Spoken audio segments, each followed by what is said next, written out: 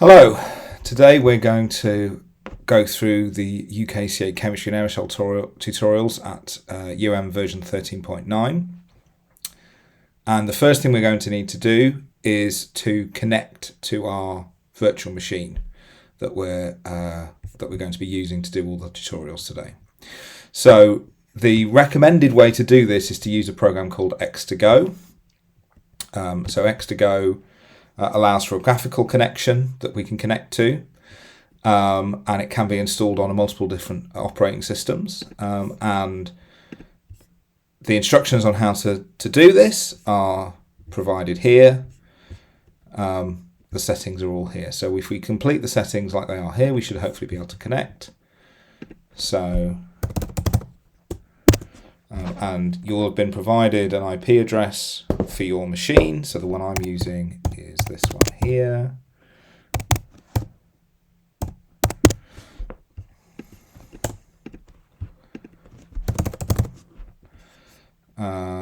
And so we need to give this a name, whatever we want to call it.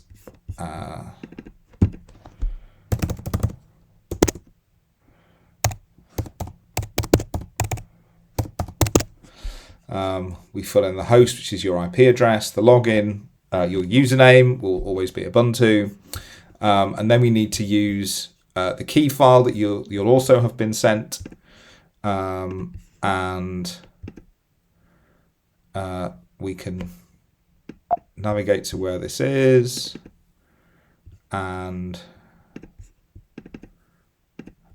now this is already as a zip file, so what we need to do first is unzip that zip file, and now we can access the .pem file, which is the key. And we also need to make sure that the session type we're doing is LXDE.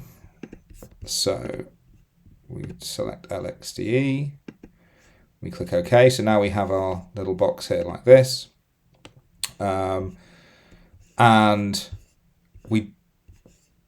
we double click this box to start the connection.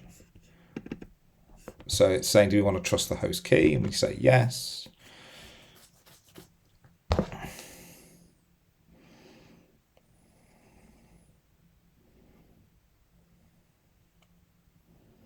And you'll notice this gives us a full desktop that we're going to be using with a terminal that's open, and it's asking for our Met Office Science and Repository Service password. So this is something that you'll have been sent directly from the SRS, and what you need to do then is enter your password here, and then it asks for your username. It will only ask for your username once, but it will ask for your password again the next time you log in afresh. And so your username is usually just your name in lowercase. The case is important.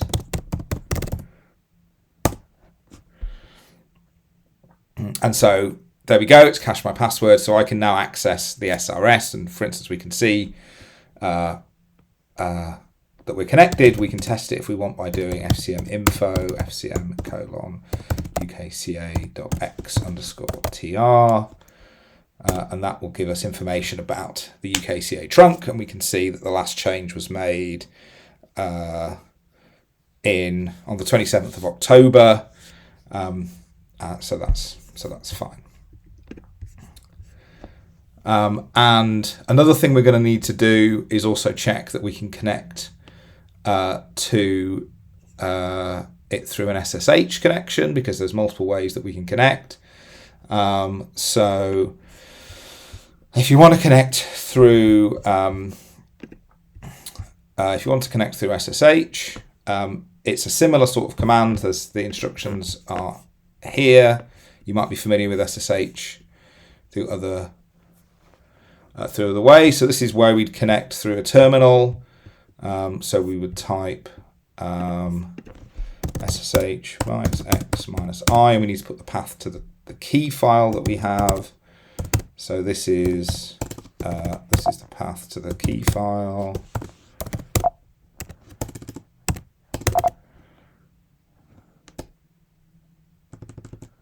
Just double check what that path is. It's without the space. and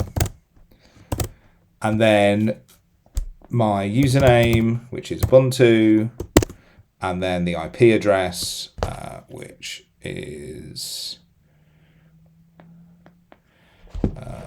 18.132.119.32, and this will connect through to the same place. We can see we're on this machine now. If you're using a Windows computer, then you can use software called MobaXterm.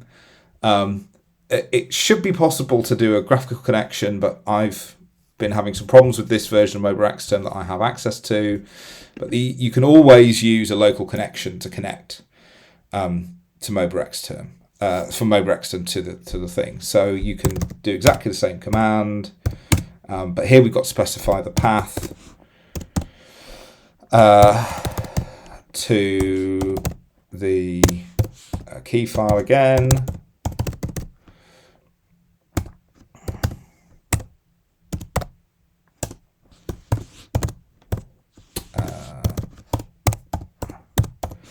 Because I've placed this in my downloads folder, which is in the C drive. And again, we would type Ubuntu at 18.132.119.32. Just double check you got the right, sure they got the right @ symbol. And again, this connects us through, and we can see we're in the same place. Another thing you're going to need to check that you can do is connect to the Python notebooks we're going to use in the training through Silk. There's a command that I've made called Silk GUI, and this will start up a kind of local Silk instance. But rather than running it within, so you kind of, it will open a web browser if you ran it on the machine normally. But what we want to do is connect to it through our own computer. So we've loaded this up. Actually, this is the Silk server running here. It's a Jupyter lab instance that's running. And if we were on a Windows computer, we'd need to open a new local terminal in MobaXterm, and there's a particular command that we need to run to connect to this. We need to have this command here. So this command here means that we're opening port 4801 to allow us to connect to 4801 on the other machine. I'm going to type it in full SSH. Actually, I can copy it from here.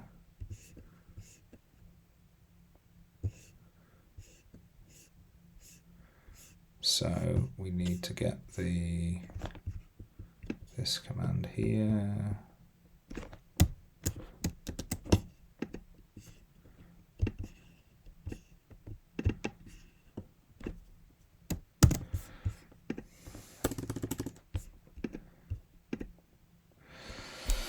And then we also need to make sure we put the key file in.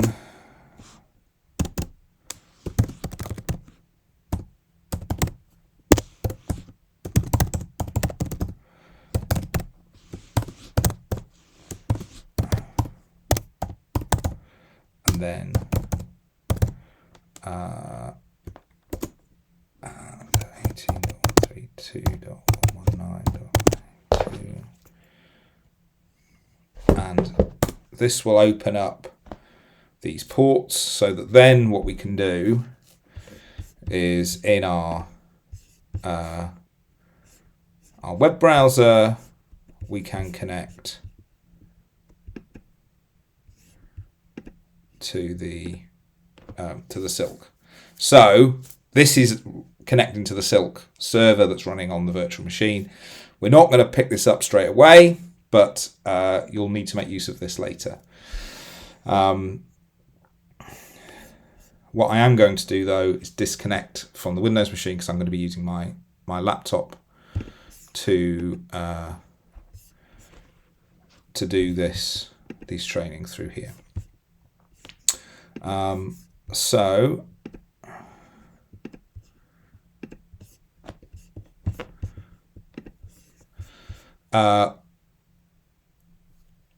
what we can do is connect to, on my local machine, I can connect in the same way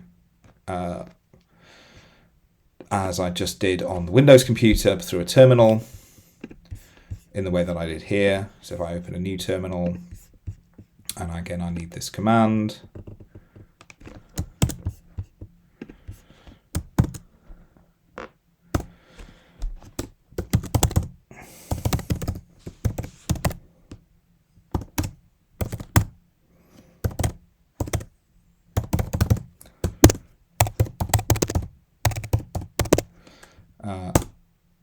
and this opens again that port here, and we can connect to that Silk server through Firefox here. I recommend Firefox for Jupyter Lab. I have had some issues running it through Chrome in the past, but you might find that works absolutely fine. For the most part though, we'll be doing things in the graphical environment, and you'll see when we need to, it will flip back to the Firefox to have a look at Silk when we need to. So the first thing we're going to be doing is starting with tutorial 1, and this is where we're just going to pick up and copy a box model suite, UKCA box model suite, and run it, and then look at the output. And so we've been given a suite to use, which is U-DR407. And what we need to do is copy that suite in the first instance. So we're going to use a command called Rosie. And Rosie, at the moment, allows us to access a whole catalog of different suites.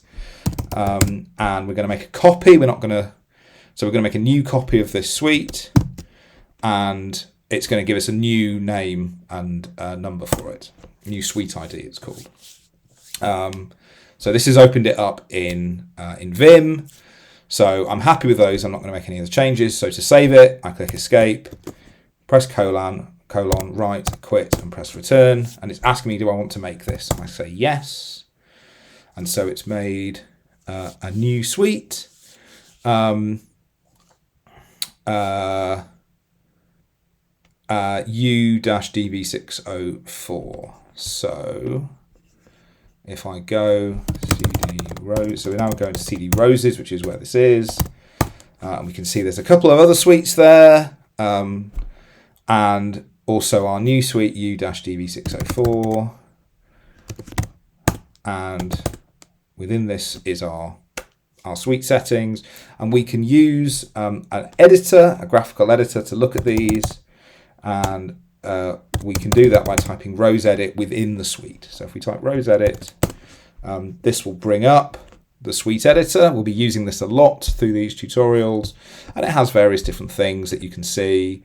It tells us that we're building, that we're not running it offline, and the version is 13.9. It has different make settings. So we're using one branch. This is the UKCA box model branch that we use. And then we've got other settings under UKCA, and we've got the science settings, some time settings, all these other things. And we're going to learn about all these in more detail through these tutorials. So here we go. It's told us to Rosie copy it. And what we can do is we want to run this suite. And the way we run this suite is using a command called Silk. So Silk is a workflow engine, and this allows us to run the suite. And it has a little command here, VIP, which stands for validate, install, and play. And you'll get similar output to the following when you run it in the terminal. So we can do that now. And because I'm not going to change anything, we're just going to run it. So I type Silk, VIP, and there we go. We've got some stuff running. And we can see actually something in that other terminal. Something's happened. That's because something's happening with the Silk GUI, which you just loaded up previously. First of all, I'm going to show you what the Silk TUI looks like. This can be quite a nice, quick way to do things. So we type Silk TUI, and we can see we've got a few things that have already been run. These are all things that we use to install various things on the machine. You don't have to worry about those. If you press the right arrow when you're selected, that one you'll see it's doing some various. We can open it up. We can select the right arrow again and the right arrow again, and it's telling us some information. Now, if we go back to our Firefox web browser, we can see under the Silk dashboard, hang on, we've now got this thing here, so we can take a look at it here, and it's giving us exactly the same information we get through the TUI, but in a kind of graphical sense. And that blue color there means that the job is running. And when the job has completed, it will go green, and it will start the next thing. We can see what the next thing is. It's already got it queued up, and it's just called UKCA. So this will take a few minutes to compile, because what we're doing is we're taking all the source code in, it's downloading it from the Science Repository Service, and it's bringing it all together so that it can then compile up the UKCA box model, and then it will run the box model. And you'll find that it might take a few minutes to compile these things from scratch, because there's a reasonable number of Fortran files that are being compiled. And while that's compiling, we can go back and just take a look and see what we're going to be doing next. So that's giving information about the Silk GUI. That's what the command actually is that we run, and we can see here we've got the two different views, the terminal user interface or the graphical user interface, which we've both just had a look at. It's telling us about this box model branch. This has already been available. You shouldn't need to make any changes to that. And in fact, if you do try and make changes to it, it might break things. You'll be making a new branch when you eventually get to make code changes to UKCA. You won't need to edit this one. See here, it's still compiling. And in fact, what we can do, if we wanted to, we can press Q to exit. We can take a look at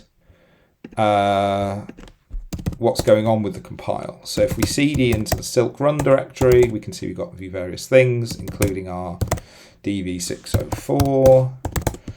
And if we go into the run N, which is the most recent one, it's a symbolic link to run 1, but it's better to use run N. And if we go to share and FCM make, we can see it's got some various files, including this fcmmake.log file, and we can take a look at what's going on. So in fact, this is telling us that it's just compiling. This bit right at the end is it building the executable. So if we go back to our Silk GUI, we should see that this will soon go green, and then start running UKCA. So it's building this. This is all the list of object files coming together and being made into the executable.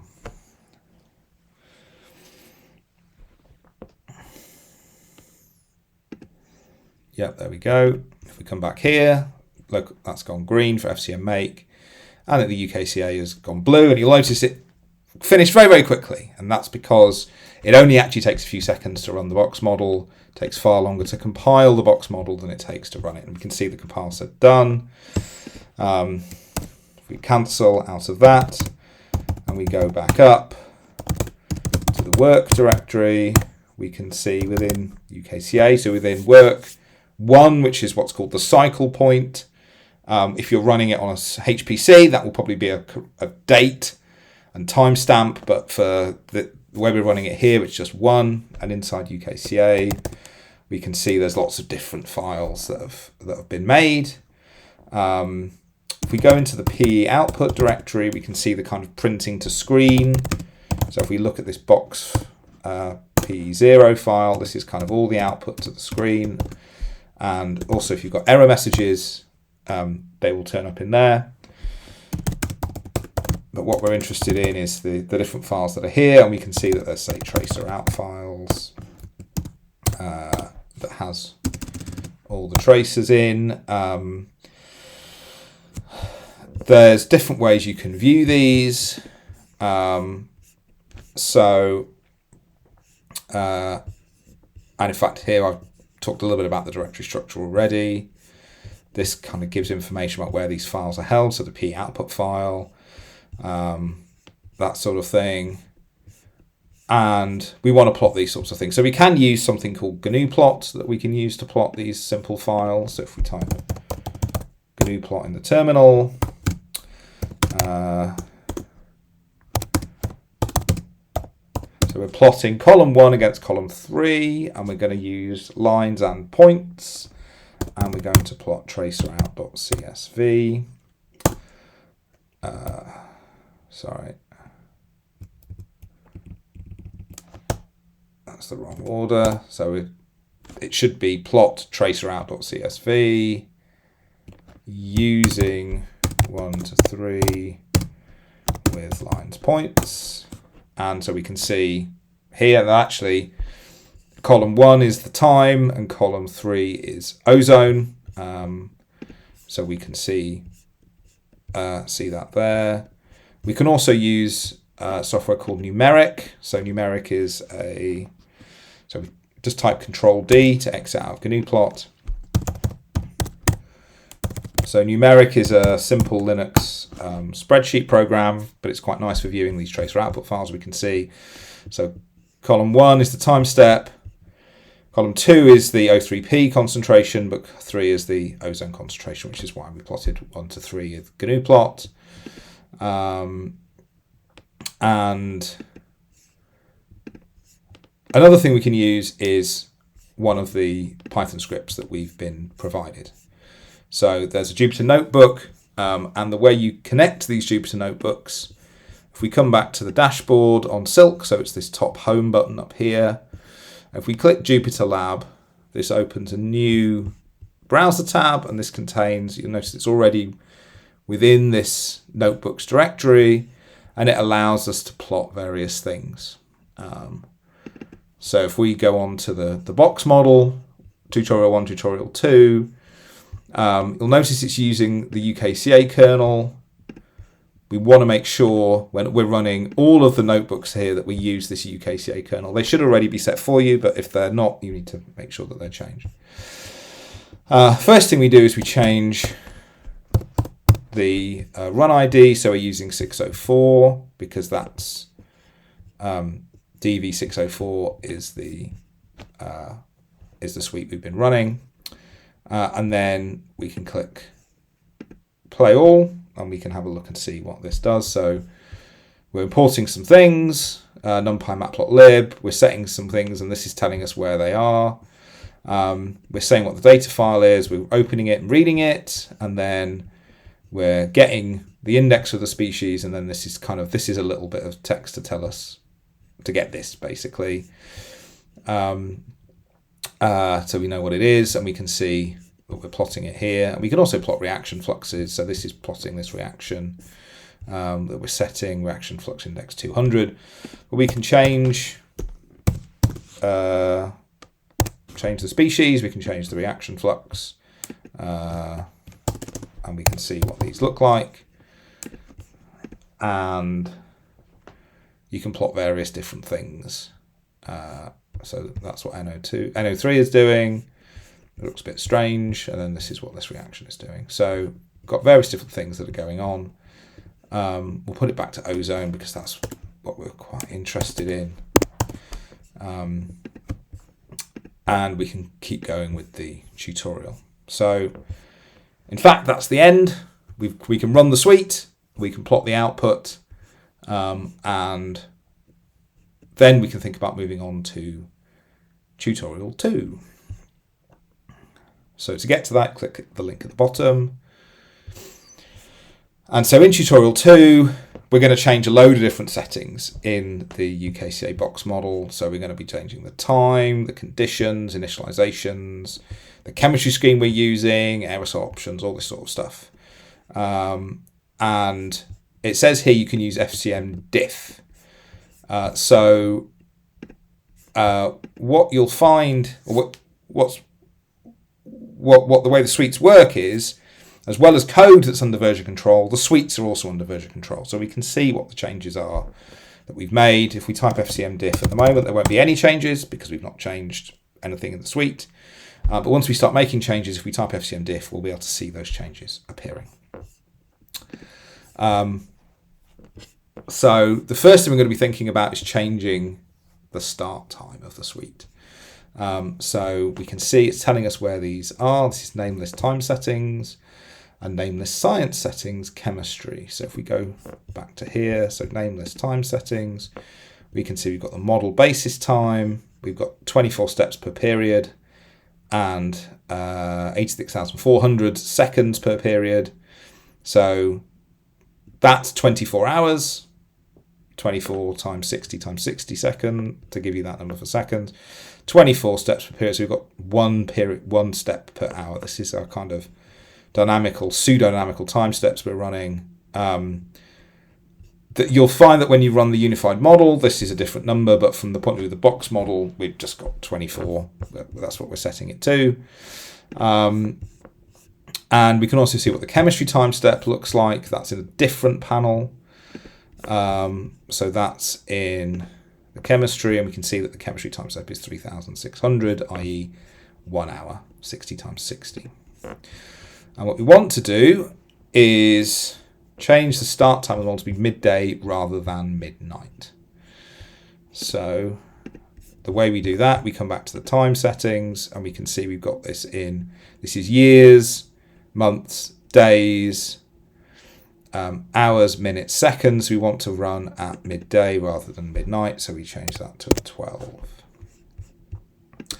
We save our suite, and if we now do fcmdiff in our terminal, we can see that we've changed the model basis time here. That's picked up, and what we can do is we can run silk VIP again to run it. But if we were to run silk VIP again, it will actually compile it from scratch again.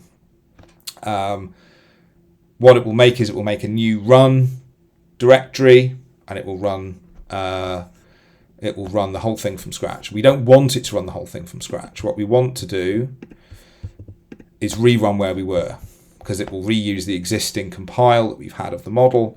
And in fact, this is just a nameless change. We don't even need to recompile it. So what we can do, there's this command here that was at the end of the previous section, and we can run this silk vr command. And what this does is validate and then kind of reloads the suite. So we run this here,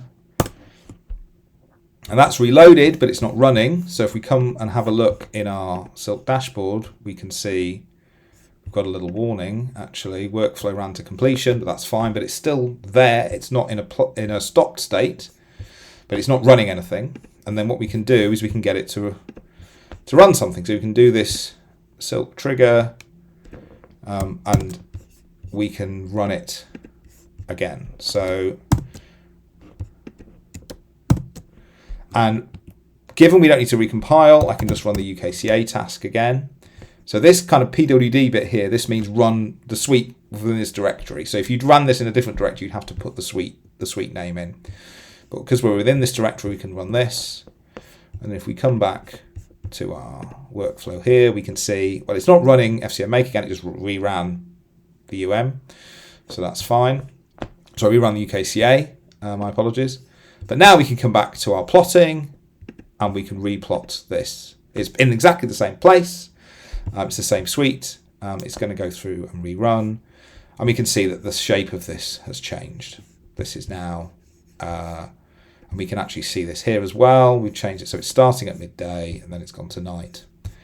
So we've been able to change the time. And in fact, yes, there we go. That's what it looks like. And we can see what the time settings need to be to change that. So now what we want to do is increase the run length. We want to change the run length to 5 days. And we can see that this is set through run target end is the name. And so if we go to here, we can see run target end. And again, this is the same. This is years, months, days, hours, minutes, seconds. We've got it set to 1 day. And we want to change it to 5 days. So we can click save. And again, we can do FCM diff. And we can see that that run target end is 5 days. And we can rerun it in exactly the same way. So we can press up in our terminal and we can get to the VR command. So that again validates and reloads. And then we can rerun the UKCA. And again, it's just coming here, it will rerun, and that's finished. And then we can replot.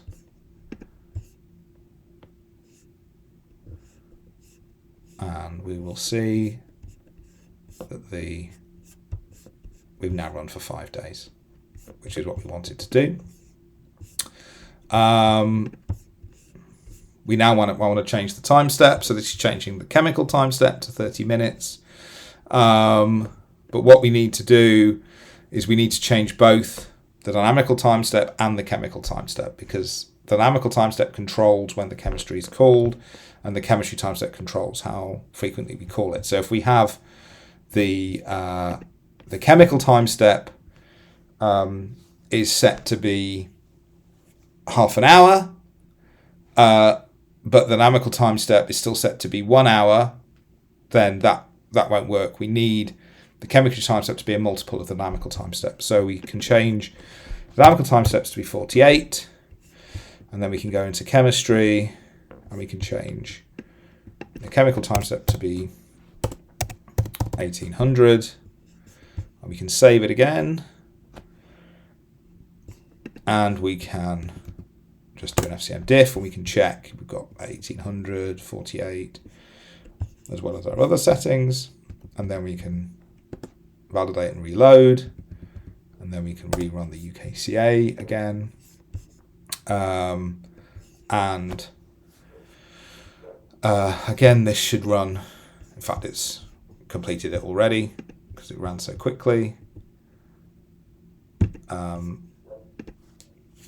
And with this one, we won't necessarily see a difference in these plots, but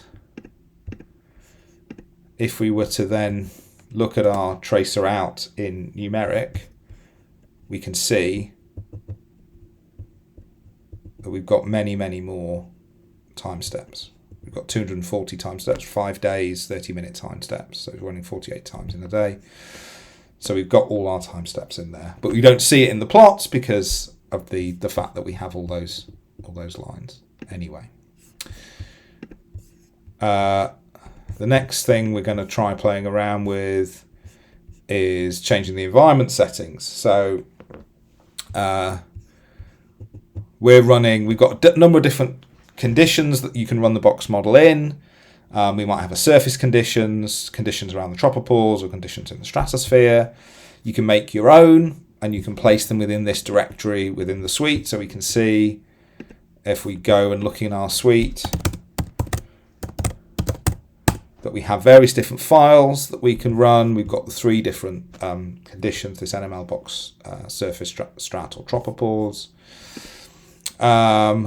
This is what the surface one looks like. It has various environmental conditions, so latitude, longitude, temperature, the pressure, whether we're over land or sea, which is necessary for some bits of the model.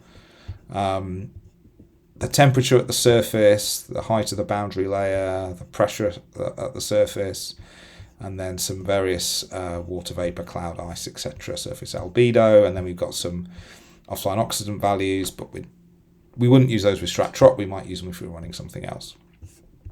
So now we want to change the environmental conditions to run in the stratosphere. So what we need to do is come back to our suite.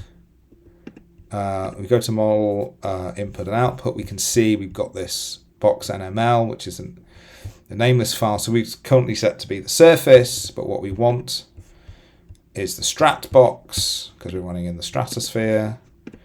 So we change that to say strat. And if we do an FCM diff, we can see that we changed it here, and we can rerun it again. And again, this is a name list input. We don't need to recompile the model. So we're going to re-trigger it like that. We come back here, and again, it's finished very quickly. And if we replot, we'll be able to see the values. There we go. They're running it in the stratosphere.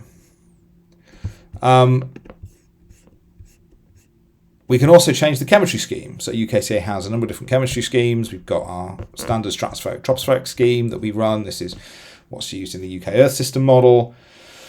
But we also have a couple of others. There's an offline oxidant scheme that's just used to drive GLOMAP. It's much less interesting from a box model perspective. And we've also got the CRY scheme. And this has a lot of extra chemistry in.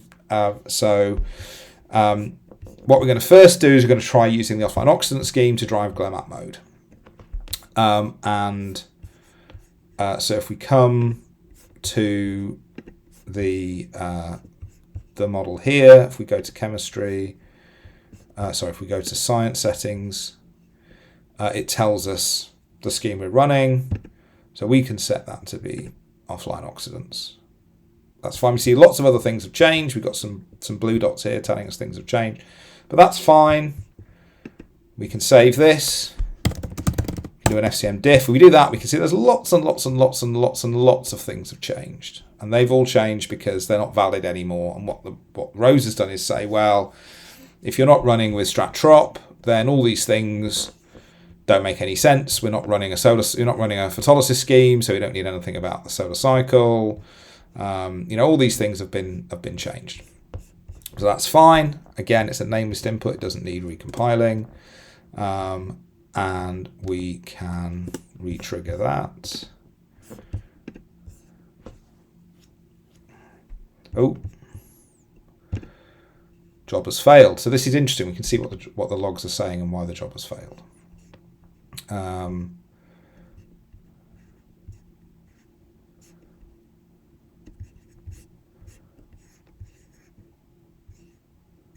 So if we have a look here,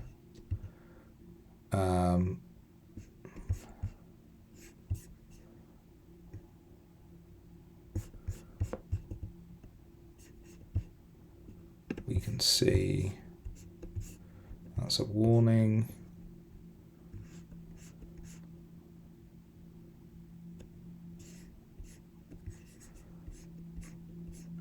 So let's try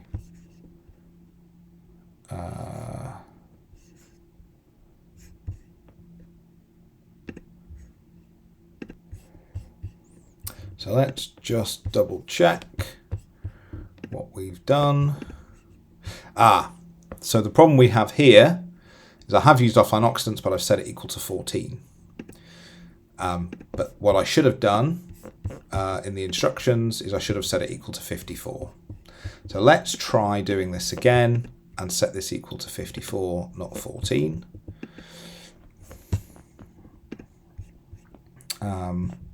So what we can do is we can do that, and then we've reloaded. So we should be able, because we're still in a played state, should be able to re-trigger within the GUI.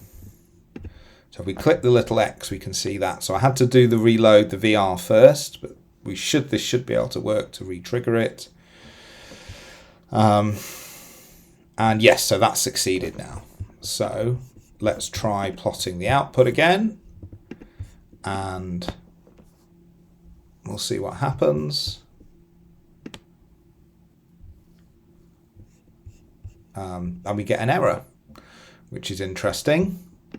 Why do you think we've got this error? And it says O3 isn't in the list. Well, in offline oxidant scheme, we don't have ozone. What we do have is other species like SO2. So if we were to run that instead, and we get SO2 appearing. Now, you don't have a reaction flux 200. We haven't got 200 reactions. But that doesn't worry. So we can see we've got SO2. We're plotting this. This has worked, which is great. And we need to remember not to use offline oxidants 14. They're actually exactly the same chemistry, but they're implemented in different ways using different chemical solvers. And the chemical solver used for scheme 14 doesn't work in the box model, but the scheme in 54, it's the same chemistry, does work. We can see these are all the changes. And what we can also do is change tracer initial values that are going on there. We've got these various different settings for the tracer initial conditions. And these are set again in that app UKCA file directory. Currently, we don't run emissions deposition or photolysis. What we pass in is a set of photolysis rates. What we're going to do now is we're going to go back to using the stratosphere troposphere scheme, and we're going to change it to be around the equatorial tropopause. So we're going to need to be changing some various different things. We've got concentrations around the equatorial tropopause, and we also need to change the environmental conditions as well. So what we're going to do is go back here. We're going to set it back to strat trop. We can see we've got all these changes happen again. And we go to the input and output, and we've got the strat here. When we don't want it to be strat. We want it to be tropopause.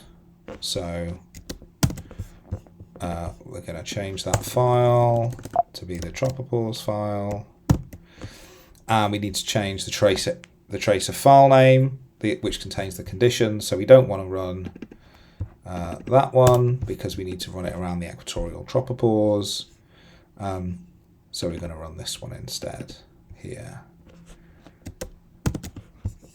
So it's Control-Shift copy in the terminal, but Control-V to paste inside rows.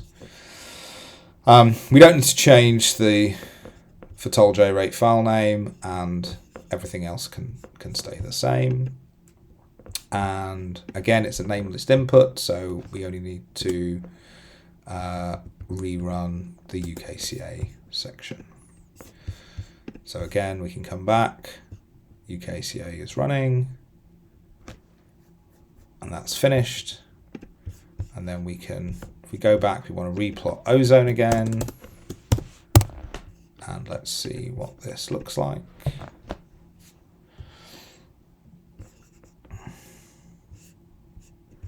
So this is what ozone is looking again, and we can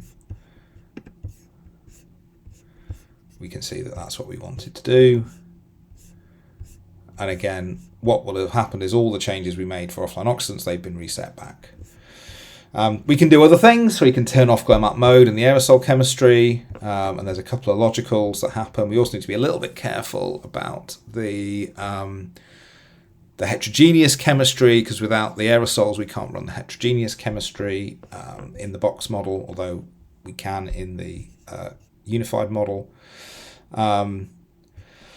So we also want to try out the cry strat scheme. So we're going to change to cry strat, and we're going to stop using glow map mode and the aerosol chemistry. We're going to turn off the heterogeneous chemistry to do that. So come back to the box model, and what we're going to do is we go to science settings panel, and we can say, there we go, let's run cry strat. That's fine. And we're not going to run glow map mode, and we're not going to run chem aero. And in fact, you can see when we turn chem aero off, it turns off the glow map mode button as well. And then if we go under chemistry, we can go to heterogeneous chemistry, and we can turn off the het chemistry as well. So if we save that, if we do an FCM diff, we can see all the various different things that we've done. And we've got quite a lot of changes because we're not running with glow map anymore. And again, this is just a nameless input, so we can just rerun the UKCA section. And that's running, and that's finished. And then if we come back here, we can replot, and it might not look particularly different. because we're still have the comprehensive chemistry in the stratosphere and around the tropopause, so we see something vaguely similar. And that's everything to do for this tutorial. So we've kind of gone through, we've done changes to the time, changes to the length of the run, we've changed the time step, we've changed environmental conditions, we've changed the chemistry scheme, we've changed the constant input concentrations, we've changed whether or not we're using aerosol, and so while we've done all those things, we can go on to tutorial 3. And so in tutorial 3, now we're going to start using the unified model with UKCA. So we're using a global model here rather than the box model before. And this means that we need to use a different suite. And we've been given a suite to use, which is UDU514. So we need to copy that again. So we go up one level and we use the same command we used before, rosie copy. Control-Shift-V to paste. And again, we don't need to change this, and it's in Vim, so we escape :WQ, and we make this suite. And we've got U/DV605. So we can now go into U/DV605. What I'm going to do is I'm going to close the box model suite. I'll just get rid of the numeric behind, and we'll just come out of the box model. We might go into the UM in a second when we've run. And so the first thing we need to do, we need to copy it, again we need to run it, and again Silk VIP is what we need to do to run this suite.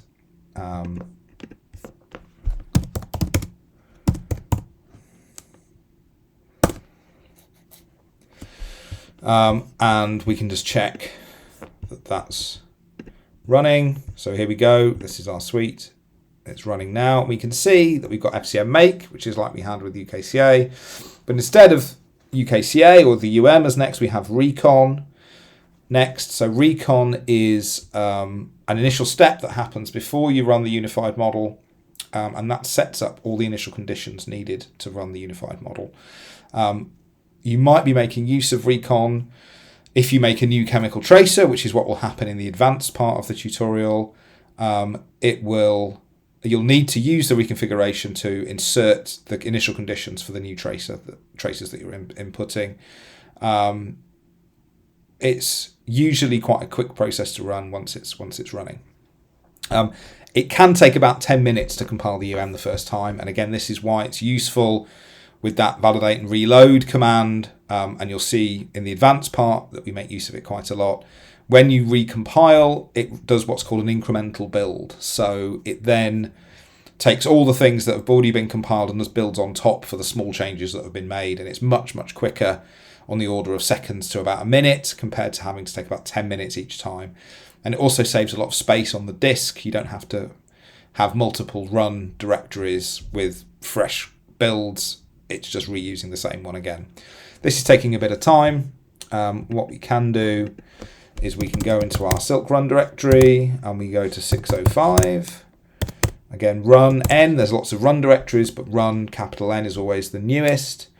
And we can take a look here. It looks very similar to the directory structure that we saw before.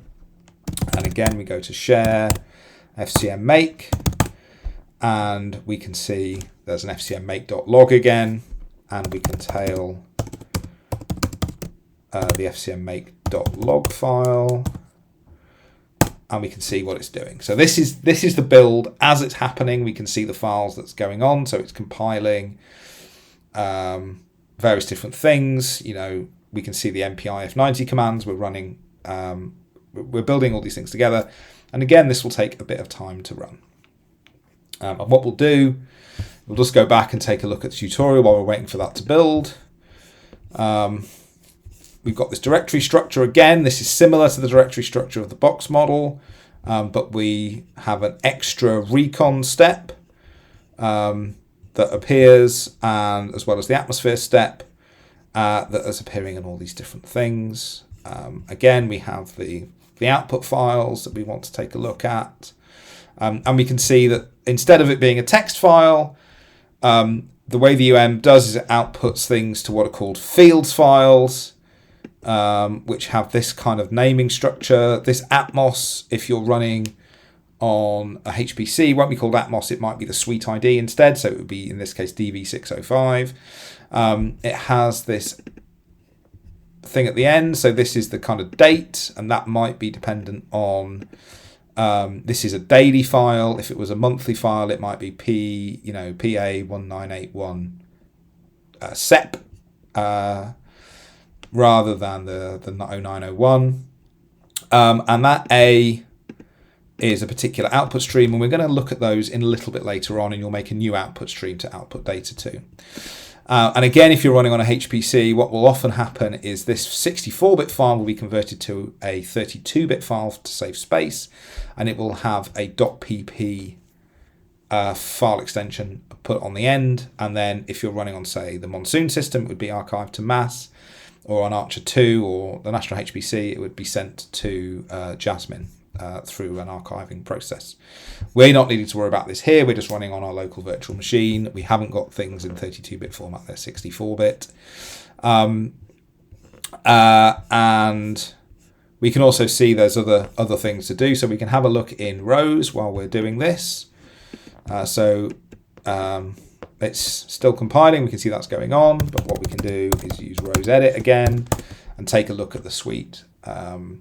And have a think about it compared to the box model suite that we were running before. So it's a larger suite in terms of it's got more complicated things. It has this UM tab rather than UKCA. Again, we can see various different template variables. We can see that this is the sources panel. We'll be making use of this again in the advanced. We're not running in any extra sources here. This is running from the Unified Model 13.9 trunk. But what we can see if we go to the name list section is there's much more in the name list section. And we can see if we go to the UM Science by clicking the little triangle, we can again see that there's lots and lots and lots of sections that we're dealing with. But the UKCA section that we were used to before, that will look very similar to how it looked in the box model. Again, we can set the chemistry. There'll be other options that are used here that aren't used in the box model, like these advection settings and conservation settings. But again, it should look familiar to when we're running in the box model. We can see that this is still compiling. It's still taking its time. And we'll just have to wait for it to build before it will run.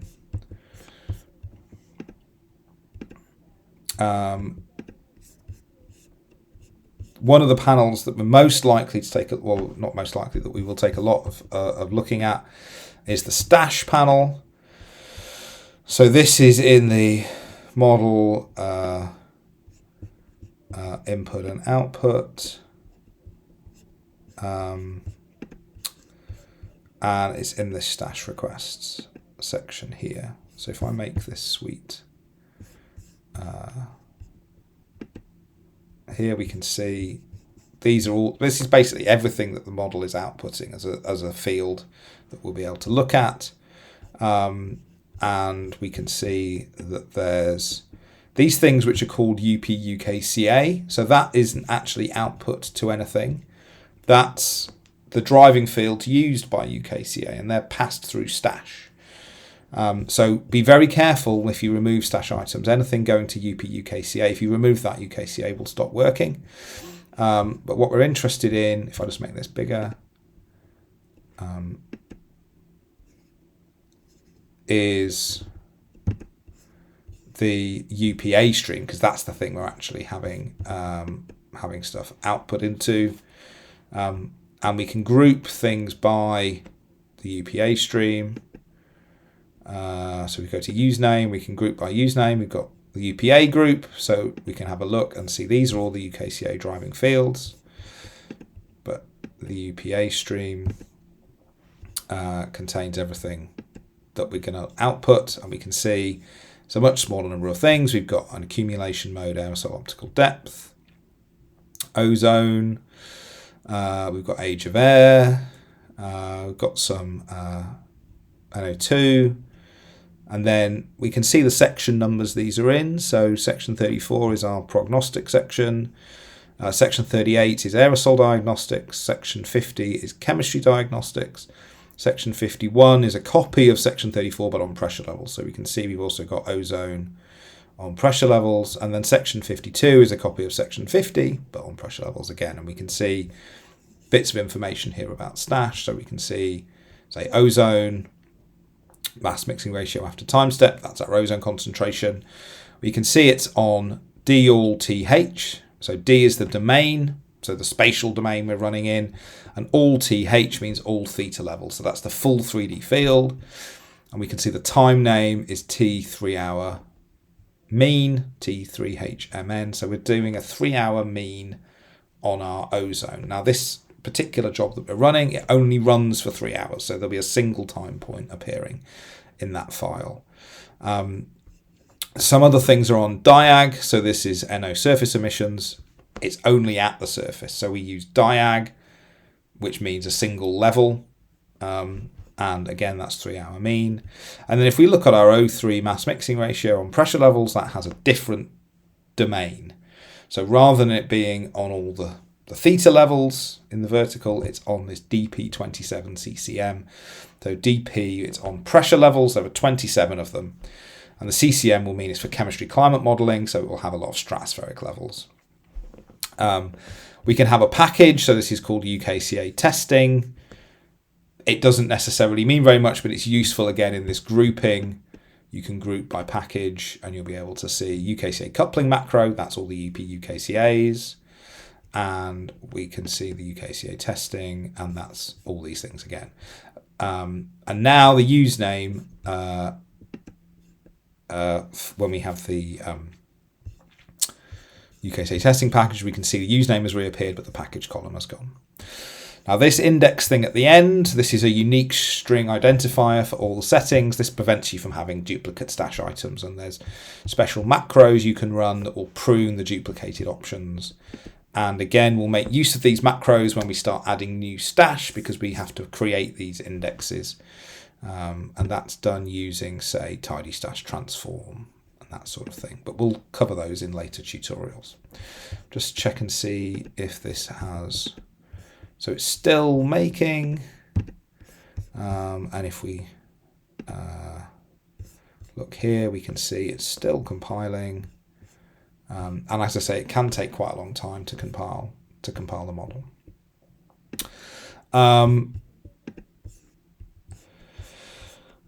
We can have a look in the UKCA panel as well. So the UKCA panel is here. So again, it's similar to the box model, but we have these extra options. Say age of air, where we reset. Age of air is a handy kind of diagnostic tracer. The kind of the value in the age of air tracer, which is the age, the time in seconds since that air parcel was last at the surface. And so it's a kind of handy way of looking at and diagnosing the transport in the model. And we find it particularly useful in chemistry. We've got various options here, the chemistry version, NR steps is the number of steps in the solver, that's the time step. Got various options here for overwriting things. Again, the heterogeneous chemistry, are we running with PSCs? We're running with photolysis scheme now, so we can check and see, we're running with the FastJX scheme, and then above the cutoff it's just the lookup table. If you were to run the Earth system model, these settings might be different. We can set some trace gas concentrations, or we might be running with an RCP file. At the moment we're running kind of UM settings, so we're reading just these in. We can set our emissions, and later on in the tutorial you'll make a new emissions file and include it. Various options for aerosols. We've got various feedbacks we can do, so we can use kind of direct effect of aerosols and radiation. We can also look at these are the file settings for that. if we go a bit lower down, we can also see that we've got methane, N2O and ozone in the radiation scheme. So this means that as the ozone, say, concentrations change, this will affect the radiation and will affect the dynamics, which is what we want from an Earth system context. And then again, under the glow map settings, there are various aerosol options that you can run.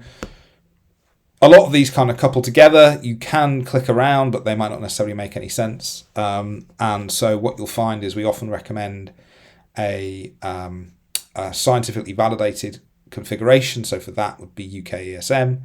The current version, say UKESM 1.1, 1.3 is also going to be being used for the CMIP7 fast track, but we've also got UKESM 2, which is being used at the moment. And in fact, if we have a look here, so now this is building up the model. This is compiling everything together to make the executable. So that takes a bit of time. In fact, we can see at the bottom, this green bit here is the CPU load that's going on.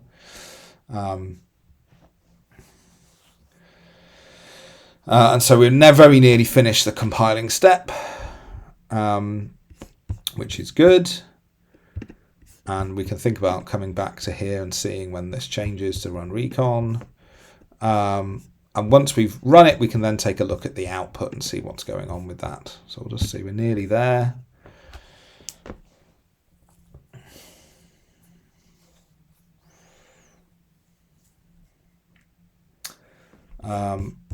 There are other settings you might want to play around with in the but generally, most of the time we think about what's going on in stash or in the UKCA panel for the most part.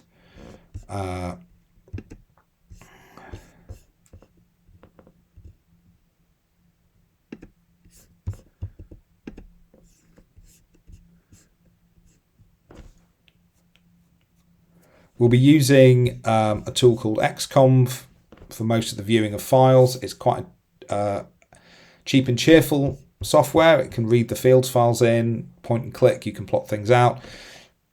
You can always use Python to plot these, so the Iris and the CF-Python libraries can both be used to read the files directly. And we'll be making use of Iris later to make the emissions files, emissions and netcdf format, and we will use Iris to regrid and make these files.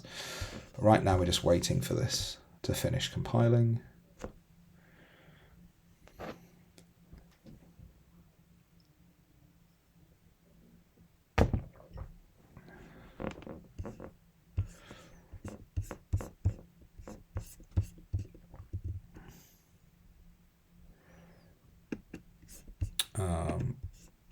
And again, once it's finished compiling, that FCM make step will finish. We'll go into the recon step, and then it will create the Atmos step, which is what it's called when it runs the atmosphere, the UM atmosphere, and then that will run. And then again, the atmosphere step takes a few minutes to run as well. So it can take a bit of time to do this linking step, where it brings everything together. It also needs to compile up the reconfiguration executable, which is a separate executable to run the reconfiguration step. And again, that takes a bit of time. And you can see why running with that silk VR command is very handy, because it means we don't have to go through this step every single time.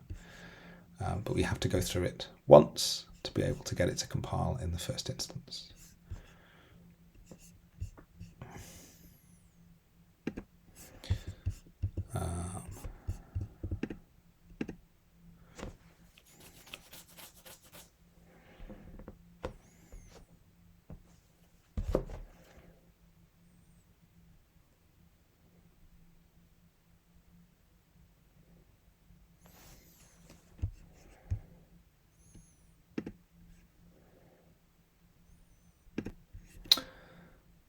So we can see it's finished building,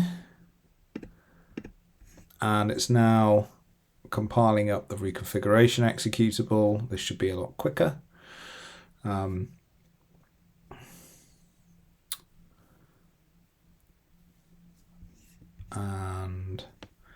when this finishes, it will build reconfiguration, and then it will run the UM.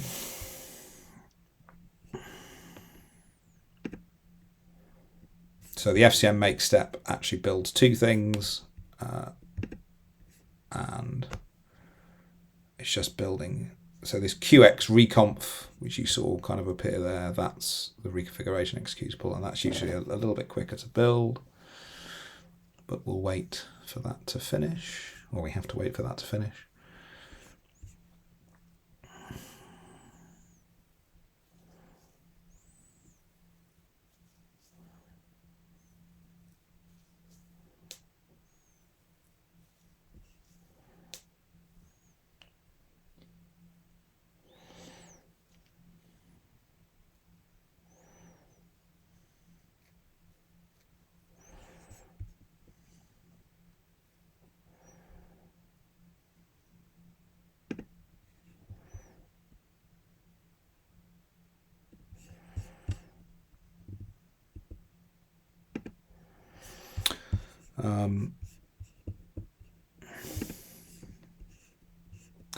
So as I said, we'll be using xconv to view the output when it's finished running. You've just got to be a little bit careful with xconv. The names that it's used from a central list, they might not be correct. So you just don't always trust what xconv says, basically. And the only way to be sure is to use what's called the stash code. So the stash code we'll cover a little bit later in the advanced section, but that's a unique number which covers every single field that we're running. Yeah, so all we're waiting for now is this to finish. So this is now building the reconfiguration executable. Again, we can see this RCF reconf, or QX reconf, it's sometimes used in the build. So we'll wait for that to finish, and hopefully that won't take very long. It's usually much quicker than the atmosphere step, which takes quite a while. And in fact, there we go. Maker's finished. If we come back to the Silk workflow, there we go. Atmos step has appeared. Recon is running. Recon shouldn't take too long. And Recon creates what's called the A-start file. This A-start file is read by the model. And then Recon's finished. You'll see the FCM make step has vanished, and now the Atmos step has come in. And what we can do, if we cancel out of the FCM make, we can do exactly what we did before. We go to work, into our cycle point of 1, and we can see we've now got 3 directories. We go into the Atmos directory, and this is where our files are going to appear. So that PA file is there, but that's only there because it's been kind of made. It's not got any data in yet. We go into the PE output file, again with this PE0 file, and what we can do, because the model takes longer to run, we can tail this file and we can see where we are. So we can see we're reading in the emissions, and we're now on time step 2. So this model has a dynamical time step of 30 minutes. So that means that time step 2 is the first, and time step 2 is the hour, and on the hour UKCA runs, so we can start seeing some UKCA things going on here. We're reading in our FastJX files, which is used in photolysis. So this number of iterations, this is the chemical solver itself, and it's telling you how many iterations it's running. And again, this might take a few minutes to run, so what we will do is come back when the model has finished running. All right, so we can see that this has finished, and we get at the end this kind of end of run step. If we go back, we can see that the run has finished. We haven't got anything existing. And what we can do now is try and take a look at some of the output that's been produced. So we Control C to get out of the tail, and we can look at our Atmos file, and we can use xconv to view this. So xconv atmos.a.pa file, and this will load up xconv here, and we can see this is the list of files, fields that we've got output. And in fact, if we go back to our rows settings, we can see the stash requests, if we filter on username and look at UPA, it's the same list of files because they're all going to the UPA file, which is this file. And so we can take a look at our max mixing ratio of ozone. We don't want the pressure level one initially. We'll just look at the other one. So ozone max mixing ratio after time step. So this is kind of an XY plot going from, in grid points 0 to 360 and minus 90 to 90, although not quite because of the grid that the model uses. And you can kind of pick out, various features that you might see. This is South America here. You can just kind of see. We can also plot a YZ plot. So we can see we've got the ozone maximum kind of here, and we can see that the height of the model is 40 kilometers or so. So we're cutting off right in the middle. It's not really a model we would use for science, but it is a handy model we can use for testing. And if we look at our pressure level plot, if we look at YZ here, we can see everything squished up here. This is because it's pressure levels. So we don't want to view YZ, we want to use Y log Z. And then we can see kind of a similar sort of shape, a little bit different. Interestingly, if we look at XY, we've got this very strange pattern with all these zeros, and that's where the surface pressure will be above 1,000. So that if we look at the pressure levels that we're using, the lowest level is 1,000, and it goes, as it goes up in height, it goes down in pressure. So if you've got a surface pressure higher than 1,000, it's not going to appear. So this is where all this land is appearing there. We can go kind of higher up. If we go to 500, and we can plot the 500 level, and we can see that there aren't any zeros anymore, but we have got some values here. So this is what the heavy side function is used for. So when you've got pressure level diagnostics, the heavy side function will be 0 where the data is invalid and will be 1 where the data is valid. And then it's between 0 and 1 where it's sometimes valid, sometimes not, because pressure is a diagnostic quantity, not a prognostic quantity in the model. So that changes every time step. If you divide your ozone field by your heavy side field, in Python, say, it will create a masked array with not invalid numbers where the heavy side function isn't valid, and you will end up then getting a field that correctly deals with this land issue. So there we go. We can run our model. We've got some output. We can do some things with it. So now we can think about moving on to tutorial 4.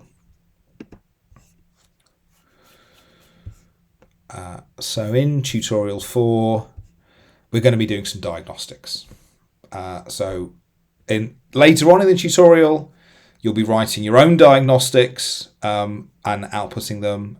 Here, we're just concerned about outputting diagnostics that have already been written from the UM. So what we'll first think about doing is we need to go back to the stash panel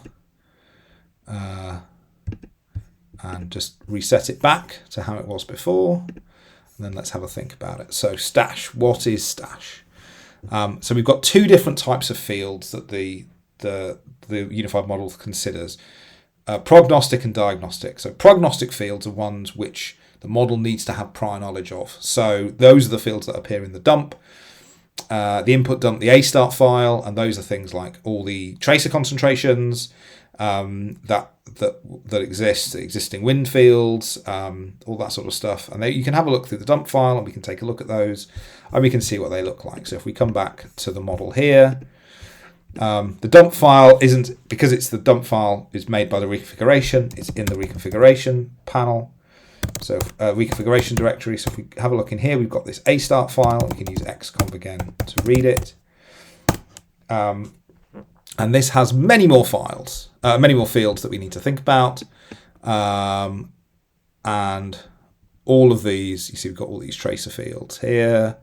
the whole of the UKCA set of tracers, all the aerosol files. We've got some other things. All of these are used to initialize the model. And so with all these fields, all the other schemes within the UM, the physics, convection, everything can take these fields and produce what is used in the next time step. And diagnostic fields, these are the fields that can be are calculated given the prognostic fields. So that might be a flux through a reaction, or something like that, or the pressure level versions of the prognostic fields. Those are diagnostic as well because they're calculated within the model. From the point of view of users, though, everything goes through Stash. And you can output these fields during a run to different Stash files, as we just looked at in the PA file. When you're making new tracers in the advanced part of the tutorials, you'll be making new prognostics, and we'll think about those later. Right now, though, we're just thinking about where things go. So these things are controlled by section and item numbers. So there are a number of different sections. As I said, UKCA uses 34, 38, 50, 51, 52. I think we might use 37 in the lateral boundary conditions, things like that. But the list of this is held in the Stash master file. So you won't be able to see it if you haven't checked out a branch. But once you've checked out a branch, you can see what the Stash master file looks like. We actually have the UM trunk has been checked out. So if we go to a new window, we can see this UM13.9, and we can go to the Rose Meta, Atmos, head, etc., Stash master, and we can see this Stash master file there, Stash master A, and this is how Stash files are defined. You won't need to worry about these just yet, because you'll only need to worry about changing these when you start making your new items, but this is kind of an example of how these are. All these numbers here mean something. They define the levels that they're on, the time it can be output, the packing, that you're using, so how lossy it can be, all this sort of stuff. The size of the halos, does it appear in the dump? All this sort of stuff is defined in the Stash master file, and for the most part, Stash output is controlled through the Stash panel. If you're using something called climate meaning, which you may do if you're running a nudge model or an older configuration, we don't really use climate meaning anymore. But you might end up using it if you're using a nudge model. That climate meaning creates monthly, seasonal, annual, and occasionally decadal files. Otherwise, you just use the output streams. We're not going to work climate meaning in this tutorial. And that will be through different letters or maybe numbers, as we're using the PA file, for instance. And in a HPC, these are placed in this history data directory that's defined here. Again, we don't use that in this tutorial, but they're in a slightly different place if you're running on Monsoon or on Archer. This is an Archer path here. We've already had a look at the Stash panel. And how to add new requests. So what we want to do is have a think about in a second what we're going to add and what the domain and the time and the usage. And I've talked about these already. The all theta levels, the surface level, the pressure levels for those. We've also got time profiles. T all TS is every time step. T 3 hour mean is a 3 hour mean. T 1 hour is maybe every hour but without meaning. So we've got a 30-minute dynamical time step. So every other time step, for instance, but if you're running UKSM, that's a 20-minute time step. It'd still be 1 hour output. And then the usage would be to send to, say, the UPA file, as we've been doing, or if you're running a UKSM, you might use the UPM, which is the monthly meaning stream. These are the different Stash sections that UKCA considers. 34, 37 is lateral boundary. We're not going to cover that here, but that's if you're running a kind of limited area version for air quality forecasting. We've got the glow map section for diagnostics, and then some chemical diagnostic sections and other things. I've already talked about the Heaviside function. Again, you need to divide that through. And the task we're going to do in this particular tutorial is to add 3-hourly mean carbon monoxide to the UPA stream. And we also want to make sure we add the pressure level version. We're also going to output CO surface emissions to UPA using diag. And we're given a little hint, and we're going to need to run the tidy stash transform macro to do it, and we'll see that in a second. And also, surface emissions don't have a pressure level equivalent because they're just at the surface. They're not. You don't have a pressure level version for those. So all of this is going to be done within the stash panel. So what we can do is go back to our stash panel, and we can add in some new packages. So there's different ways you can do this. One of the ways you can do this is to through this add panel. So what we do is find CO, we can select it and we can click add, and it tells us it's made it with number 1. So this number 1 here. I'll just close that down, and we can see this has got a 1, but these other items here haven't filled in. They've got a little X by them, but we've still got CO mass mix ratio after time step. Now if we try to run this, we might have an error and the model might fail, or it might just not output CO and tell us in a message we couldn't do that. So what we need to do is define it some levels that we can run on. So we can click the little X, and we can select through the menu the ones we want. So we want this on d all theta. It's the same as the ozone field above it. It's going to be on theta levels. We're going to keep it at 3-hour mean, and we're going to send it to UPA. So that's our field. Now, as you can see, the X's have gone. These are all the valid things that we need. And if we save that now, and if we actually go and if we can do FCM diff again, here, you'll see what this looks like here. So this is what this kind of entry looks like. ISEC item, this is the domain. We haven't put anything in the package. We could do if we wanted, but that's more for bookkeeping purposes rather than anything else. The time name we're using and the use name. So that contains all this information here. So that's one way of adding diagnostics in Stash. Another way would be to say we can right click and do it. So we take our NO surface emissions here, and we can clone this section here. And this now makes this new section here. So I'm going to remove the package name because we can keep it, we can not. I'm going to remove it, just makes it a bit easier to see. And we want to make sure we've got the right item. So we go on item 158. So if we go, we can click up here and do item 158. And that's fine. It's made it as number 2. If we close this and look back at the thing, we can now see it's updated and said CO surface emissions. Like that. If we save that and then do an FCM diff again, we'll see both of them appear now. And you can see that functionally they look identical. It doesn't matter which way that you do this thing.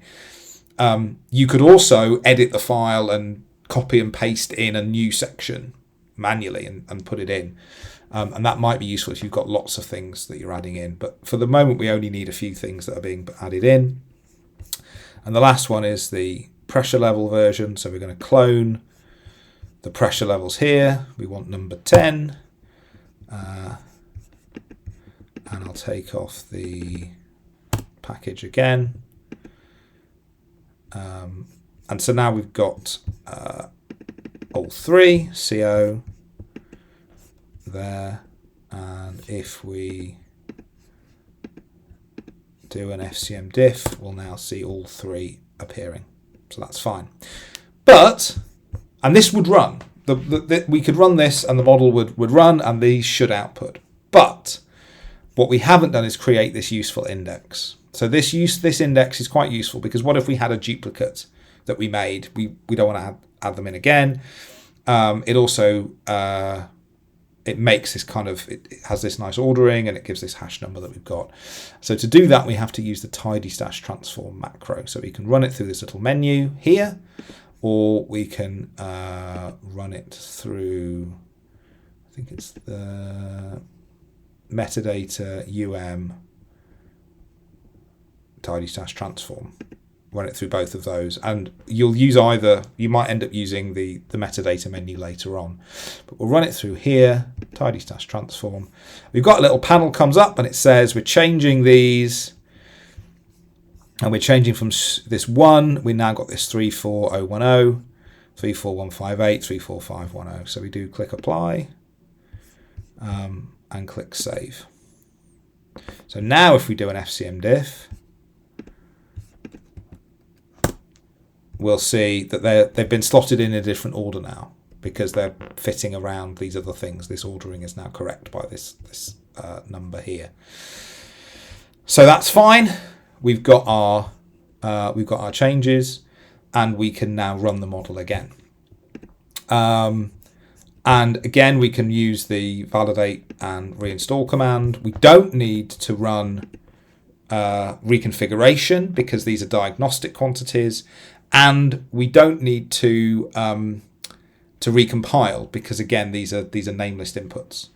So what we can do is go up and rerun that, and then instead of running UKCA, it's called Atmos. So we rerun Atmos, and we can come back to our workflow, and we can see, the recon step is green. It's still in the workflow because that's the previous step, but it's the Atmos step that's important here. We can come back and we can find here, we just go back through to the share.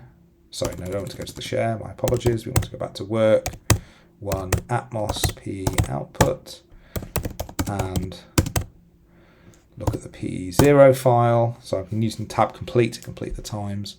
And we're starting again, and again this will take some time to run, and we're back at now, so it's time step 2. We'll have to wait for it to complete and finish before we see the CO fields in the output file. So we'll come back when that job has finished running. So the model has finished. And we can go back and see, and that's finished running. And now we can come back and we can take a look at our PA file again, which is up one directory. And we can load that PA file. And now we can see we've got CO has appeared in the list, which wasn't there before. And that's our pressure level CO field, and we can find our mass mixing ratio field. We can see we've got much more structure here, and we can more clearly see the continents, and we can look at our surface emissions, and again we can see this is why our CO field looks like it is, because it has structure in the emissions. So that's our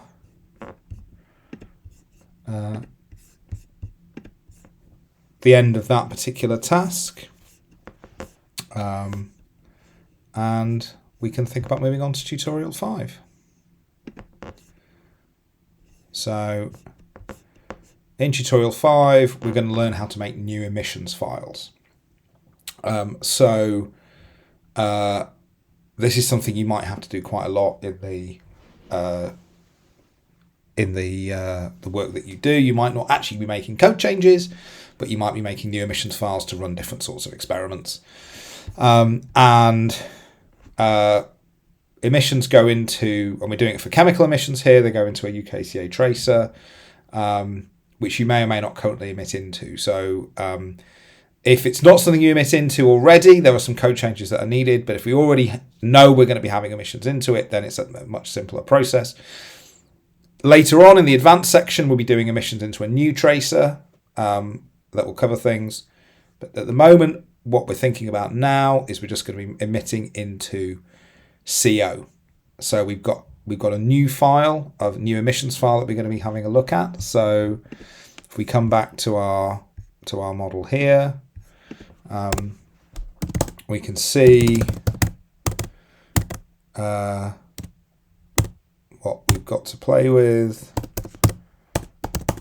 so we've got this new emissions file, and in fact I can use xconf to look at this file as well. And we can see that it's very, very fine resolution. We can see the continents appearing. We can see it's actually the grid is different. We can clearly see Southeast Asia and South Asia, with little bits of hints of North America and Europe and Africa there. But that's our emissions field.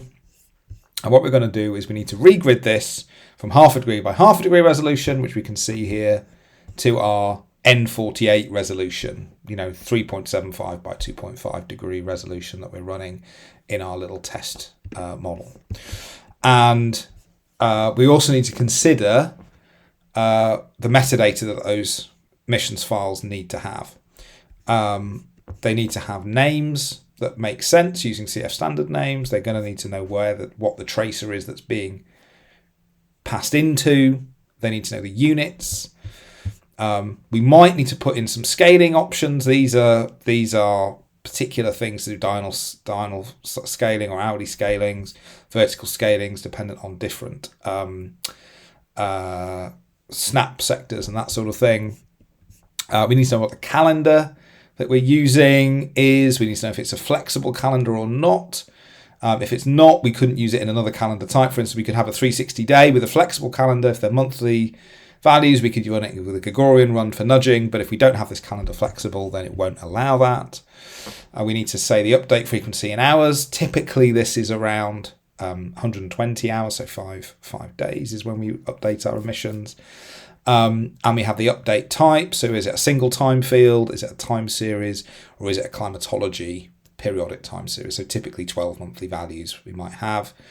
And what we're going to be doing is using Iris to regrid these emissions. And we have a Python notebook.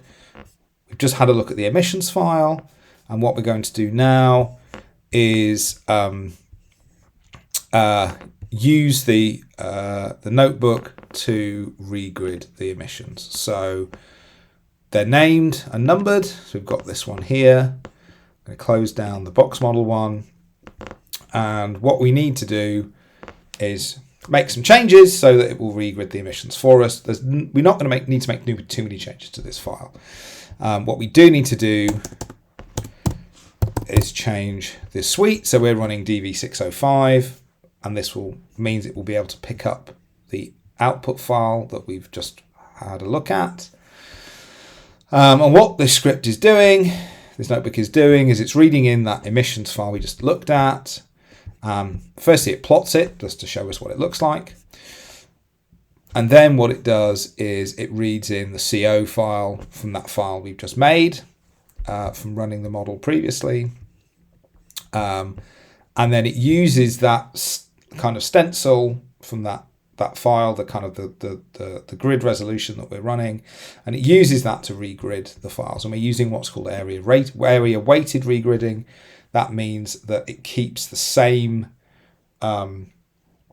amount of stuff over the same area. So that's important with something like emissions, where you want to have the global total be the same, and then it will replot this again.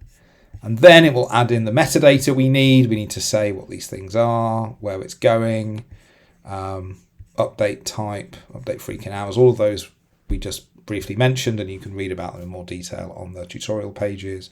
It sets the time dimensions. Now it sets this endpoints array here to be, because it's a climatology, it sets them to be basically the year 0. Now the year 0 doesn't exist, but it's a handy way in the emissions files just to kind of say, okay, year 0, we know it's a climatology if we're looking at it, but the model doesn't really care about that sort of thing. We set some other quantities, we set a missing value, we make sure the coordinates are 64-bit except for the Z, because Z doesn't really exist. It's single level as an integer, and then we output this to this file, UKCA miss CO. And if we have a look, let's quit out of that. We could see that there isn't a UKCA miss CO file yet, but what we can do is we can run this script. we've made the changes here, we can run it and it will go through and create this emissions file for us. And we can see what this emissions file then looks like. So there we go. That should have finished. Now if we take a look, we've got this UKCA emis CO. We can just do nc dump, which is a handy tool to kind of give us what the file looks like. We can look at the headers and we can see 12 time points. It's only got one level because it's a surface field. We've got the N96 grid, 70 latitude points, 96 longitude points. Emissions CO. We can see that we have the tracer name as CO, and that looks like we want it to look. And if we use xconv, we can view it. And what we can see now is it shifted the grid around, so it's using the N96 grid. It's regridded it to N48. So we have our emissions of CO. So that's good. We've got that done, and we've completed the first part of this tutorial. What we now need to do is make those changes to rows so that we can add the emissions into UKCA. We're already outputting CO through stash, but what we want to do now is add in the run, and then we can compare them. So what's handy about the way UKCA works is the emissions are additive. So if you add in multiple files for the same species, UKCA reads them all in, adds them up, puts them in. So this can be really good when you're thinking about different sectors, or if you're thinking about anthropogenic and biogenic emissions, something like that. You don't have to add them all together in advance. You can just have the different files, and then you can say, well, I'm going to run a scenario where my anthropogenic emissions change, but my other emissions stay the same, my natural emissions are the same. You can do that by just changing one file rather than having to remake a file. We don't have to recompile this. We don't have to change do the reconfiguration step. They're all just nameless entries for we're putting in files. But we've got a little hint we're going to look at. What we want to do, because we want to compare it, is we want to save it to a different location. So that Atmos A file that we ran already, we want to move that somewhere else.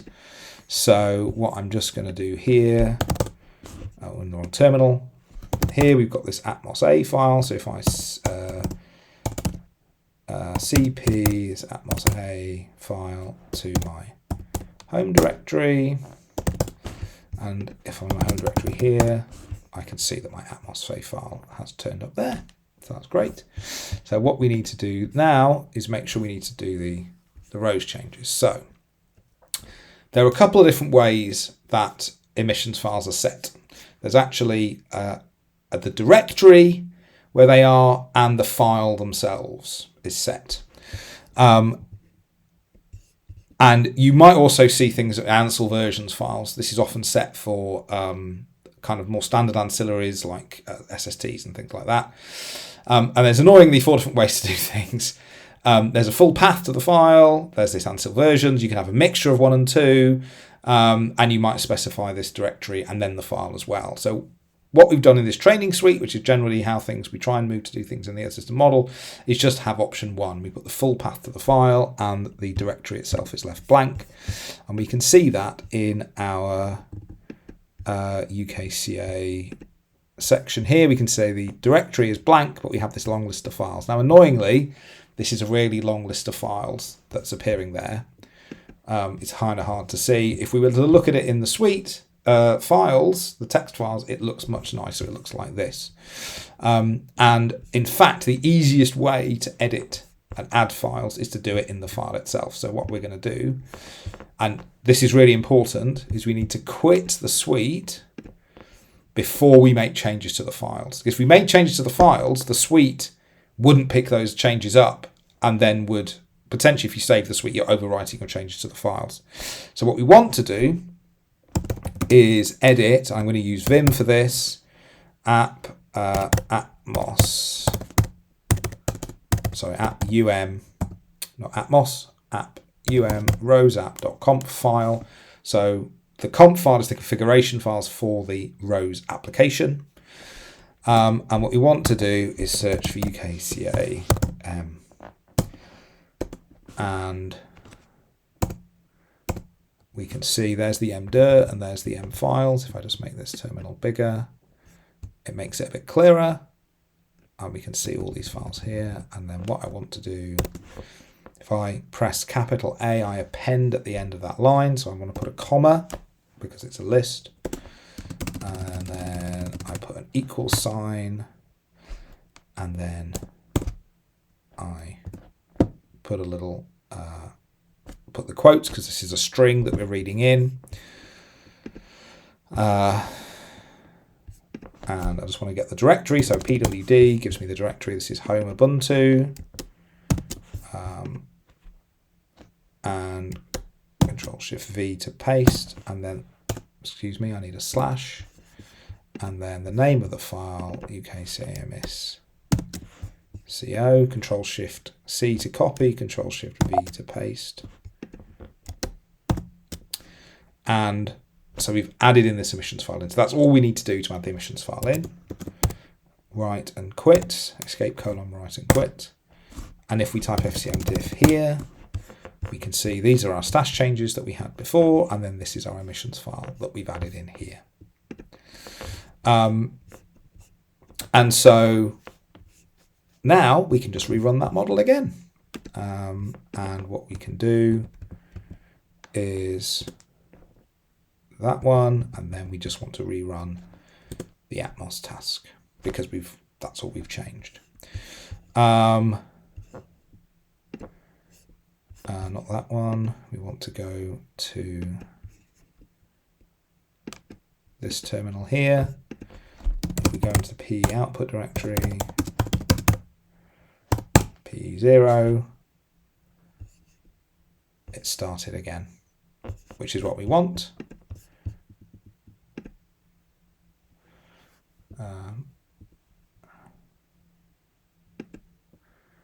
No, I want to make that one smaller.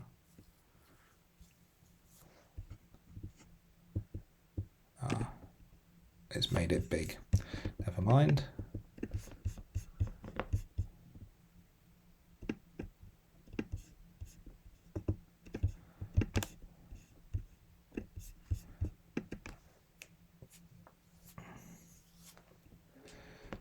And this is running again. We're on time step 2. And we will come back when the run has finished. You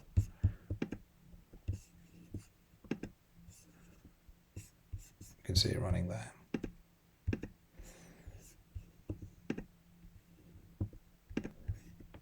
So we can see that that's finished.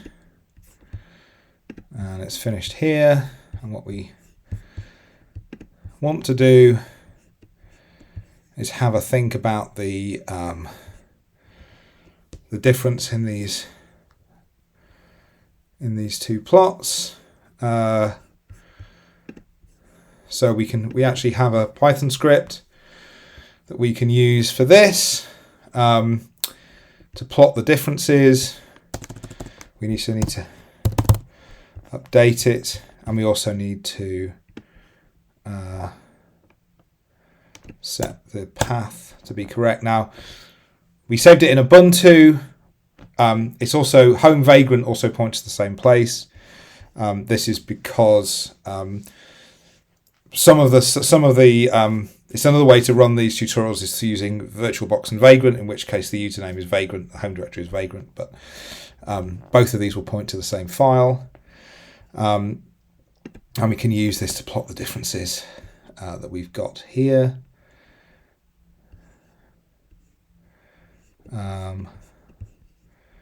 And we can see that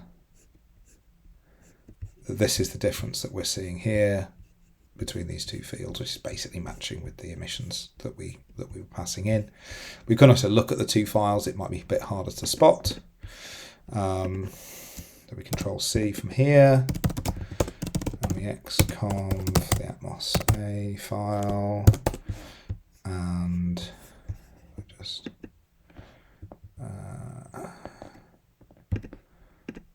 need need to make that a little bit smaller.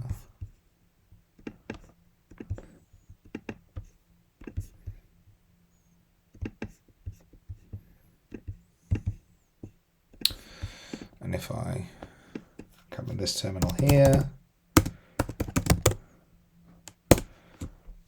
and so this is my original file, and I don't want to plot the pressure level, I want to plot the original CO, and if I come back to this version of XConf here, and I find CO, I plot this, you know, if we squint by eye, we can see that these numbers are just ever so slightly different. We've got a bit more in the right-hand one, which is our new field, new file. So we're adding in these emissions, and that's working correctly.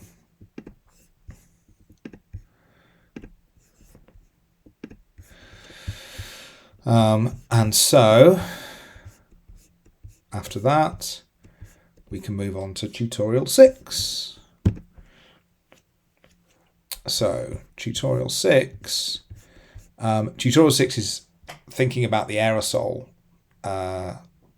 side of UKCA, and particularly we're interested in thinking about processing different aerosol diagnostics from UKCA.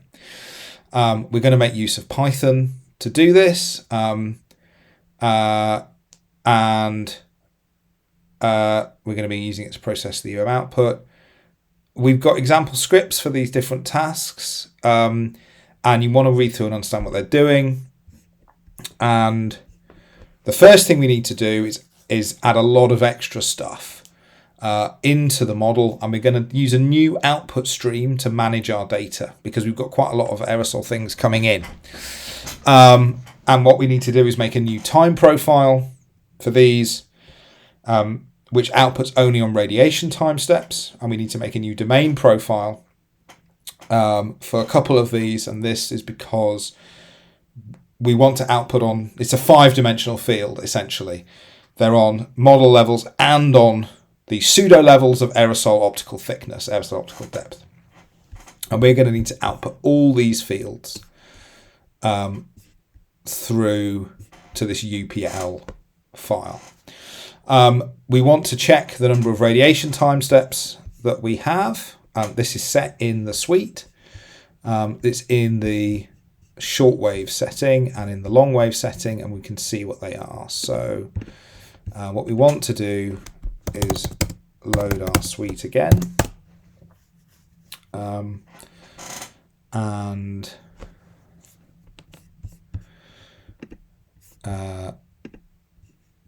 We can go to UM Science Settings, Section 1 and 2. If we click on shortwave, we can see there are 16 steps a day for shortwave and 16 steps a day for long wave.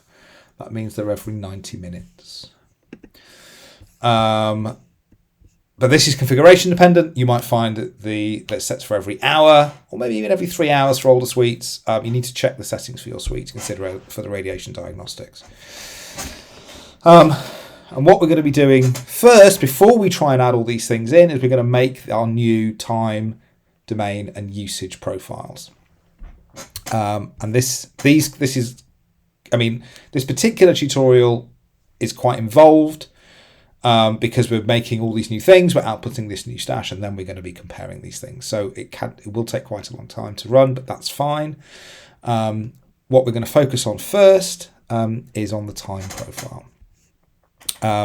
So this is set in around where the stash profiles are, but rather than the stash panel itself, it's in the time profiles. So we can see we've got 2 time profiles now. We have T 3-hour mean and T all TS, T, every time step. We're going to make a new one. And the instructions here will tell us what we need to do for the TRAD. So we need to right click on this list and have add new section. So we right click, add new section, and we've got this one, and then we can view that. And so this is a kind of blank one. We can see we've got some errors. Errors are appearing here with these red triangles, and we can see these things need to be set for various things. So let's see what these settings are that we need. When we've finished, we're going to need to use the tidy stash transform as we used before, and that will give us a unique name for it.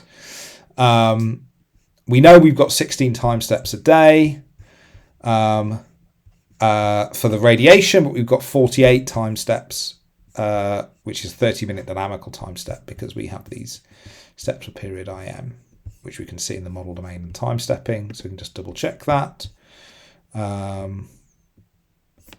That's in top level model control.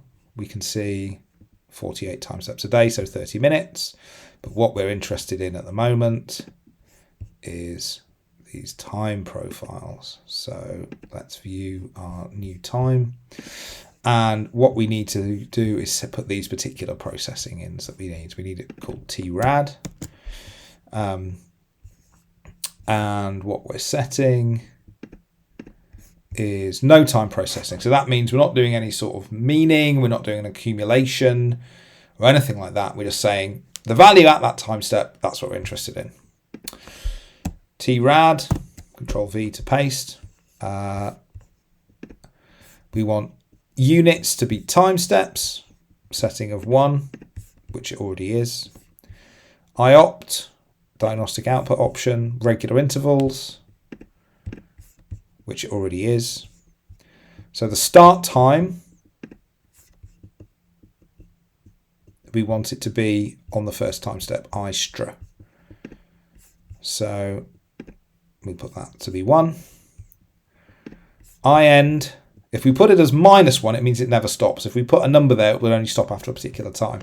And that can be useful. You can say, right, we're going to run a 20-year run and we want to only output things for the last 10 years. You could change these settings to match that. But that's not what we want to do here. We want that to be -1. And then the frequency, 3. We want it every third time step. And that's because we need the radiation, which is called 16 times per day, which is every third model time step. So now we put that up to 3. So this is our TRAD that we have.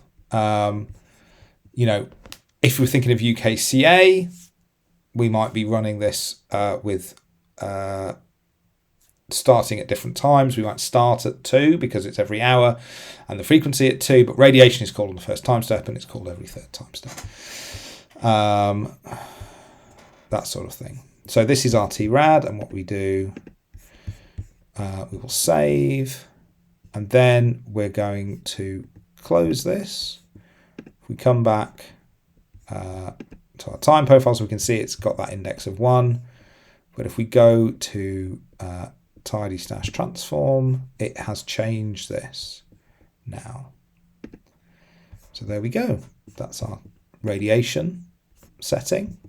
Now what we need to think about is our domain setting. So now we're thinking about doing this model levels and pseudo levels. This is rather complicated. It's a 5-dimensional field. But it's basically a similar sort of process. We come back, we go to our domain profiles, we right click and we go add new section. We view this section, and again we've got a series of options that we need to complete in. We're going to call this new domain section D3DAR, which is a kind of standard name that's used for this. I'm not quite sure where it's from. D3DAR. Vel derived on theta levels. This is the first option is row levels, which is the row grid where density is. We want the theta grid, which is where potential temperature is. And then we need to provide a range of top and bottom level numbers. And the bottom level is 1, which is the 20 meter level, and the highest level is 38, which is the model top. So provide a range. That's 1, and that is 38. Now, this is where we need to think about the pseudo-level types. This is where we need radiation bands for optical depth, which is set 4. And what we can see is it creates a new section. We've got this P list. It says 0 there. And what we need is to have 6 boxes, each labelled 1 to 6. So 3, 4, 5, 6. That's 1, 2, 3, 4, 5, 6. Okay, so we've got our 6 levels, and the model knows that the radiation bands have 6 of these, and they're particular bands. Each of them are particular bands, and we'll cover a specific band later on when we look at it. Then we need full model area for IOPA. Full model area, which is 1. IMask, land and sea points. Land and sea points. I-mean is none. I-weight is, IWT is none, and ITS is false. So let's just double check. We've got these. None, none, none, and false.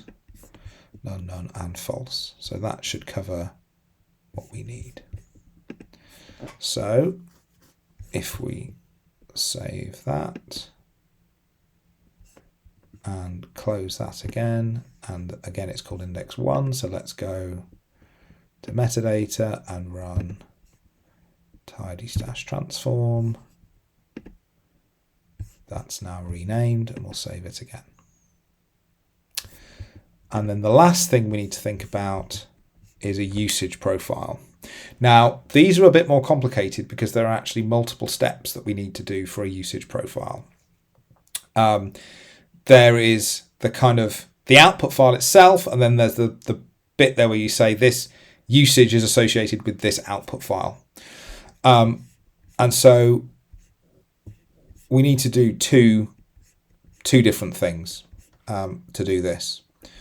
The first thing we're going to need to do is the output streams.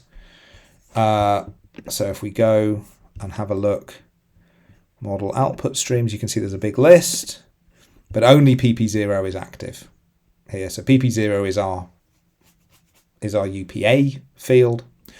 And if we were to look at usage profiles, we can see that UPA is pointing to PP0. So what we need to do is we need to make a new output stream and set the settings for that. And we make a new usage profile and point to that new output stream. What we're going to do is make a new usage profile.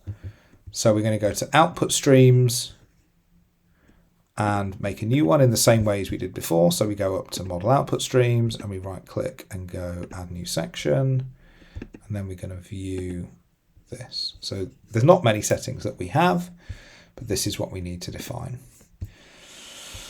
For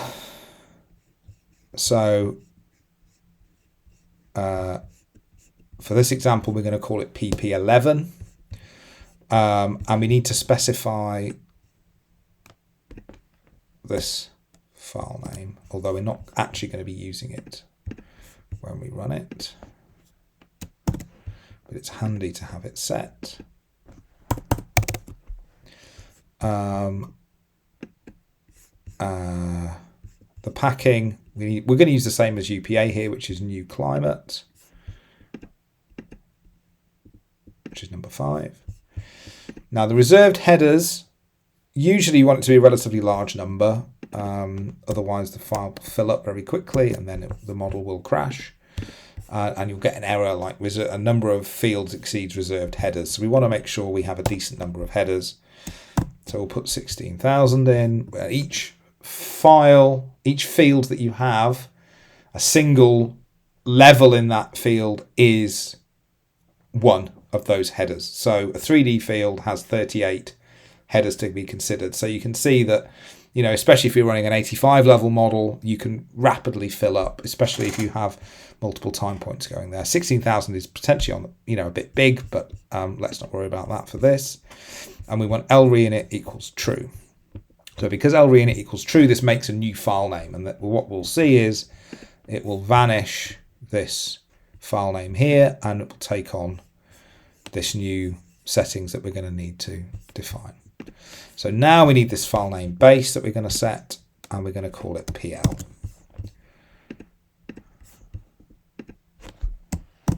So you can see this here, data m run id a.pl. So run id in the way the settings are run is Atmos, a.pl.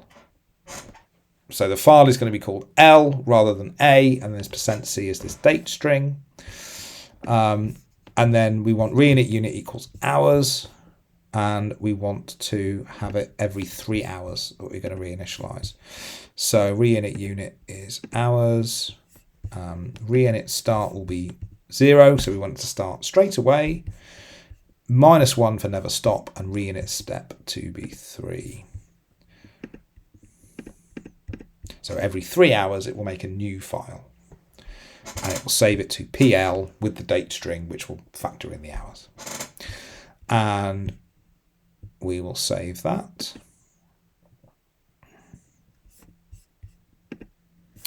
And again, this is just going to have a 1. So what we want to do is rename this. So if we have a look in our model output streams, we can see here this 1 that's here. That's our 1. Now this doesn't have a macro to rename it.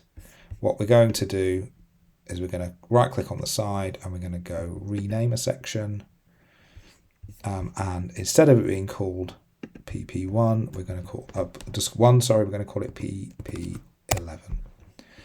We click OK, and now that's there. We click on our output streams, we can see it's there, and we're going to save that. So now we've got our new output stream. That's fine, but what we need to do is make a usage associated with that. This is much simpler than the others. So if we come back to the usage profiles, again, if we right click, add new section, view that name list. So the use name, we're going to call it UPL in capital letters. And we want to be written to an FF output stream with specified file ID. And we need it to be PP11, which is defined. And so the file ID is PP11, and we'll save that. And so now we've got to run tidy stash transform again to get this name. Just tidy stash transform, and again we're renaming this. There we go. So now we've created our new time, our new domain, and our new usage. So we can output our new aerosol fields to this as needed. So what we want to do is output all of these. So we'll go back to the list that we're going to output. And what we're going to do is we'll add them all in, and then we will we'll put them in. We'll just have a look at the hint. So incoming, outgoing radiation are single level fields that use diag, and then aerosol diagnostics on AOT pseudo levels using diag AOT. So we've actually got 3 different things that we're outputting, right? That we're going to be on different things. So 530, 540 are going to be on this D3 DAR, which are these ones at the end. And then these incoming and outgoing sections are going to be on diag. And then these optical depth fields are going to be using aerosol optical thickness, pseudo levels, diag AOT. So we just have to keep track and remember where these things are going to be. So what we'll do first, we come back to our stash requests, and we'll go new, and we'll just double check what we need. We need section 1, item 207. So section 1, item 207, and we click add. That's been added as 1. And so what I'm going to do here, so this is going to be a diag field, diag, we want it on TRAD, and we want it to UPL. You'll see that the UPLs, the TRADs, DTRs have been doubled. Don't worry about that. You can just select the first one. I'll save, and then I'm going to clone this and change it for the other two. So if I clone this section, and the next one I think was 208. Yeah, 1208. And then if I clone that one, and this is now 2205, 2205. So now we've got 1207, 1208, 2205 added to diag, TRAD, and UPL. And if we save that,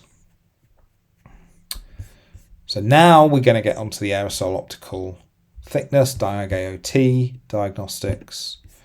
And so we're going to start with these ones here. So these are just the optical depth, and then we also got the absorption optical depths, but they're still the same pseudo levels. So we're going to start with 2285. And again, we'll do a new one. Section 2 down to 285. Go add. That's now come in as number 4. And then that one needs to be diag AOT because it's an optical depth, but still TRAD and still UPL. I'll just save that. And now we're going to clone this and we're going to change it. So now we need 300 to 305. So that's 300.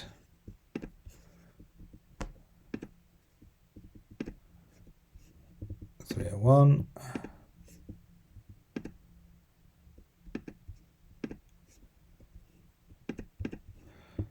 302. Now we already have a 301, but that's going to UPA.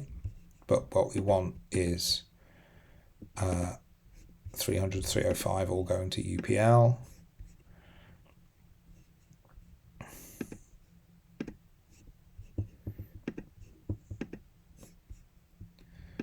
So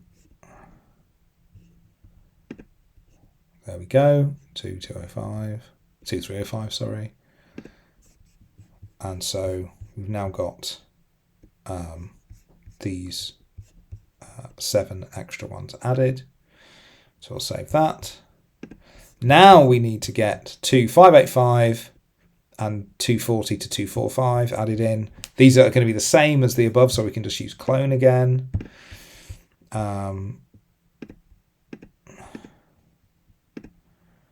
So this was 2585.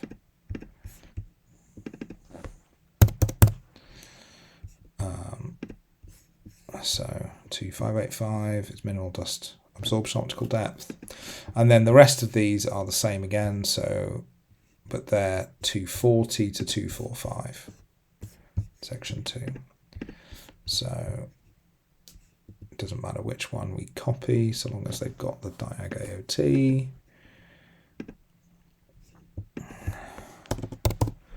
240. We'll just save. It's useful to regularly save in Stash because if Rose crashes for any reason, it will have lost all the changes you've made. So we need this to be 241 to 245.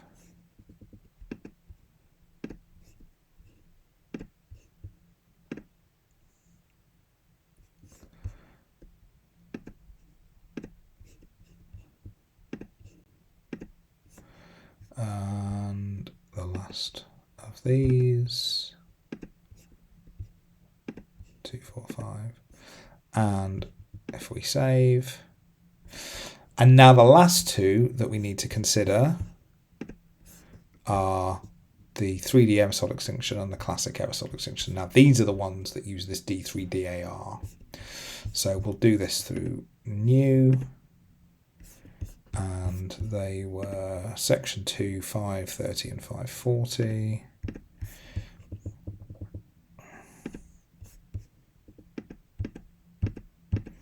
All the way down. Too far. 530.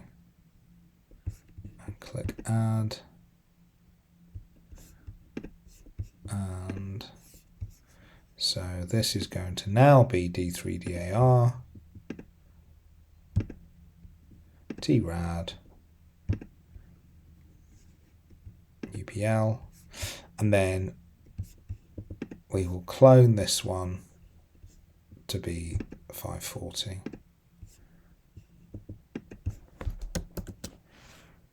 540. And there we go, classic 3D aerosol extinction, UKCA 3D aerosol extinction. So classic is the another aerosol scheme that we use for the dust, essentially, at this particular configuration.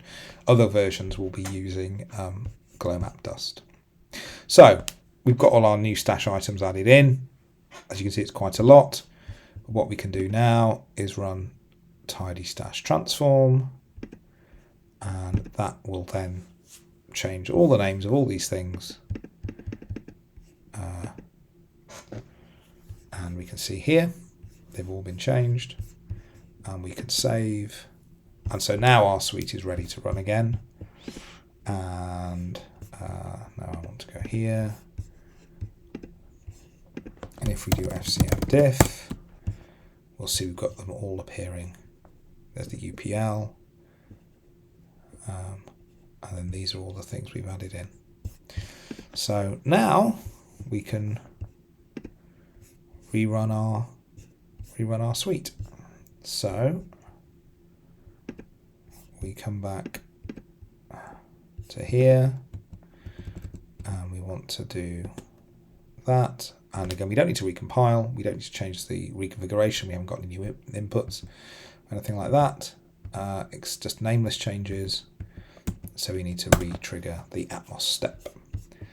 And if we come back to the workflow, we can see there's the Atmos there. We come back here. We can, within the PE directory, we can tail that. And that will now run. Again, it will take a bit of time to run, and we can come back when the run has finished, and we can take a look at the output.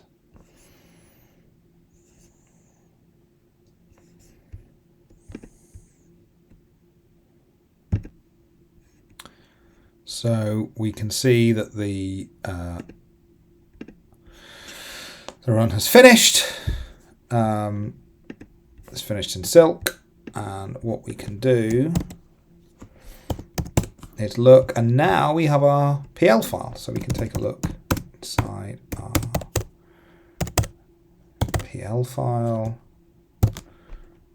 and just check it's all there. So it's fine, you know, it's got all these individual fields that we have.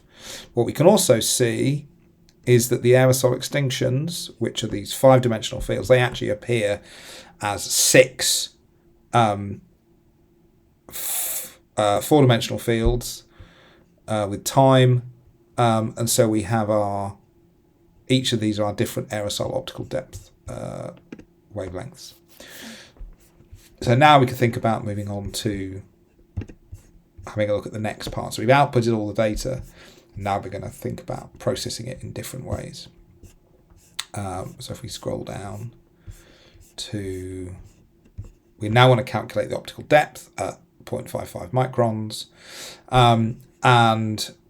We've got a Python notebook for this. We've got a little hint, and it says we've got the 6 pseudo levels, and these are the levels of different wavelengths.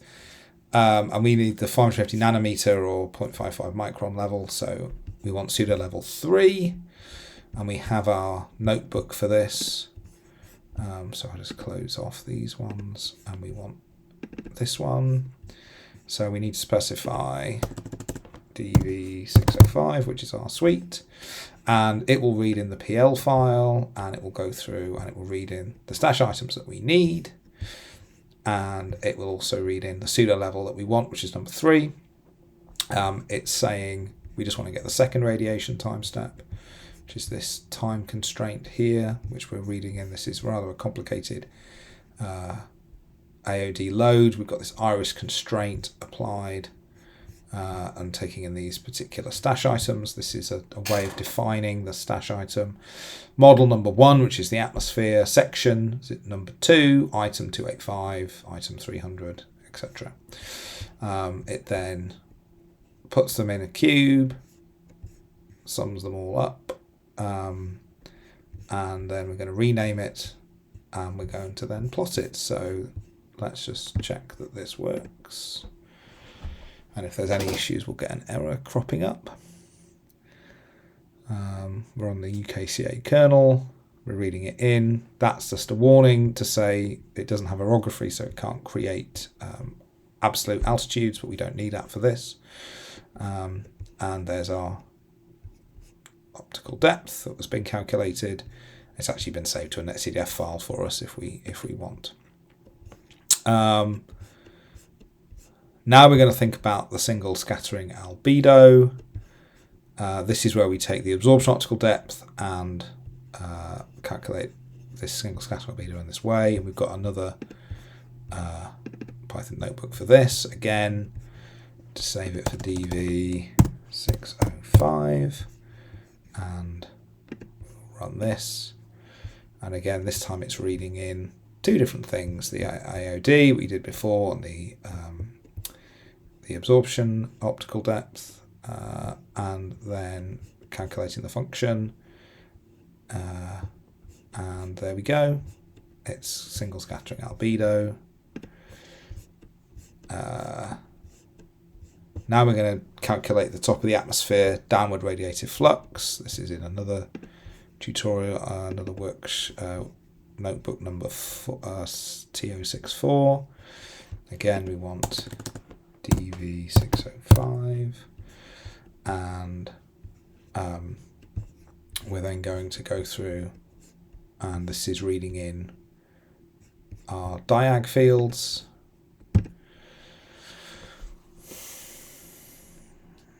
And we're loading them in, calculating, and again, this is our downward radiative flux. And then the last thing we want to do is calculate the AOD from the 3D aerosol extinction. So this is another method of calculating AOD. So rather than calculating it from those optical depth diagnostics, we can take the 3D aerosol extinction and we can calculate it and then bring them together. So we need to include the UKCA classic dust, and we need to calculate the grid cell heights. Now this is again factored into our script. We want DV605. And now here we're going to read in the orography. So that error we were having about the orography, actually we're going to add that in, and that then allows it to calculate the altitude points correctly, and that then allows us to calculate the height of each cell correctly, factoring in the kind of squeezing of levels due to orography that occurs near the surface. So we can get our proper level heights, we can calculate these differences, and then we can calculate it from this extinction, and it will give us a field. And then what we want to do is read in the field that we ran out before and that will then allow us to do a difference between the two. We can see the differences that we've got. So if we run this, we can see how it looks.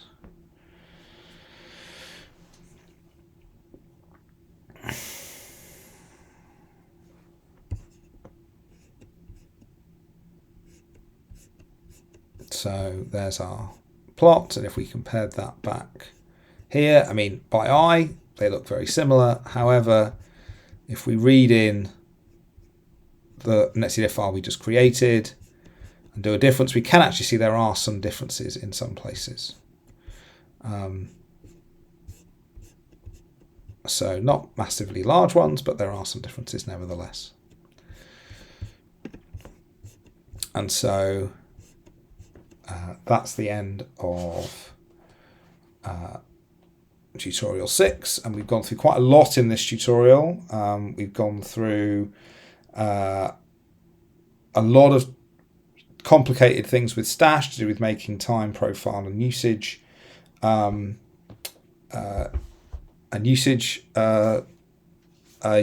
profiles, new output streams, outputting a lot of different aerosol fields, and then calculating different aerosol quantities and some aerosol quantities in different ways. Now, if we have a look back at the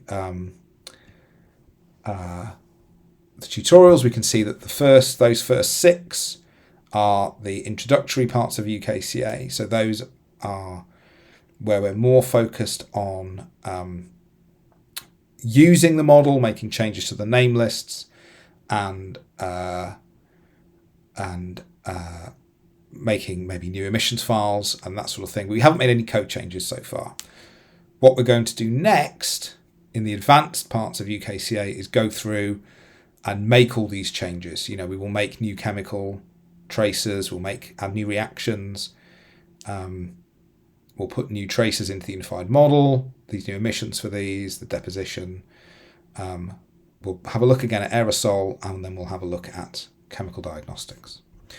So when we come back, we'll look at those. So now we're going to consider adding new chemical tracers into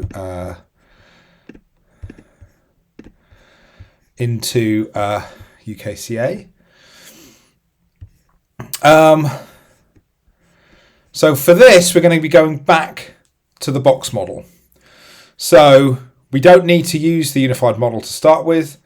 For adding in new chemical species, new chemical tracers, we can just work from the box model and make our changes to that. And that's really beneficial because the box model runs much more quickly than the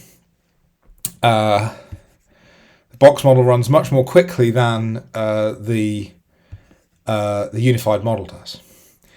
And the first thing you're going to want to do because we've got a good practice with Mozzers is by making a new ticket, and we can see an example ticket for this. So we're going to be running with our new branch. This is an example ticket I've made. I've actually used this for a couple of different tutorials, and we're going to be using it for our 13.9 tutorials, or I will be using it for the 13.9. You'll need to make a new ticket. So the first thing we're going to do is make a branch at the revision number, the revision tag. So this is UM13.9. You'll notice it's not a version, it's a UM because it's tagged with the UM release. And we will do this in our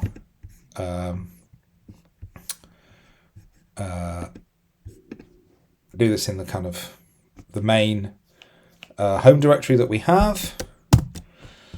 So what we'll need to think about is a name and a ticket number. So a ticket number 33, which is for me. You'll have your own ticket number.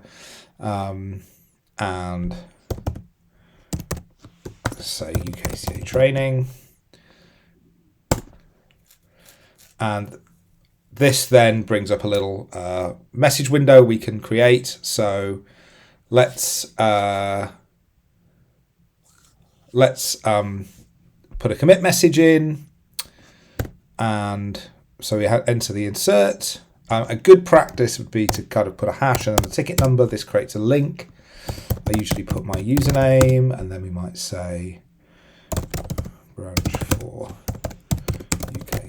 training. And column right and quit, and then Y to create this branch. So that's created the branch. We haven't checked it out yet. What we then need to do is FCM check out this branch. So we can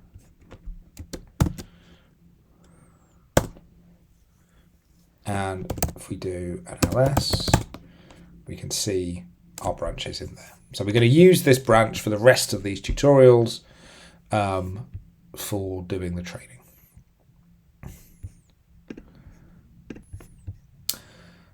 So we've made our branch and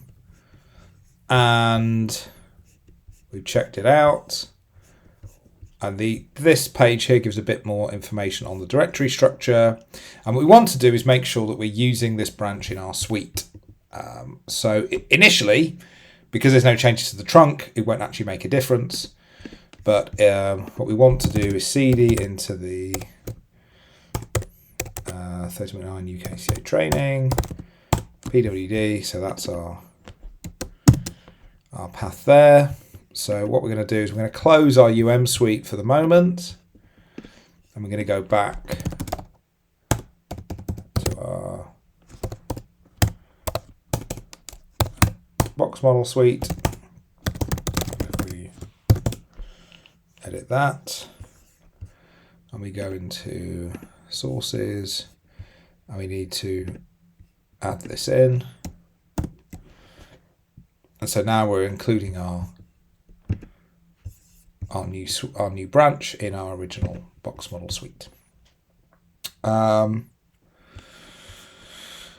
going to use a working copy, which is just pointing to the location on the disk. You could also specify the location in Mozzers. If you put branches at the start, you could put a revision number, but you'd have to change that each time.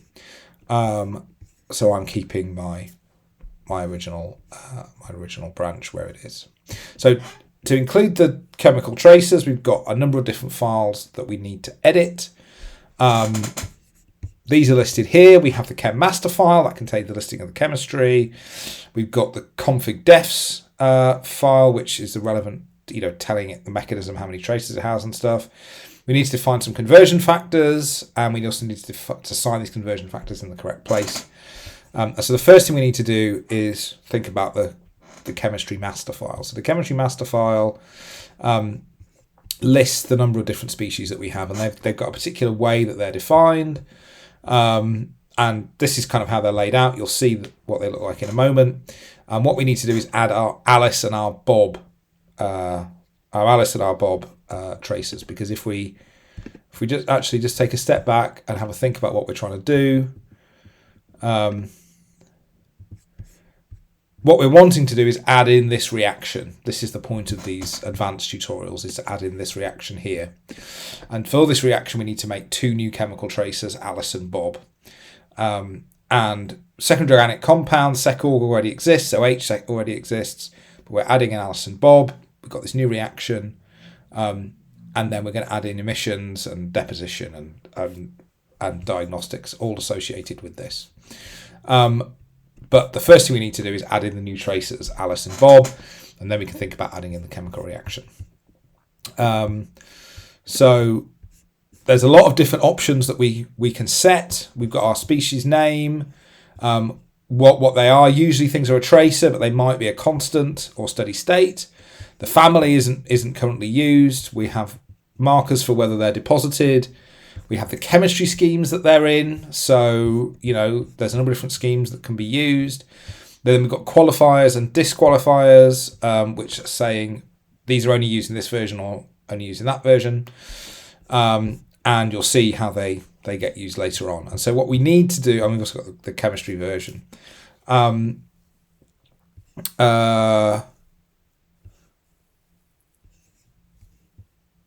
So what we want to do here, we're just going to double check. Actually, before we do anything, we just want to double check the chemistry that we're running. So this is running chemistry 121. So we're going to be adding into chemistry version 121. and we need to add in our Alice and Bob. So this is kind of give an example of what they are, but we'll edit the file and see. And we see here as well, we're adding them into both the stratosphere troposphere scheme and the cry-strat scheme as well as both of them. We haven't got any dry wet deposition. We can't do that in the box model anyway. And we're setting them both to tracers, and tracers means that they're things which are moved around in the atmosphere and can get changed through the chemical mechanism. So what we want to do, so if we have a look at the directory structure of our branch, we want to go into source, which contains the source, into science, core, chemistry, and there's our UKCA Chem Master. So I like using the Emacs text editor, so I'm going to use Emacs to make changes to this file, but there are other text editors available. And if I do Control X1, that just gets rid of that line at the bottom, and I can make this bigger just to see things. And so what we want to do is, we can see kind of all these headers that are set up there, got these flags that are set, and what we're going to be doing is we're going to be adding in 2 new species, so we increment that by 2, and then we need to go down through to the end of this Chem Master file. This contains all the different chemical species we're considering, and we're going to need to add these in. So what I'm going to do here is I'm going to copy that. Now I need to make sure that I add in a comma at the end, otherwise Fortran will have a little bit of a problem. If I paste that in, so I'm going to now increment this number here. Now this is a 10 character string, so it must still be 10 characters. And case is also important, so we're going to use capital letters for all our species here. Now we don't need them to be deposited, so these 2 numbers here can be 0. We're also using cry-strat, and we're not having any qualifiers or disqualifiers, and we're going to use chemistry scheme 121. So just line up the ampersand. Now, because this is the first of 2, we've got a comma. I'm going to copy that again. I'll get rid of this comma that's there because we don't want a comma on the last line. And Bob, and we make sure that's 10 characters long, and we can check that by checking the length there. So we've added in our 2 new species, Alice and Bob. We also need to increment this number here, so this is 5 and this is 286. And that number is important. It's unique to each species, but you might have multiple definitions for each species. If you look higher up here, say, we've got 2 266s, and they vary depending on whether or not they wet deposit, and that depends on the chemistry scheme, the version number we're using. So this should be all we need to do for here, and we can save that file. We also need to think about the config defs mod. So this contains code blocks for various parameters, and we need to think about the number of chemical tracers that we're running, and depending on the scheme that we're running in.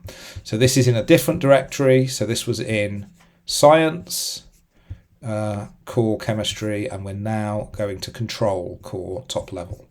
So if I Control X, Control F, I get a little open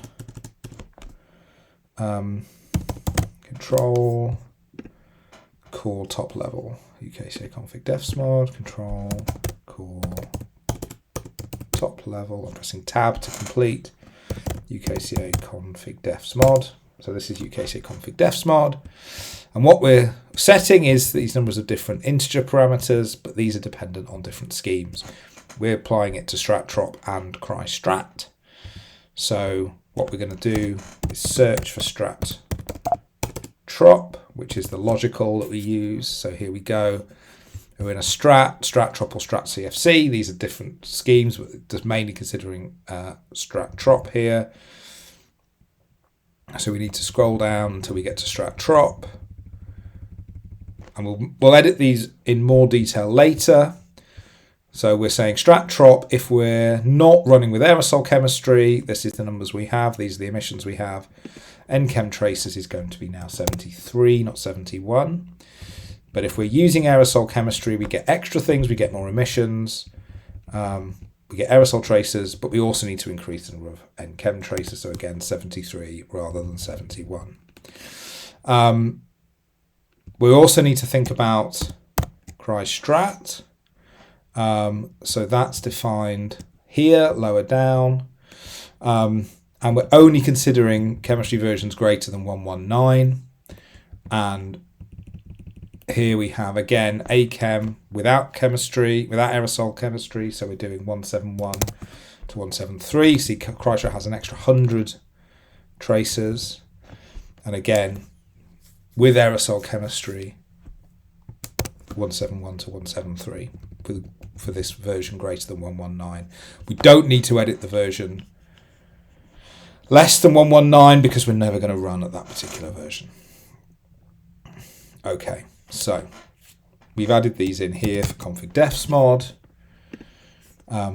Now we need to think about the UKCA constants. So the UKCA constants are the where we define the conversion factors between mass mixing ratio and mole fraction. And so there's an equation that we can use for this, and what we've been told in this tutorial, set the conversion factor for each of these equal to 1. So this C Alice and C Bob we're going to create, we'll just have them set equal to 1. But we need to set that in UKCA constants. So we want source science core, where was it? Source science core chemistry, yes. So core chemistry, UKCA constants. And so now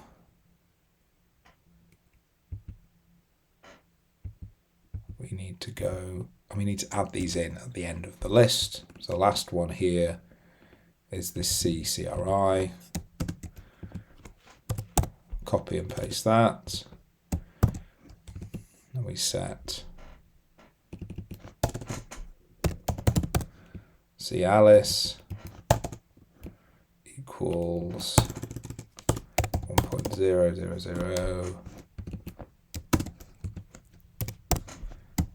and C Bob.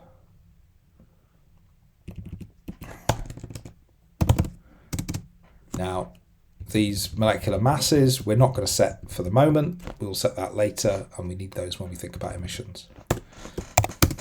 So I'll put a little comment. UKCA tutorial species, and we've saved that. And then the last one we need to think about is UKCA C species, and this is where we actually say, this is where we set these things up. So we'll open up C species and I'll show you where that needs to go. So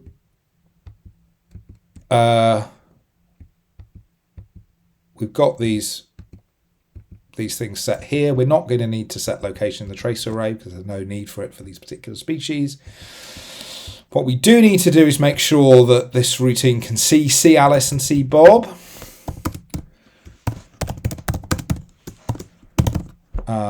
And we then need to go through and add in a block like we've done for everything else. So well,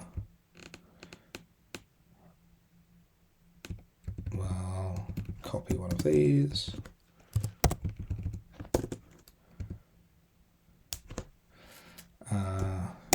Comment.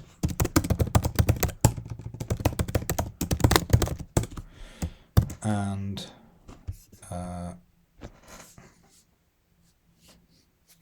paste that in. So we need to change this to Alice. And we need to change the species name to Alice, and again make sure it's 10 characters in length. So that's 10. So ADVT, which is the array we're filling in, is a character array containing the names of all the species. That should be in capitals.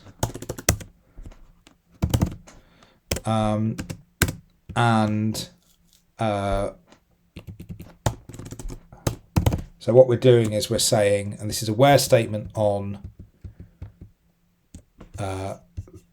for defining the C species array, and the C species array is the same size as ADVT, and what it has is where ADVT, the entry for ADVT of whichever species, the C species array contains the conversion factor between mass mixing ratio and volume mixing ratio, mole fraction. And the reason we do this is when we run in the global model, things were vectored around in mass mixing ratio, but UKCA considers a lot of things in mole fraction, and in fact, deeper within the solver, it converts everything from mole fraction into molecules per centimetre cubed. But we need to be able to convert it back to mass mixing ratio again. So we've defined these here. This should cover everything we need to do to define these new species. And just check these things here. We need to be able to run our suite. And we can run it with the VR commands in the same way as before. So just updated the description to be sure we use the right command. So first off, we're just going to check what the differences are. We do FCM diff. We can see we're adding in C Alice and C Bob. We can see that we are adding in C Alice and C Bob. We've got them defined here. We have our two new species defined here.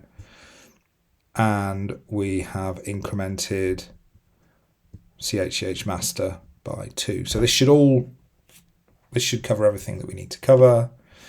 What we want to do is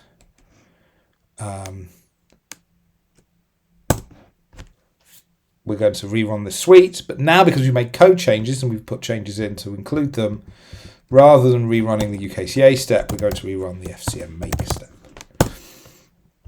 So now if we come back and look in our Silk here, we can see that it's rerunning FCM make. And again, for the box model, this should be a bit quicker because we're doing an incremental build on top. And then once that's finished, it will then run the UKCA step. So hopefully this will be quick rather than having to rebuild everything from scratch. We will go back into our Silk run, the UV604, run n, share FCM make.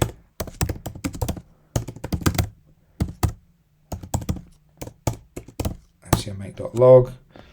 So that's compiling. It's compiling chem master. And so that still hasn't had any errors, but it doesn't compile all the code. It just recompiles the code it needs. In fact, this is the link step, which is good. And so in a second, this should finish the FCM make step and run the UKCA box model.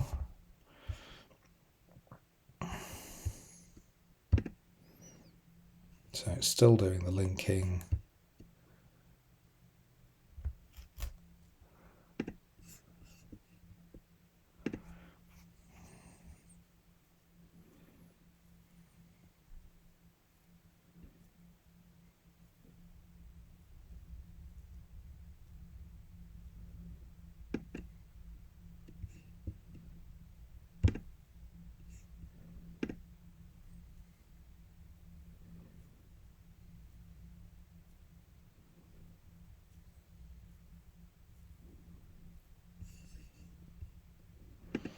So when this is finished, which should hopefully be very soon, it will then, we can rerun the UKCA step. There we go, that's finished. That's green. It's now running UKCA. Now things might compile fine, but have an error when they run. This doesn't do that. And then what we can do is we can go back and have a look at what Alice and Bob look like through our original box model here, but rather than looking at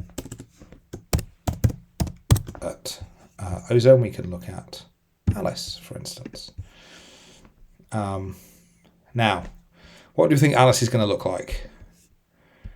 It's going to be rather boring because it's just defined to the standard level that all new traces are, which is 1 times 10 to the minus 15.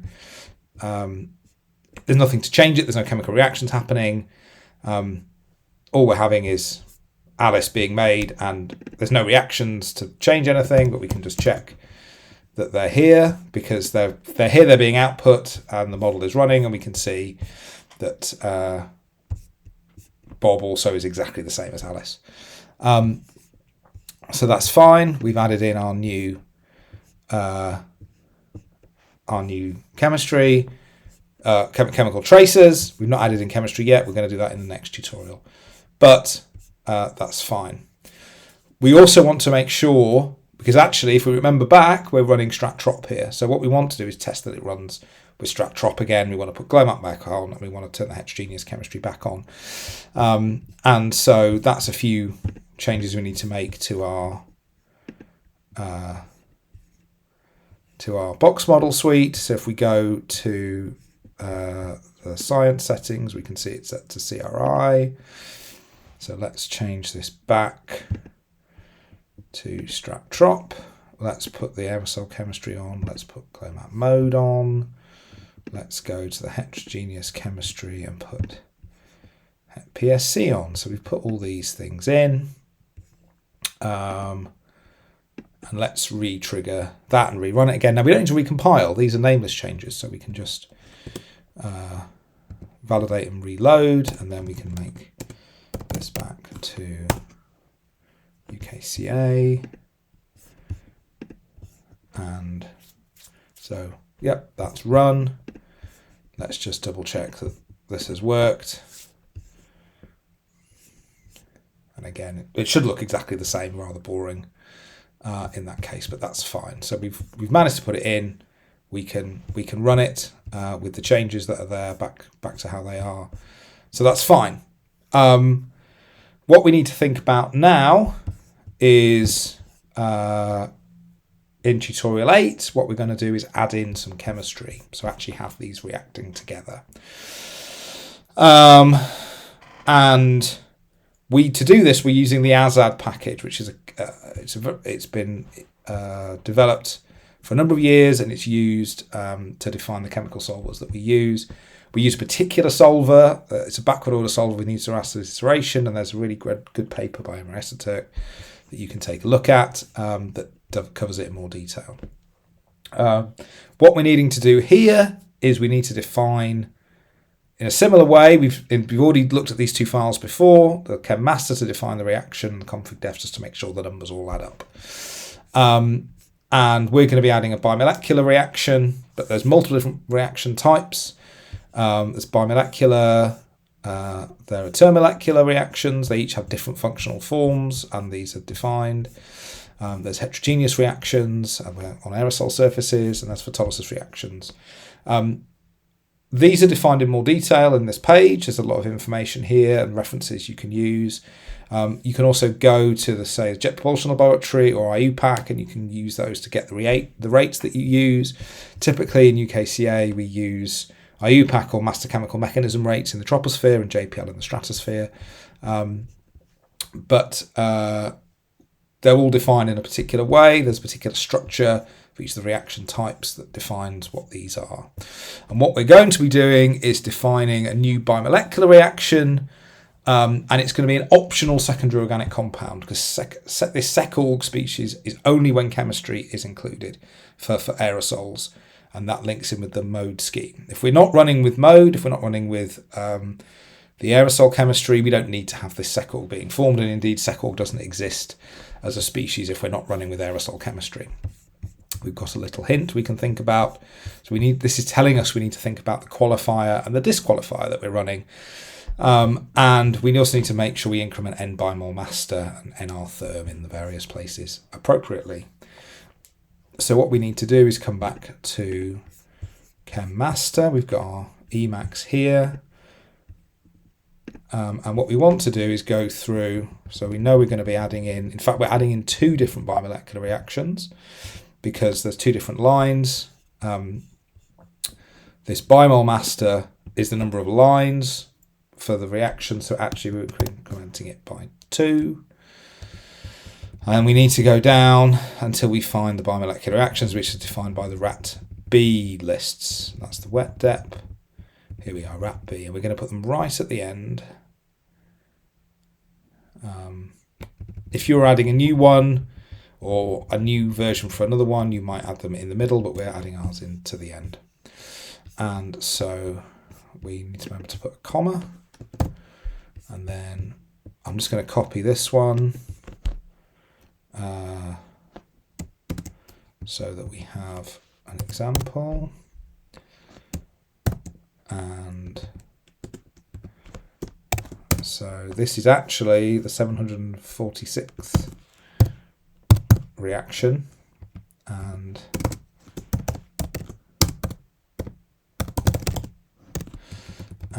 what we need to do is make sure we filled in these numbers correctly. And we also need to make sure it runs with cry-strat as well as strat-trop, although because of the schema we're running, we're only able to actually test it in strat-trop. We need to double check. We've got 2 reactants, 2 products, and these are the parameters that we're dealing with. So we put the reactants and products in first, remembering that case is important. We're not got, this one here has a 5th reactant, a 3rd product, sorry. So what we need to do now is just make sure everything else matches up. So that's Alice going in. Alice plus OH is Bob plus this secondary organic species. Now, secorg is actually defined like that, has only capital letters at the start. The chemistry scheme we're using is good. But what we need to do is make sure that these numbers here are correct. So we've got K naught, alpha and beta. Just need to make sure where these go in the bimolecular. They are after the last product, K naught, alpha and beta. So what we need to do, so K naught is here. We're replacing the value of K naught here.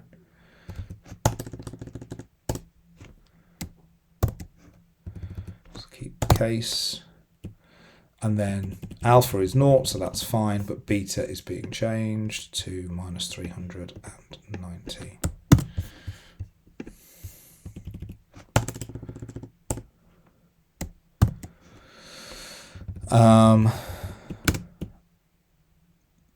We don't need any fractional products, but what we do need is the qualifiers. So we need to have an A qualifier for this,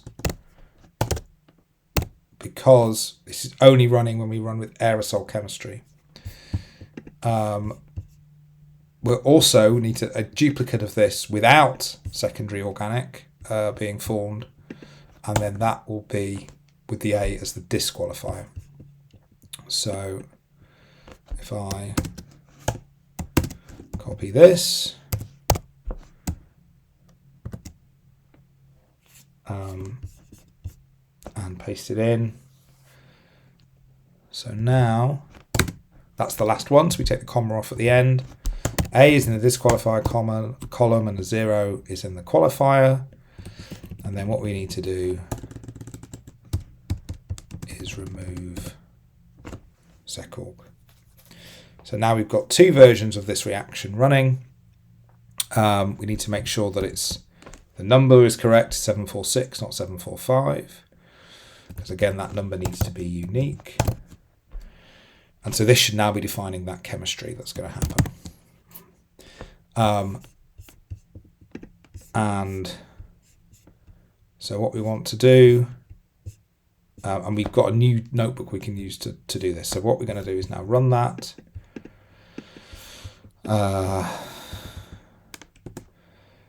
But we need to do it from the FCM make step because we've got some code changes that are going in. So if we look at the difference now, we can see these reactions have appeared. And if we go and check if this is compiling,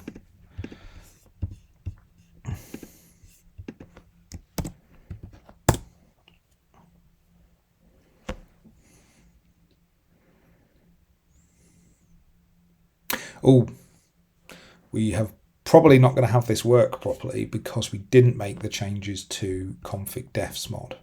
So while that's compiling, we're expecting it to fail, but what we can do is go to config defs mod and make the changes to config defs mod. Because what we need to do is also increment the thermolytic number of thermolytic reactions that we've got. So we've got an extra bimolecular reaction that's occurring. So we need to increment this variable called nrtherm, which is bimolecular termination heterogeneous. If it's photolysis reaction, we increment nrphot, but let's just do that now. So we need to change it for these things, and we can see these here. We've got quite a lot of places where we're incrementing with nrtherm. So we're back in the cry-strat where we were before. Whenever we want with this tropospheric heterogeneous, we're incrementing it anyway. So that's going to be 648. That's going to be 64. Just undo. It's going to be 647 and 645 because we're only going to do one reaction, even though there are two lines. Similarly here, a bit simpler because there's no tropospheric heterogeneous chemistry without the aerosol, so that's going to be 626. Just save, and then we'll go up to strat trop, and strat trop will increment again. So here's strat trop, nrtherm is 220, so it's going to be 221. And if we've got here nrtherm again with trop hets 242 or 240. So that should be fine. We've probably had an error occur. We didn't have an error occur, but that doesn't necessarily mean that things worked properly because it probably just ignored that reaction at the end. So what we need to do is rerun correctly to get the list in. We can just double check and see what it looks like with plotting before we rerun, just to see if that error has made any difference that it might not have done in terms of the output, but it will be important later on.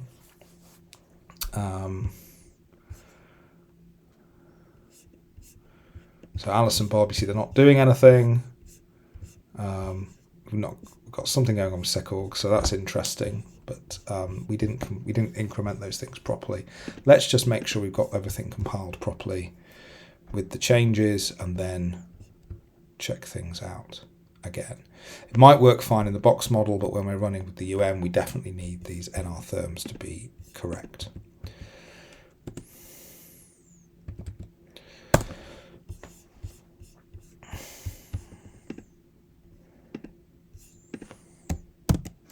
Only takes about 90 seconds to recompile.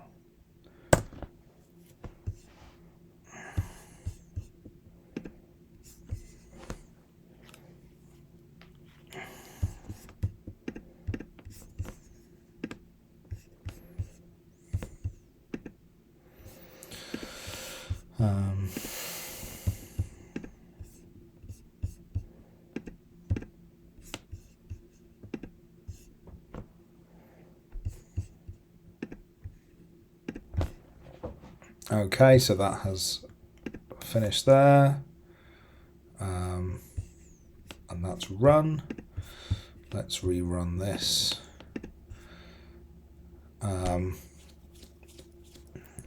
What we can see though is that nothing much particularly interesting happens. This is because we've basically got, you know, practically nothing of anything, and we basically deplete Alice almost immediately. Everything goes into Bob. There's nothing else can happen. There's, you know, the reaction that goes through. So this is all working fine, but we haven't got any initial values for Alice and Bob, and so it doesn't look particularly exciting at the moment. But what we can do is we can define initial values for Alice and Bob, and that will then, or at least mean that we should, or at least for Alice, and that means that we can then get some, we can see something happening a bit more interesting in these species. We've got a bit of a hint here. We need to make sure it's trace it in file name that we edit. So we either make a copy of it or we can edit the file and use it in the row suite. So what we want to do is just check in the row suite what this tracer in file name is. So tracer in file name is this one. So we need to edit this one. So Control C to copy. And then if we're in the suite, we want to vim app UKCA and then Control Shift V for that thing. Oh, sorry, that's not correct. It's file and that thing, that thing there. So yes, that was a mistake. File and then we edit this. Control Shift V, and we can see we've got these list of things that are turning up. And they're in basically kind of order of where they are in the list, with the chemistry and then the aerosol after it. So we'll pop it in after SO3, and we're going to set this equal to 1 times 10 to the minus 9. So 1.0000 e minus 09. And again, case is important. Alice. And we need to lowercase for write and quit. And so if I now do FCM diff, what we should see is that's added into that file as well. And so what I will do is we will rerun. We don't need to do FCM make this time. We can just do UKCA because this is a nameless change. So this should be very quick. And now if we rerun this,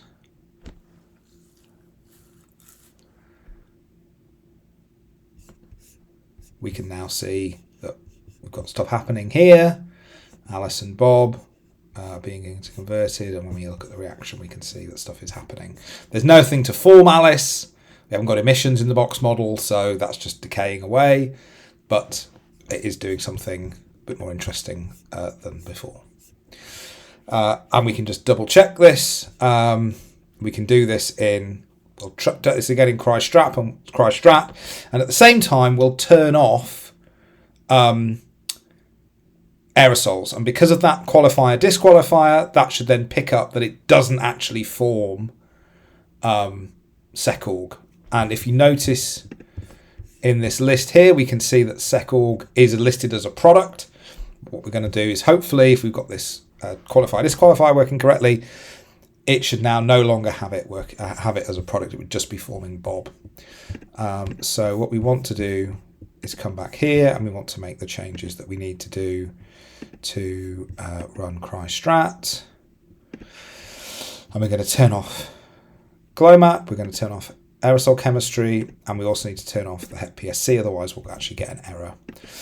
And we'll run this again.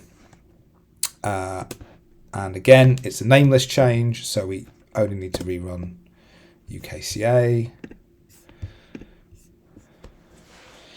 So we'll check that. It should only take a few seconds. and then we can rerun this change here, and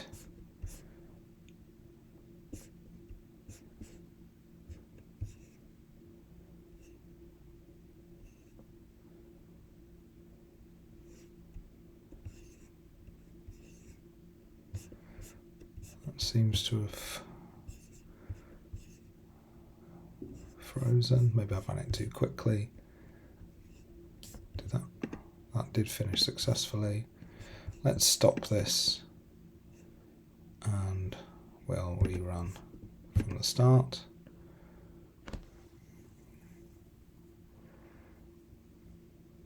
Okay, that worked through. I must have just done it too quickly. Alice and Bob forming there, but we're only forming Bob, no secorg. So there we go. The disqualifier is working correctly. And it's really useful in the box model to be able to play around with these things and test them and make sure that things are working very quickly before we take them to the UKSM, to the unified model, where things work much more slowly due to the time it takes to compile and run. So now we've done all those changes, we can now think about moving to tutorial 9. Tutorial 9 is where we can start to pick things back up into the UM. Now this is quite a difficult tutorial. There's actually lots of changes. We're going to be making UM code changes, and we need to be making sure we're going to be making stash changes. It could be a relatively complicated tutorial to go through, so we'll take our time and follow these things through step by step. First thing we're going to need to do is make a unified model branch. Similarly, you need to make a ticket. For this, I will have had I've made a ticket equivalent for this work, and you'll need to make a ticket on the Met Office track pages for the unified model. If I view my tickets, I can see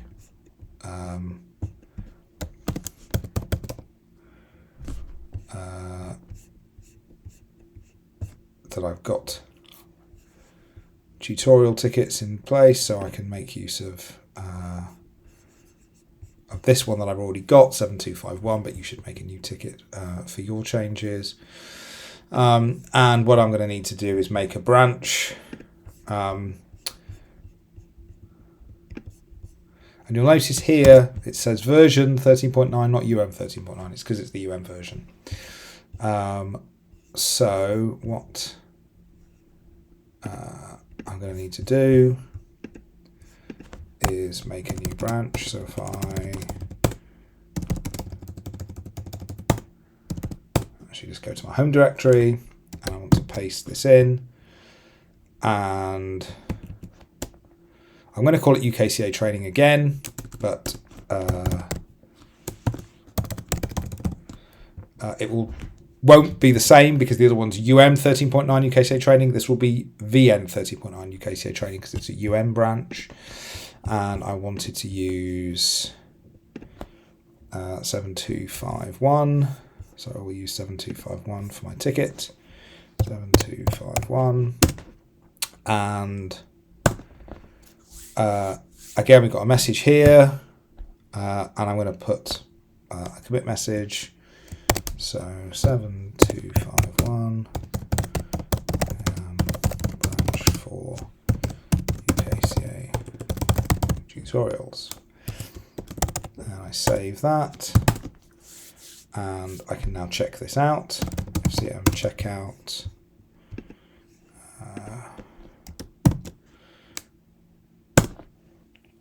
And this takes longer because there's more code to check out. And the first thing we're going to need to do is think about metadata, because we're making changes to Stash is in the metadata directory, and we're going to need to make sure that the metadata we're using can be read by rows, because we need to see these new stash items to be able to select them. So the first thing we're going to do is point our suite, our UM suite, to the location of our metadata.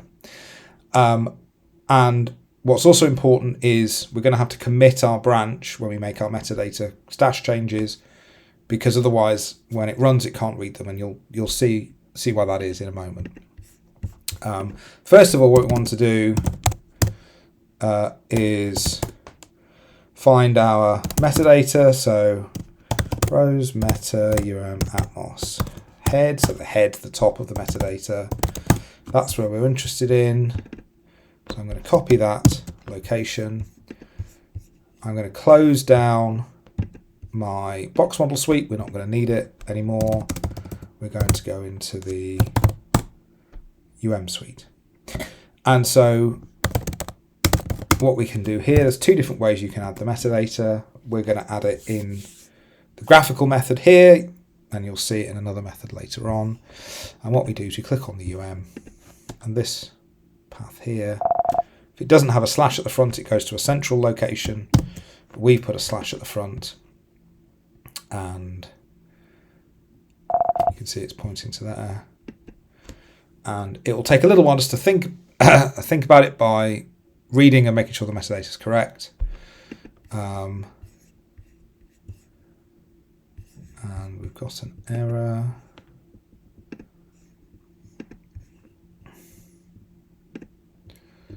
In the surface options. So this is sometimes we will get. What we can do is we can do add to configuration, and it will just remove them.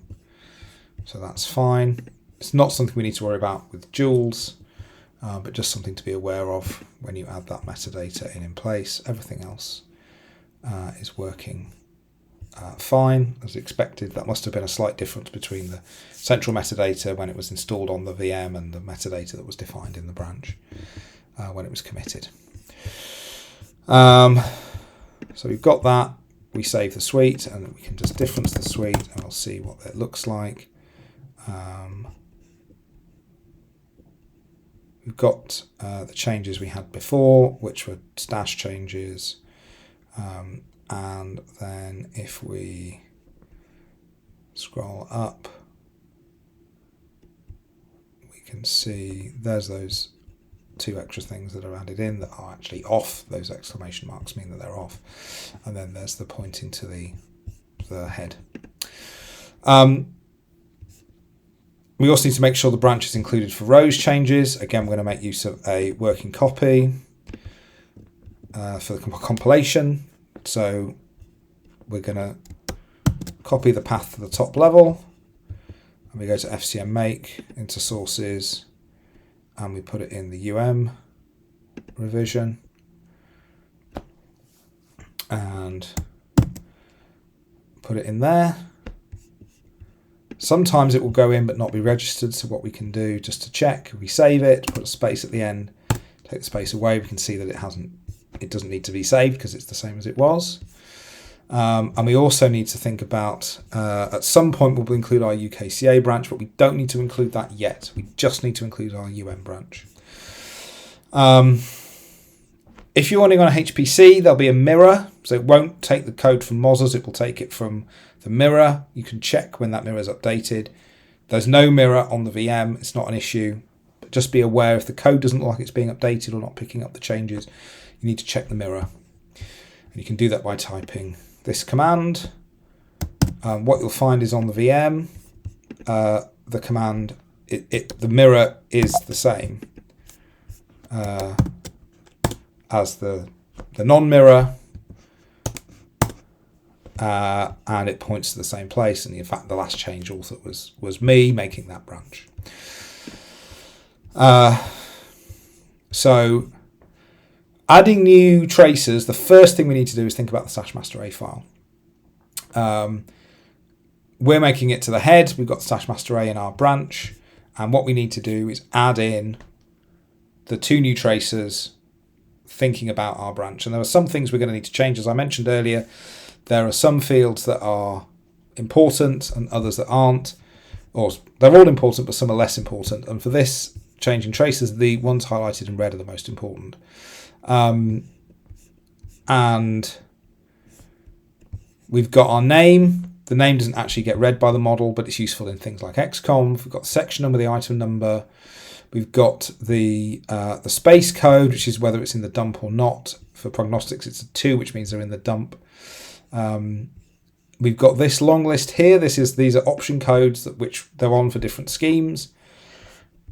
And you count from the right, so it tells you what the different schemes are listed here. And then the 5th line is this field code. It should be set to 0 for new fields. This is legacy for it's set to old ones. These are examples of what we're going to need to use, but we'll construct them when we put these in.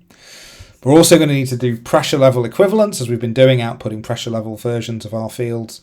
We're going to need to do pressure level versions of our fields now. And so this is, again, an example of the pressure level version. Some things are different. You'll notice that these numbers here aren't the same, and that's because they're the pressure level versions. The best thing to do, unless you read the Unified Model Documentation paper for the stash settings, is to copy an existing one and make the minimal changes you need. We also need to make metadata changes to the stash master meta file to define what these are. So what we'll do is we'll start off changing the section 34 fields, and then we'll think about changing the other fields. So we need to come here, we need to be into the etc. Stash master directory, and we need to open both of these. We'll open both. And again, Control X1 to give us the full thing. We're not going to do the meta first. We will do the stash master A first. And what we need to do is go all the way down to section 34. There's a lot of these, so we could search for something we know, like O3 mass mixing ratio after time step. And we've got these here. Now we know what numbers we need to add them in. We were told in the exercise that we're going to be adding in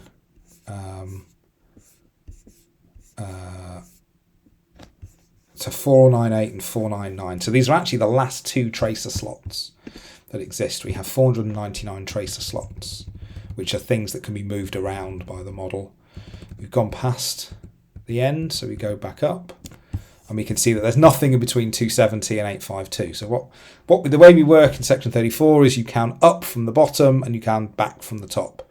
So they kind of meet in the middle. But what we want to do here is we'll take this field here and we will paste this.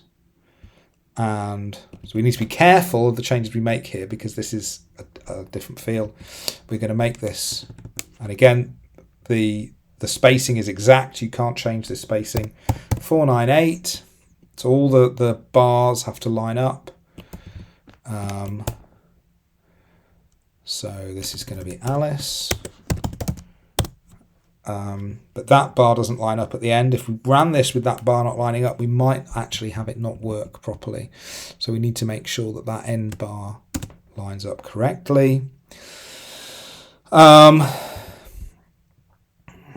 And then we also need to make sure that we have our option codes correct. We've got the 2 correct here, and we have the 0 correct here. But what we need to make sure of is that we have our option codes correct. So the way our option codes work, we count in from the right, and they tell us, 1, 2, 3, what these are. So we need stratospheric, tropospheric chemistry, which is entry number 5, and we need crystrat version 2. This is because we're running with scheme greater than 119. We're at 121. So we need the 5th and the 11th correct. And in fact, the example we've given 1, 2, 3, 4, 5, 6, 7, 8, 9, 10, 11 there. But we need to do that ourselves here. So we've got Alice here. I'm going to reset that to 0 so that they're all the same. And that's 1, 2, 3, 4. That's 5 is going to be a 1. So 1 means it's on. 6, 7, 8, 9, 10, 11. Now, we're not able to run with the crystrat scheme. The other thing to think about is we've actually got a 1 at the end of this option code line. So that means that it's to do with aerosols. There, we don't want that 0, we want that to be a 1. So now that should be correct for Alice. And what we want to do is copy that again and just change that for Bob. So that would then be 499 and Bob.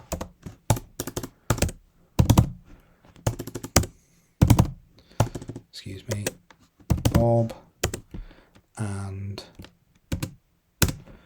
again the pipes are correct, all the lines line up. So that's the minimum we need to do to turn them on for section 34. What we also have to do is do exactly the same thing for section 51, because 51 is the pressure level versions. So if we search again, we're down here. Let's take a copy of a non-aerosol field this time. Let's take a copy of ozone, because that's a chemical field, not an aerosol field, so we haven't got that one at the end. And we need to go down again, so it's around 270-ish is where it ends.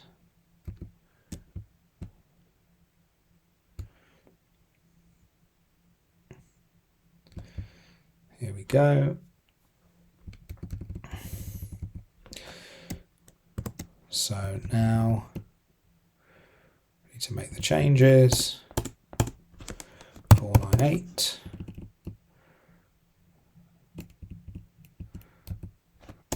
And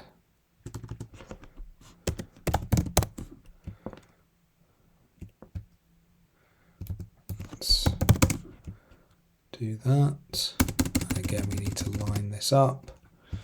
Now we're not going to change anything else here except these option codes here. So we need to make sure that that's 0, that's 0, that's 0, that's number 5. So that's 1, so 1, 2, 3, 4, 5, that's fine. 6, 7, 8, 9, 10, 11, and then the 12th one is 0 as well, so that's fine. And then as all new field codes must be 0. And everything else lines up. Save that, and then we will copy this one and just change the stash code for Bob.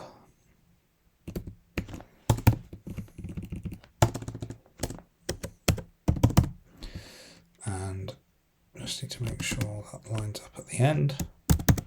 So this should be all the changes we need to make to the stash master array file. And if we do a difference here, there we go, Alice and Bob, and then Alice and Bob. But we haven't made the stash master meta changes, so now we need to make the stash master meta changes. It is possible without the metadata changes, but it's very useful to have these things. So if we search for 3, 4, 2, and just go down to the end. So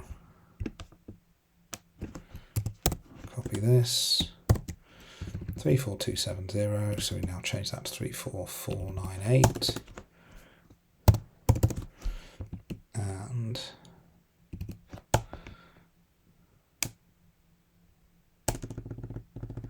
this is Alice MMR.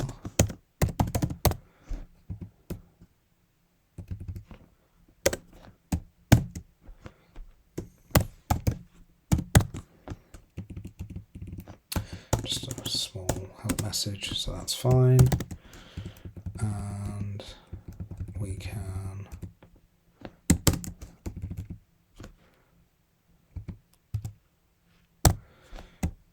paste that and do Bob.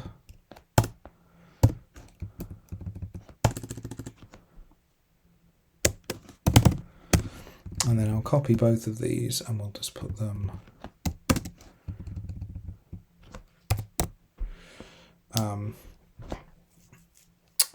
lower down where we have the section 51.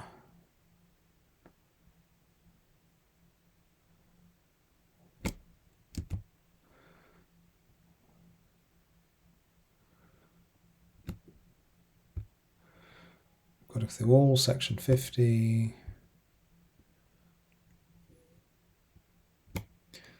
Here we go.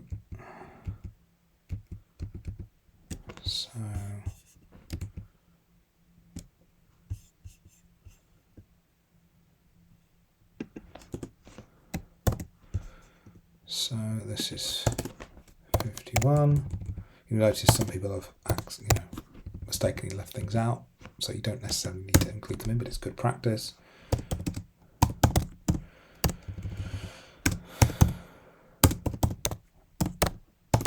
So we've got the help text. So now we've made our changes for stash. We've got our Alice and Bob included. And what we need to do is we need to commit this change, because when the model runs, it will read in the stash master file from the repository, and if we haven't committed it, it will just take the stash master file from the trunk. So what we do here is come back, and again, if we do an FCM diff, we see the changes to stash master A, but we also see the changes to the meta. And if we FCM commit, again, good practice to put the ticket number, which is 7251. 7251.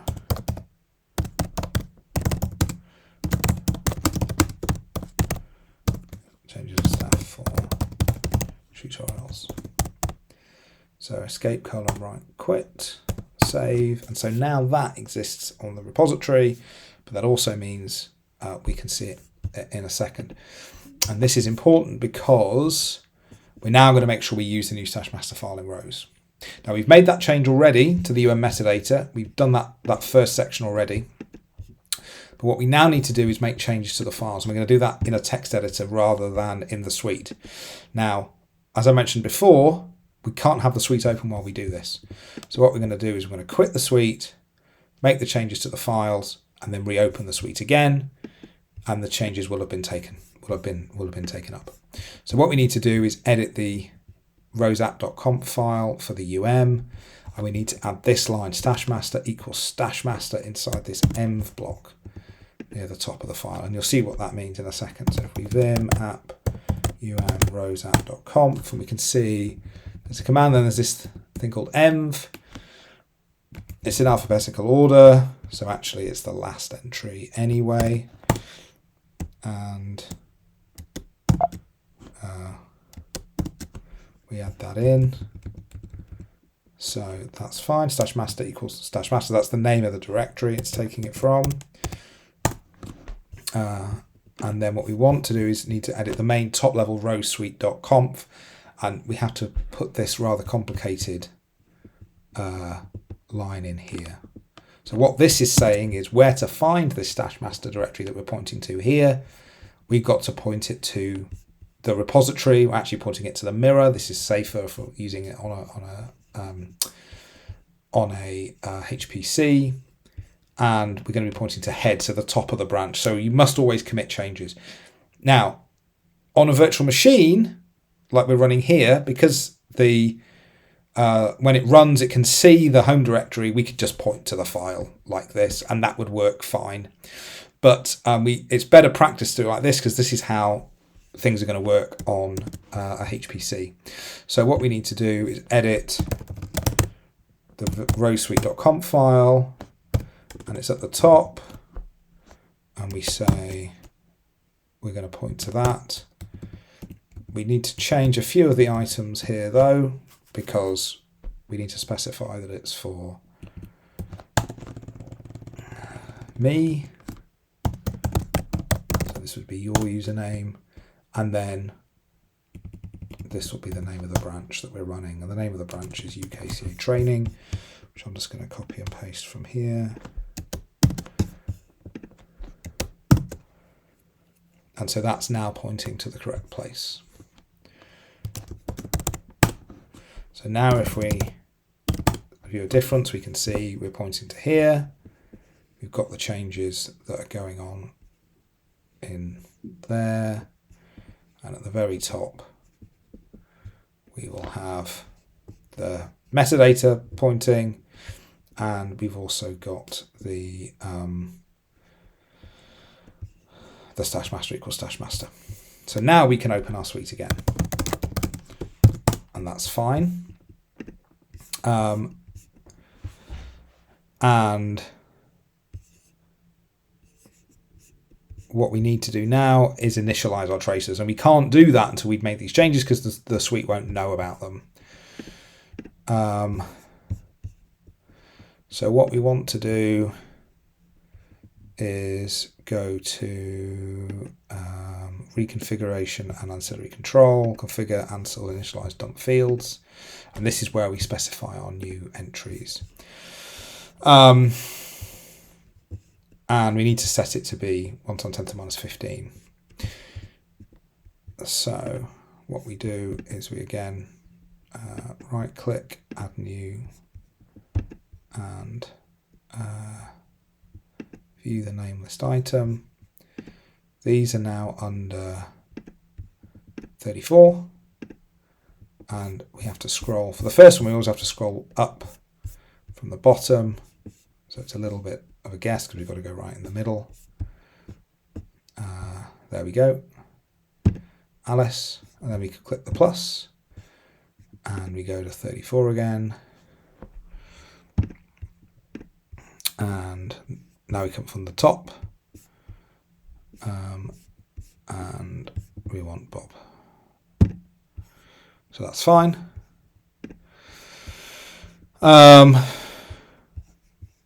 We need to set this to be 1 times 10 to minus 15. And we want the ignore answer grid check to be false.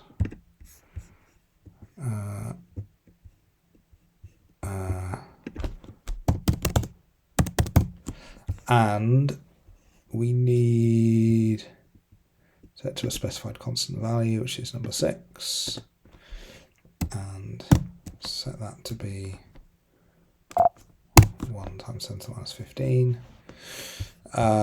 We don't need an Ansel file name because we're not specifying it for an Ansel file name.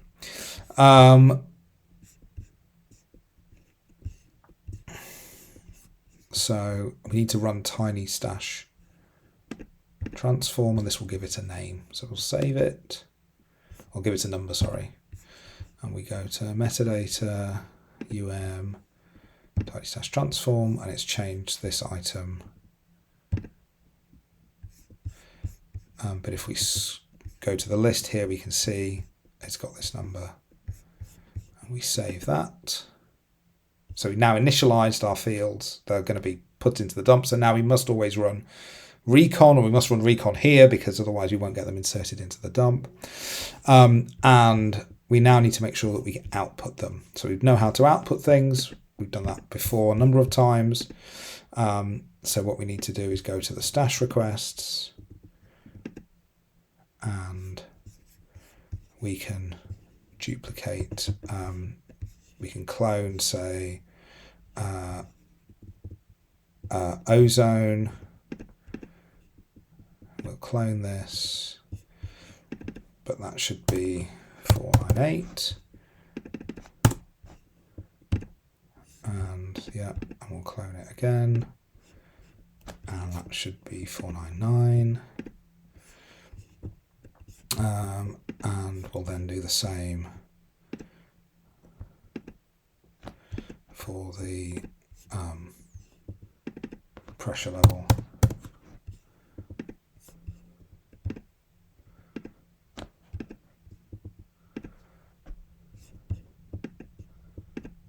So that's fine.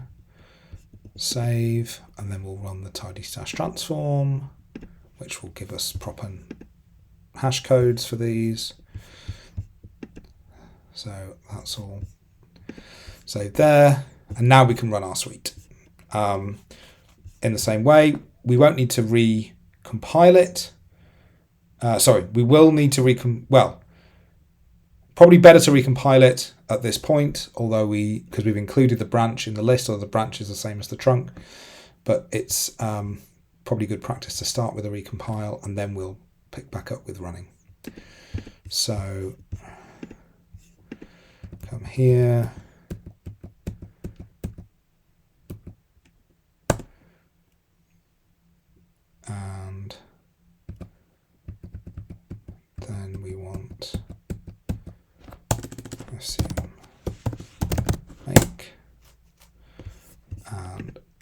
this will be running. We'll come back.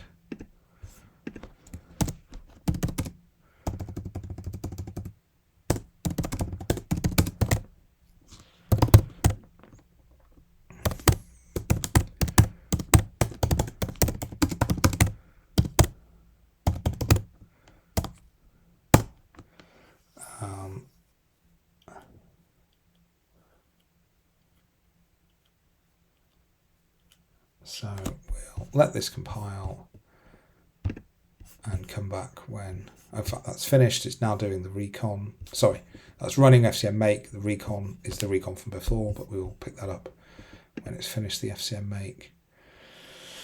In fact, it's compiling the reconfiguration now.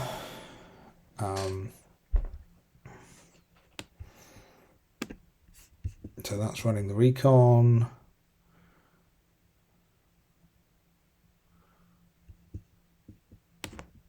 This will now be adding Alice and Bob and the initializations into that A-start file.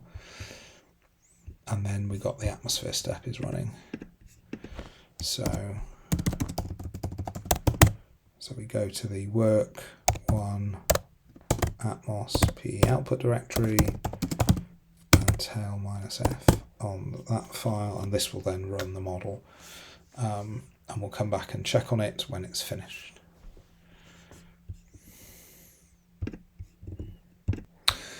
Right, so this is finished, and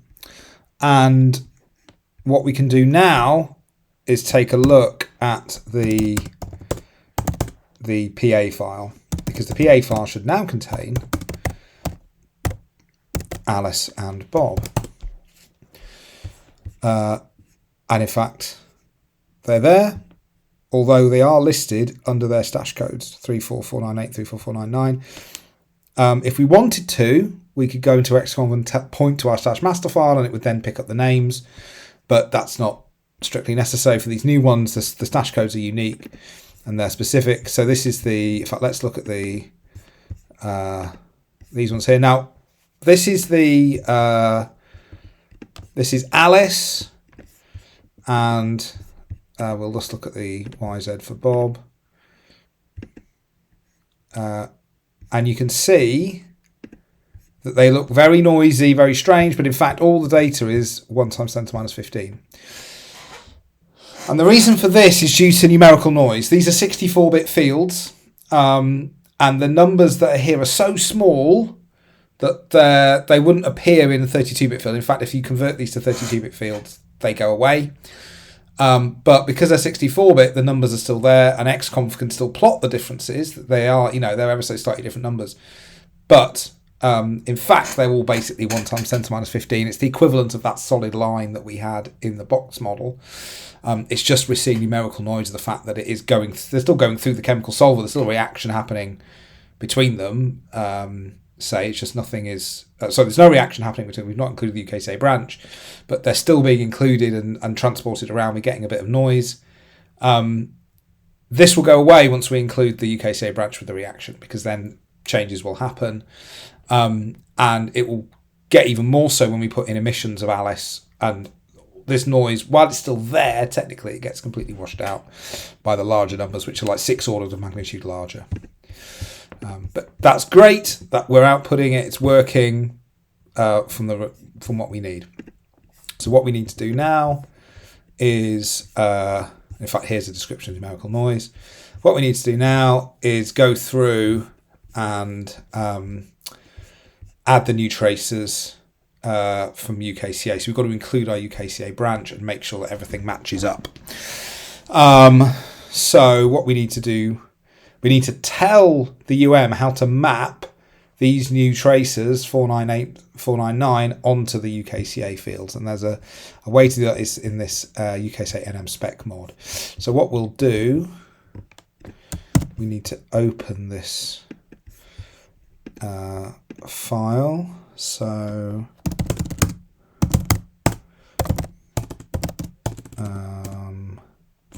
so we've got our stash master here, and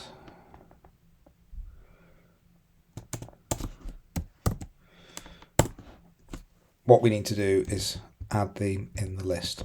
So as you can see, they go through to 498 and 499. So what we're going to need to do is add Alice and Bob here.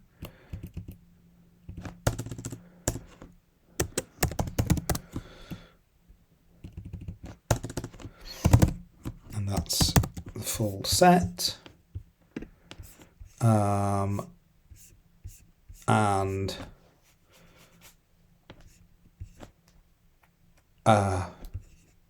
we need to include our UKCA branch into the sources. So if we go here,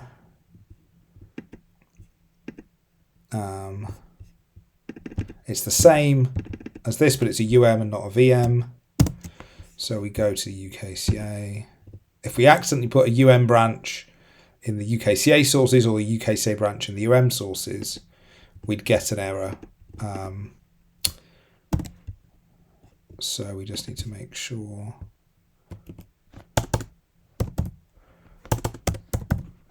that's a path, UM13.9. We'll just save this, and again, just to make sure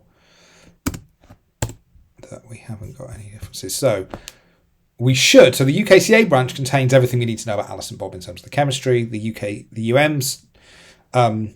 UM, we've made that change to the NM spec. So we've got the array contains the mapping for Alice and Bob. We've got the /master file with the initializations. So now we will need to rerun, and then we need to recompile because it's got the code changes going in, and rerun, and then we should start seeing the chemistry appearing. What we are going to need to also make sure of is the chemistry version. So we checked the first time what the chemistry version was. We're going to need to check it here again and make sure we're using the right chemistry version. And if it's not, we're going to need to update the chemistry version that we are using to match the one that we are running. The chemistry versions are cumulative, so if our chemistry version is greater than 121, it will pick it up. But we might be running with a chemistry version that is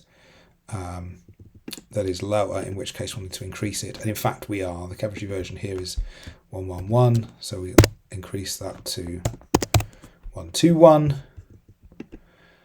just to make sure we pick these things up. This will also pick up other chemistry changes. The numbers will be slightly different, but that's absolutely fine for this. If you're making your changes in the UKSM, you might want to check your chemistry version first before you pick up your box model. But for this, it doesn't particularly matter too much. Now we just need to run our suite again.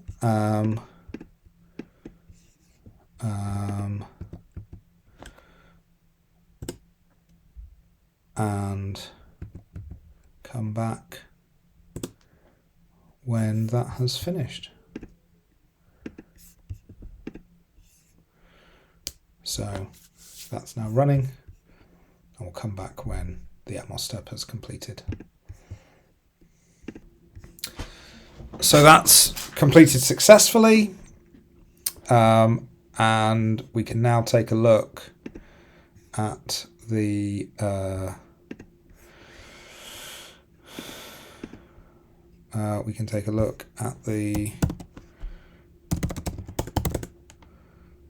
A file.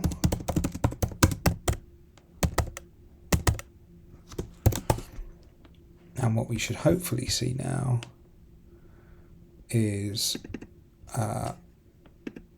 something with a little bit more structure. Yeah, so it's still, all it's doing is converting between Alice and Bob.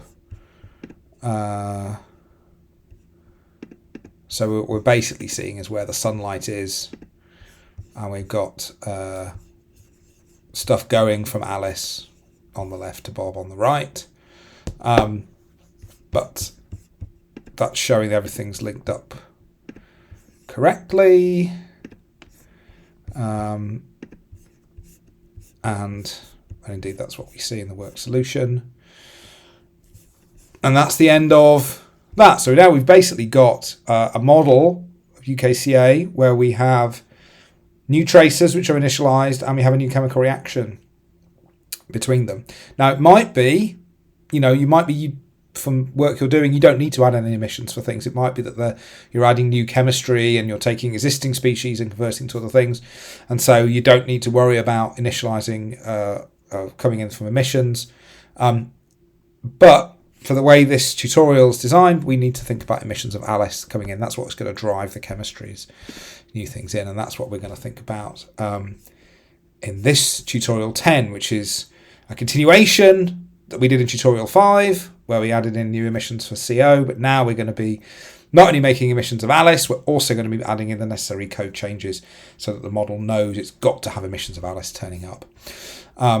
We're going to essentially be doing the same thing as we did before. We're going to use the same script that we used, but instead of using CO, we're going to use Alice. So, I mean, it's given us some hints. We need to make sure we change the location of the emissions file.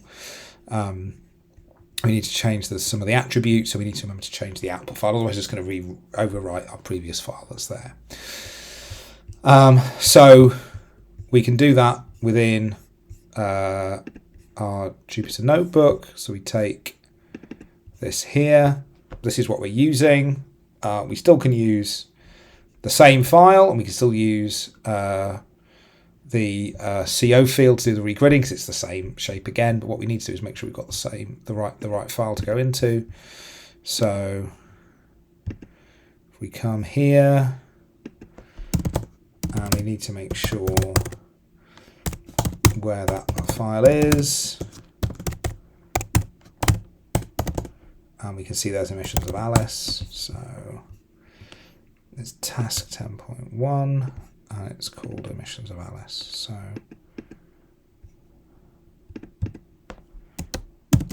let's go back to our notebook. So it's task 10.1 and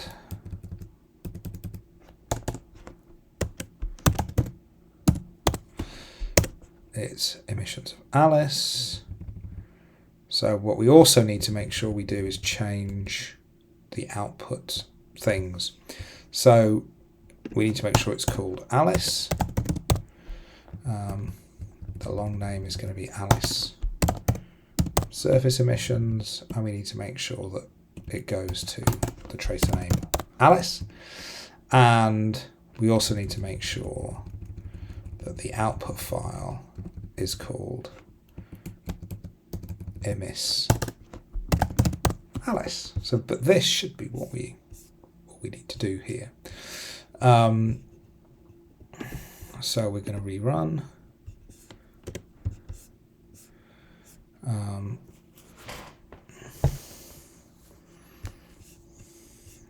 Yeah, you can see the lower resolutions has been regridded. Emissions of Alice, and if we come back here, you can see we've got it there. We'll just do an nc dump -h.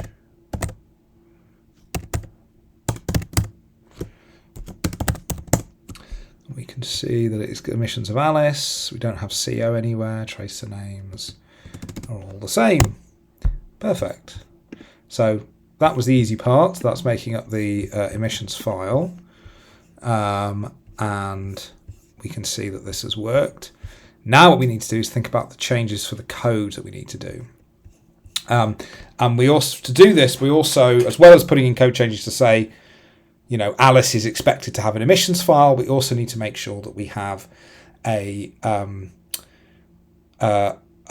diagnostic output of the emissions. This is useful later. You may not ever output the diagnostics for emissions, but you never know when you might need to include them, especially if you're adding in multiple things into an emissions thing. It can be useful to diagnose exactly what's going on. We're going to output this to UPA. We've got a little hint. We need to add in the molar mass of Alice. So I mentioned when we added in the conversion factor for mass mixing ratio to volume mixing ratio, we also need to potentially add in the mass mixing ratio when we think about emissions. Sorry, the molar mass when we do emissions, and this is what we're going to need to do now. First thing we're going to do is the rows change to add the emissions file in. So we're going to do that. And that's done in the suite. So what we first need to do is we're going to close this suite down because any changes we make to the file could be overwritten. So vim app umrosapp.conf, and we want to go sorry, it's not emsdir, it's UKCA m and mdir. And we scroll down to the end, and then we've got our misco. So we append, and we need this file.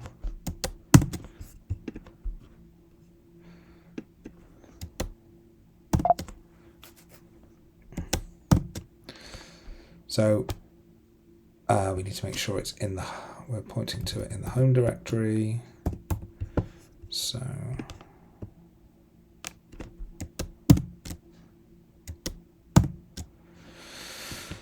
there we go. We've got our file included. And if we do an FCM diff, we can see, if we scroll up, we can see where those files are defined, and there's the file included, which is what we want. We've got the comma at the end of the line. But more importantly, what we need to do is make sure that we include the code changes, and we also need to output the diagnostic through stash. So similar files that we've touched before. Config defsmod, if you remember, we had a list of emissions that were going on. We need to come in and add them into our emissions list. Now, the thing to remember about the emissions is they're ordered 2D fields, 3D fields. So we must make sure we put in Alice before the 3D fields that are there. There are only 4 3D fields: natural SO2 emissions, black carbon and organic carbon biomass emissions, and aircraft NOx emissions. So we just need to make sure we put them in before those. And we need to make sure the EM-Chem spec array is the right size. So we need to do that for our 2 different schemes, although we're only going to be testing it with strat-trop.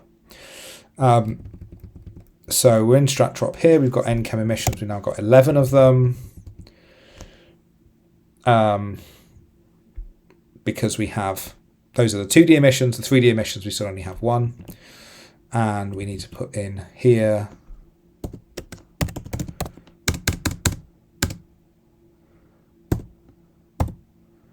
so that's all we need to do for, that's when we're not running with aerosol chemistry. When we do run with aerosol chemistry, it's a little bit more complicated because we have to put them in before SO2 nat. So what we're going to do here is we're going to remove SO2 nat, or rather copy it, paste it here, and then I'll just change SO2 nat to say Alice, and that will cover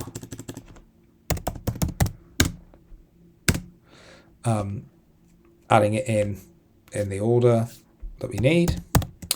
And we also need to remember to do this for cry-strat. So the cry-strat is down here. We've got more emissions here. So this is, again, still only one 3D emission that we're running. But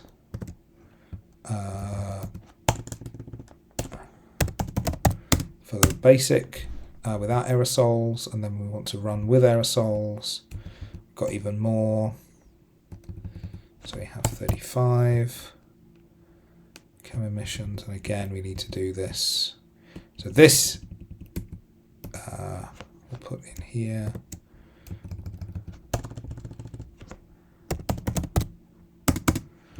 And we'll move BC biomass to the next line.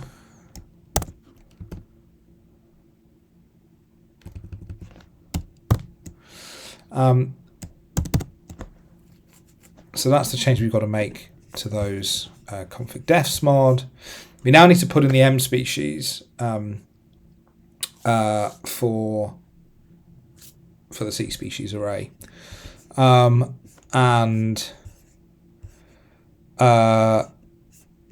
that's in UKCA constants. Again, we've already got UKCA constants open.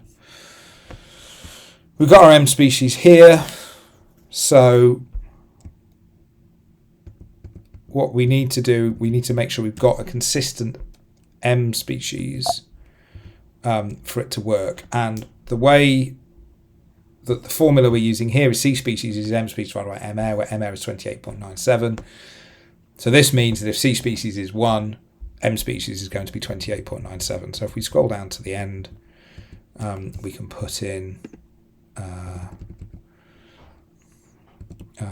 the value that we have for this.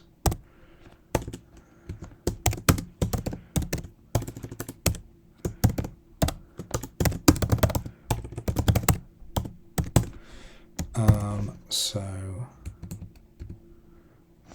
we need that to be 28.97 and that to be M Alice. We don't need an M Bob at the moment, but if we do need an M Bob, we can add it later. And so that's the changes we've got to make for that. We then need to put it in this get mole mass mod. That's a similar sort of way we did things with the C species array. We need to see this get mole mass equals M Alice. Again, it's a similar set combined, coupled kind of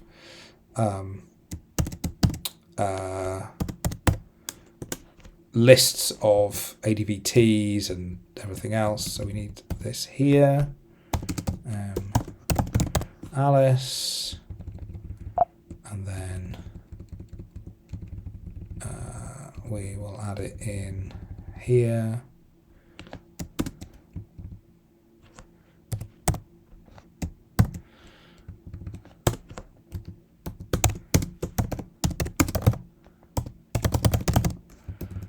Make sure that we keep make sure we've got 10 characters, otherwise we could potentially not match and it wouldn't work. So we defined our M Alice there and we put it in the U statement. Now we need to think about the diagnostic. So that's all we would need to do to be able to get the emissions in. We're saying we've got the molecular mass, we have telling it how to find the molecular mass, we're telling it that it needs Alice to be read in as an emissions file, but what we also need to do is put the diagnostics in, and if the diagnostics don't exist, the code might crash. So we've got a few various things we need to consider. These are in the diagnostics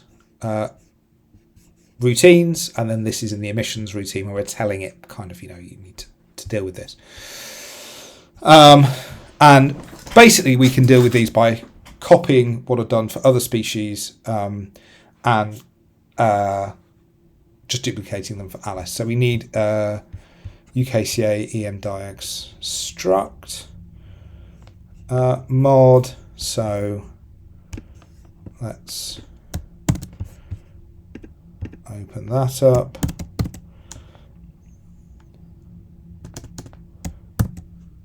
Oh, I didn't copy that properly.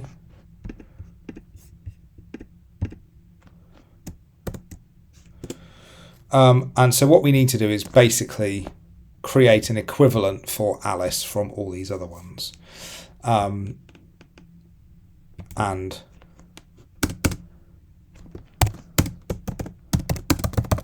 just copy how they're done for these others. So we're making a logical for if Alice is emitted, it will need to be set. We've got to have a pointer to hold what those emissions are.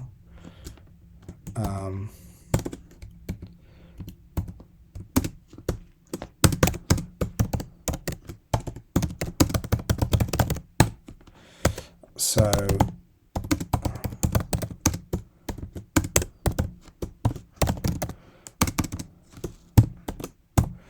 as these are the surface emissions, it's a 2D array.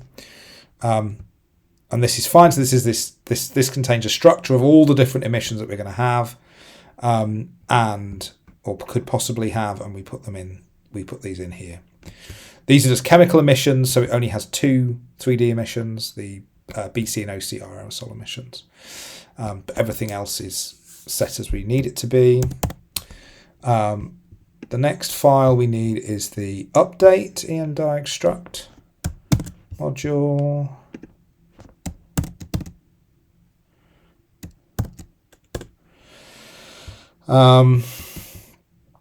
And this is where we initialize these fields. So we're going to have to make sure that our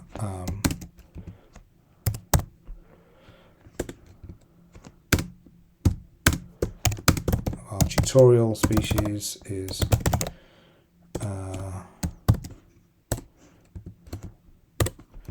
set, and we need to do this for Alice. So that's that logical we set in the previous routine, and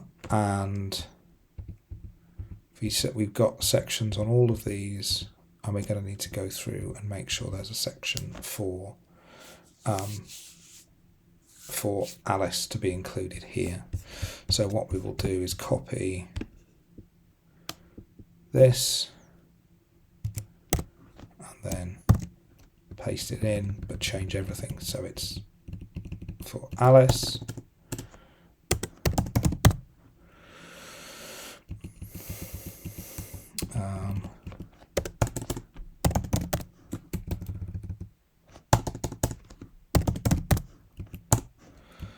And we don't need to change the emdiags1, so it's emdiags is a 3D field, but we're just taking the surface field, and we need to make sure that we're allocating it to be the right size, and we're setting it to be there, and we then also make sure we set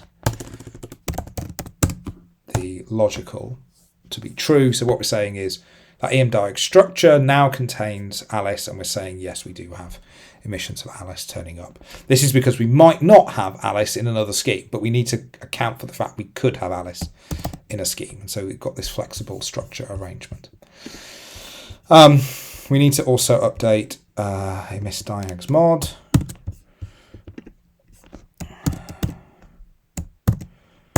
And again, we're going to need to make sure that we copy and paste things as we would for Alice. So we need to double check what stash code we're running. We also need to make sure we make a stash master entry for that emissions for that, and we'll do that in a second. So 315, so MEK is 314, so that's good. So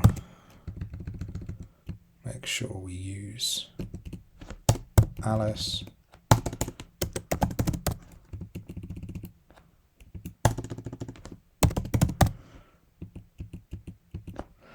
And we need to make sure that this says Alice. And so this should be working here. It's an exact copy of what we've had before.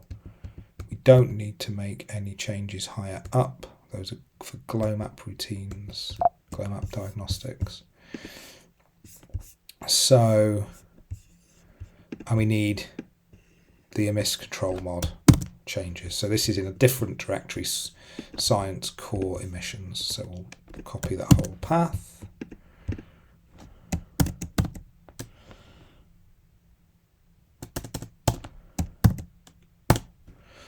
And then we need to make sure that we put it in the right place.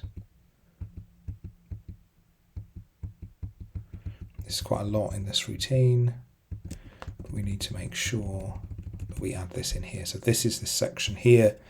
These are the chemical diagnostics, and we need to make sure that we add in for section for the 315 that we're going to be considering, which is our new diagnostic for Alice.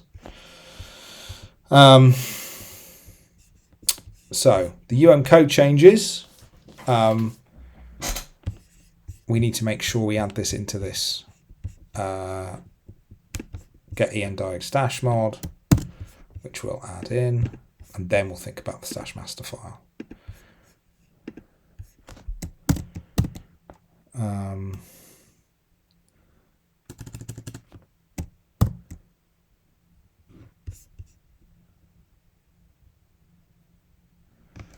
I've copied the source as well, so just make sure I don't have two source lines, otherwise it will make a new file. Actually, is that the right one? No, that wasn't the right one.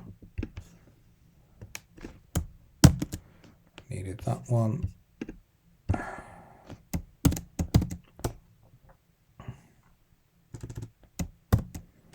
That's what I wanted. So now we need to make sure we've got this added here. Again, we're saying if it's, this is for that get EM diag stash that we actually just used in that other routine. This is because they're quite an interconnected set, even though they're different repositories. We are still compiled together into one executable and making use of things from either through the interface.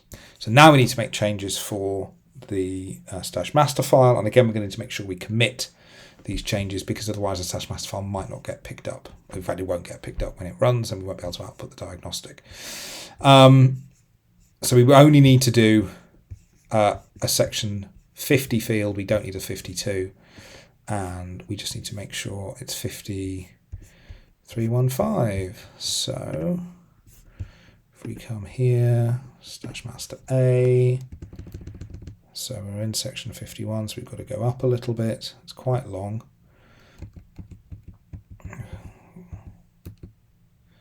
There's the MEK. It's the same general structure. Again, we've got to be very careful with stash, because all these numbers mean things. If you look, if we copied 331, a lot of these numbers are different, and we'd end up with a very different diagnostic defined field, which we don't want. We need to make sure that this lines up correctly. We need to make sure that the option codes are correct. So 2, 3, 4, 5, that needs to be matching up there.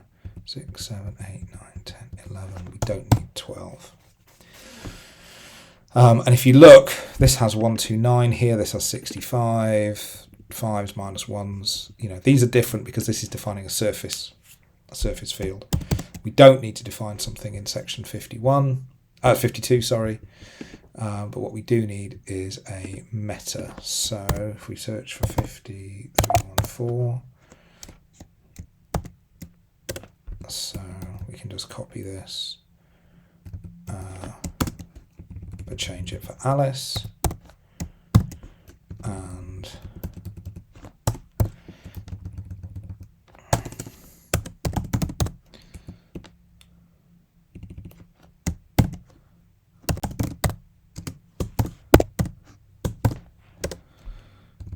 go. Now we need to commit our changes, and we'll see we've got even more. These are EM diag stash.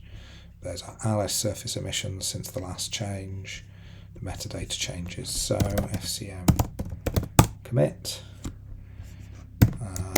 Make sure we've got the right ticket 7251.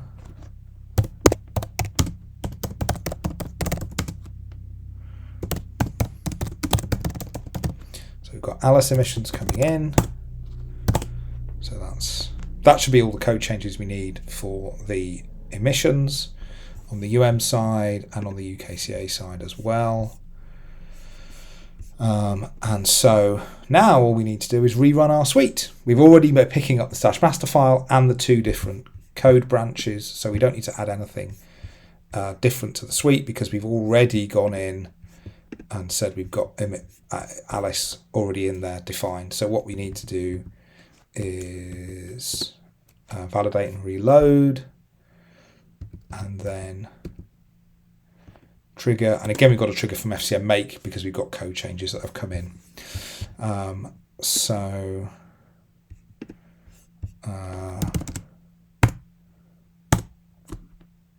What I will do is just check.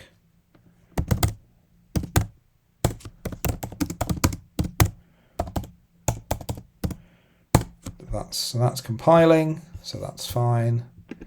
And if we come to the Silk window, we can see that that's running.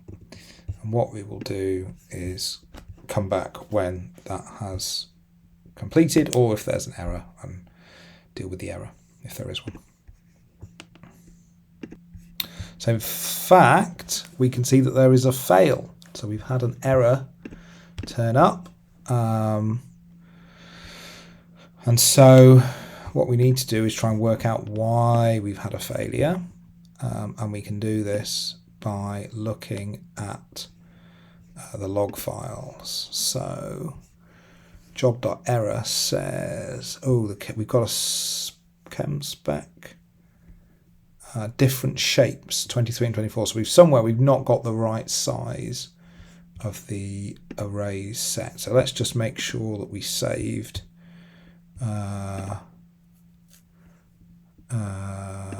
these things correctly, which we had done. 23 and 24, so it will be the strat trop that's coming. Here we go. That's what's happened. So got strat trop, chem spec here. We've set that to be that's fine, but when we look at this one here, we allocate it, but this index here needs to be increased to 24 because we have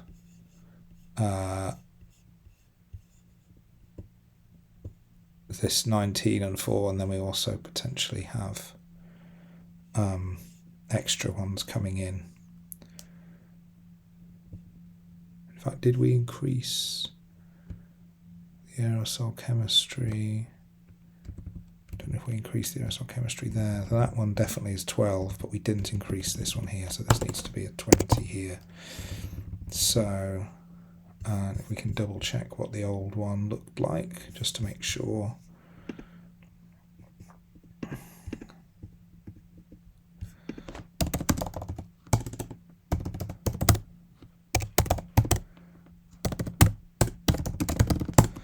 So we find config defs mod.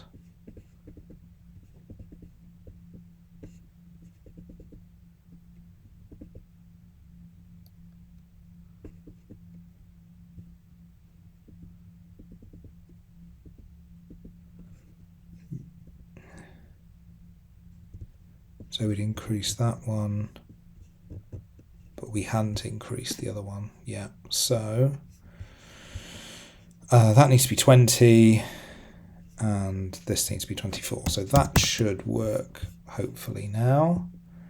And because it's in the middle of running, all we need to do is in fact, we don't even need to revalidate because we haven't changed the name list input. We've changed the code.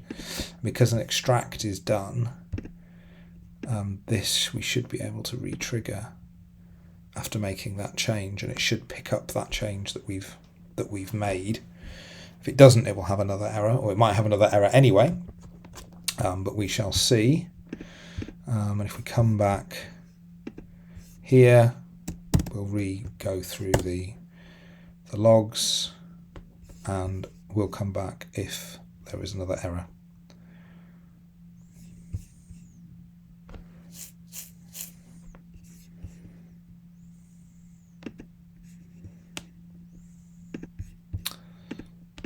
In fact, we've had another fail. and it could be the same fail if it's not been reloaded, but let's just see the log files. We've done the same thing again lower down. So let's go to the cry strat.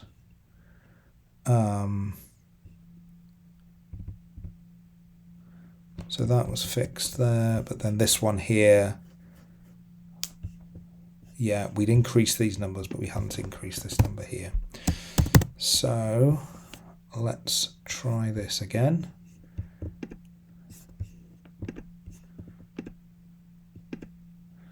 Need to click on the X for the retrigger, and we'll come back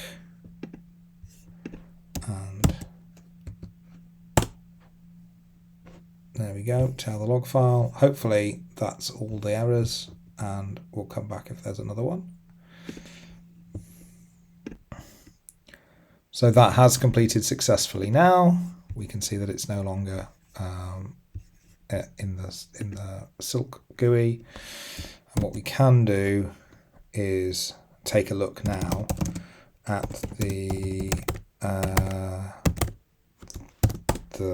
PA file, and we can now see that these fields now look correct. What we forgot to do though was add the emissions to the stash output. Rather than rerun, what I'll do is add it into the stash output, and we can take a look at it when we've done the next tutorial as well. But we can see that Alice and Bob now have structure, and they're at a good level, and so we can continue on to the next tutorial. But before we do that, I will just add these into the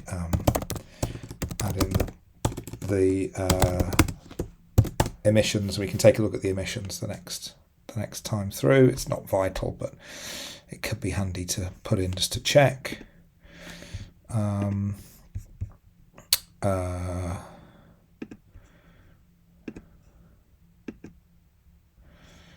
And so if we find our CO, if we clone this, that's 315.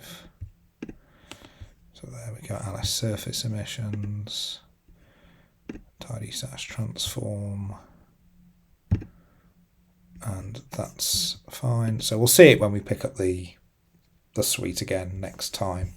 But right now what we can do is move on to the next task, which is tutorial 11.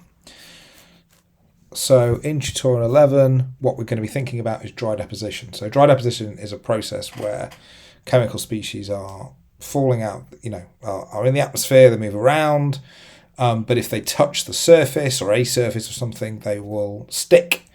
And there are various different number of different schemes that we use for this. There's an older scheme, and there's a newer scheme that we use. There's actually 3 different ways. There's also an even more new method that uses the joules dry deposition, and that's how it's going to be for UKSM2. But for the moment, we're still using the current UKCA dry deposition scheme. What we're going to need to do first is make that we're going to, Alice basically deposits the same way as CO. This is what we're being told, and what we're going to do is add in these values. There's 2 different schemes. There's the interactive scheme. That's what we always use. If the old scheme's still there just in case, and we have to put values in it, otherwise the scheme won't work. We'll have an error, but we never really use that scheme. It's defined in this way here. What we need to do is edit the UKCA chem master, and we need to make changes to the depveldefs array structure. So we come to chem master. We'll just search for Alice, which is here. So what we need to do is make that 0 or 1. So this is now telling it that it's going to dry deposit. These are all the depveldefs that we have. All the different species. It's going to deposit like CO. So in fact, what we're going to do is copy the CO block, and we will paste that in at the end of these blocks when we get to the bottom. So here we go. Again, we're going to need to put in a comma.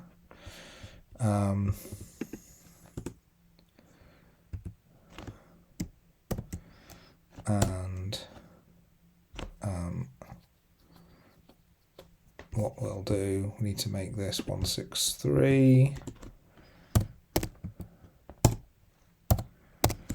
We will make this Alice. We'll just get rid of these here, and we'll just sort out the formatting.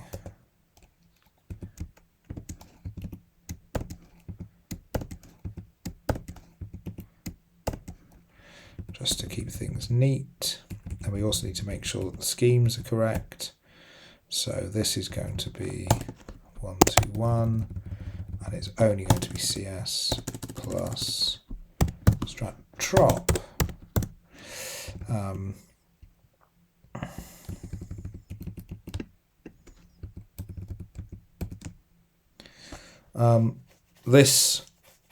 This contains all the numbers, the same numbers that we were going to have, which is zeros on the top and bottom lines and 0.03s on the other lines.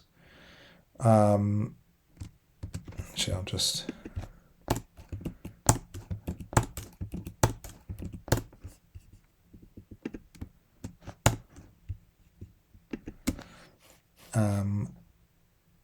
this scheme isn't one we're using though, but we do need to define the values for it, otherwise the code will fail.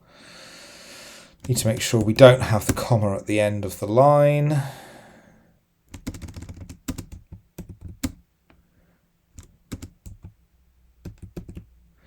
And what we also need to do is make sure we've incremented the size of the dep-val-defs array at the top, or because that will then fail if we don't otherwise, because it's going to be too big. So we have to go all the way back up to the top, and it's in dry master 63.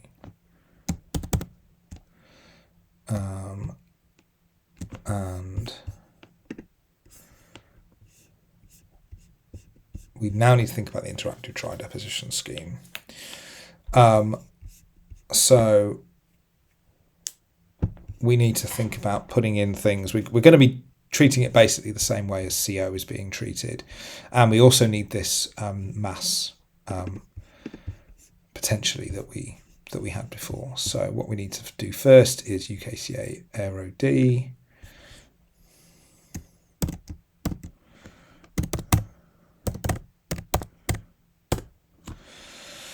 And we need to make sure, so this is the constants, we need to make sure we get Alice in here.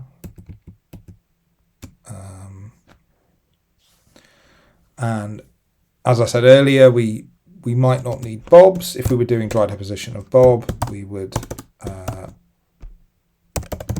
need to define that for Bob, but we're not, so we're okay. And what we need to do is just put in a statement that defines it for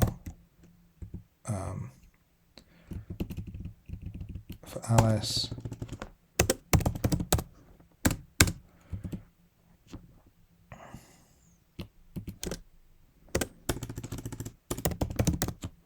This is the so that's the change we've got to make here. We haven't got to make any other changes to this routine. The more complex changes happen in surf DDR, where it's basically treating deposition like a electrical resistance. But we're fortunate because we know that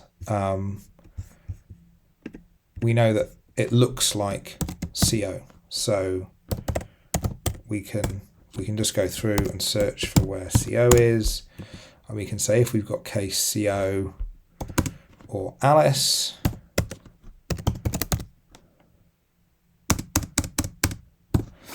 then we'll take those particular values. The thing is, we've got to do this in a number of different places because we have multiple schemes and we also have potentially multiple fixers.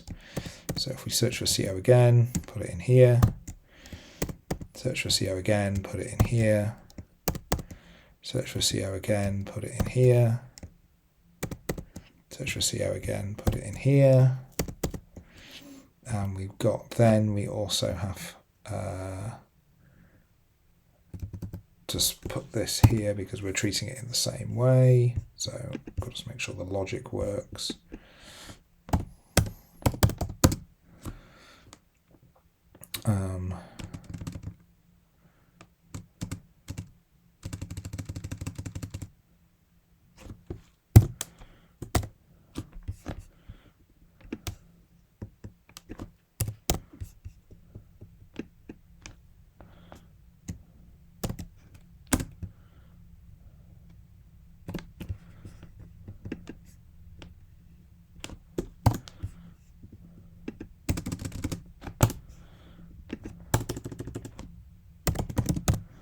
So we're making sure we're picking up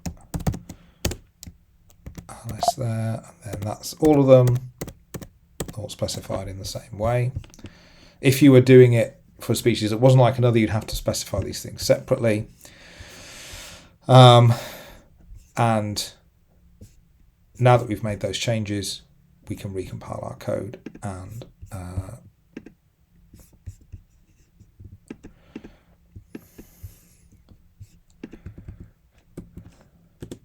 rerun it from scratch again.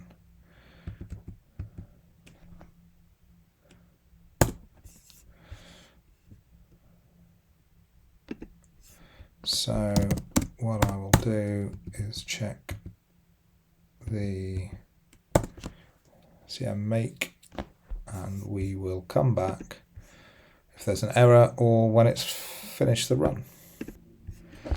So that's completed successfully. And we can take a look at the output. We won't be able to see very much. We haven't got any diagnostics yet, but we can see that nothing's particularly changed. We can also just check, because I did output it, if you remember the emissions file, the emissions of Alice. Bit of that. So we've added in these new dry deposition values, and that's great. I say we can't do much until we've got the diagnostics written, but we'll do that in a couple of tutorials' time. Firstly, though, we're going to think about wet deposition. So this tutorial is considering wet deposition of Bob. This is even simpler to implement than the dry deposition. We only need to make changes to our UKCA branch. We only need to make changes in UKCA Chem Master. So what we need to do is go to UKCA Chem Master. We need to make sure that the nwet master is incremented by 1.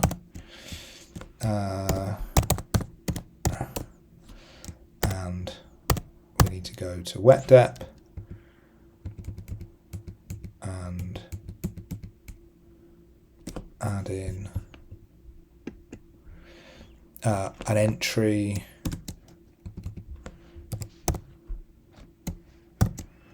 for Bob. Make sure we put the comma at the end. It's 121 is the scheme, which is what we want to put it in for. Make sure it's in capitals because it's case sensitive. Sorry, 121 is the number. We need to have that incremented to 122. The chemical version is 121. We don't have a qualifier. It's strat trop plus cry strat. Then we need to make sure that these values here are correct. So we're having 0.21 times 10 to the 6 for the, so we've got these entries here. The last three are 0, but K298 and K298 for the first association are set. So it's basically these three entries here. 0.21 times 10 to the 6. 0.87 times 10 to the 4. That's, and the last one is 0.2 times 10 to the 2.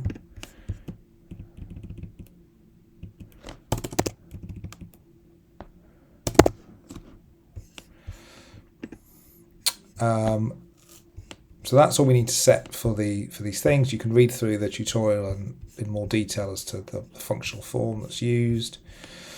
We also need to make sure that we set that entry there equal to 1. We've set the schemes, the qualifiers and the disqualifiers and the versions. So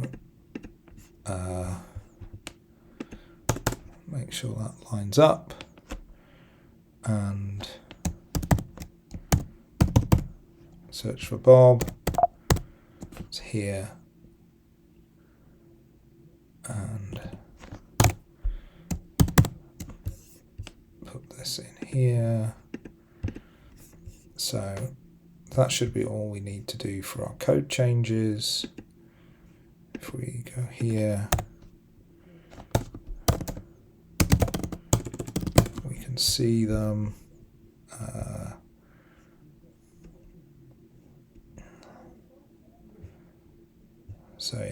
So here's Chem Master. There's the reactions. There's Bob that's been added in.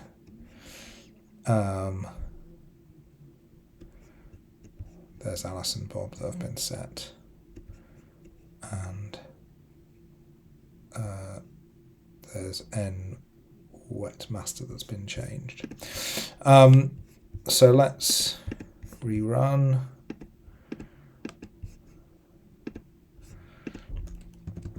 Again, we need to recompile because we've made code changes. And if we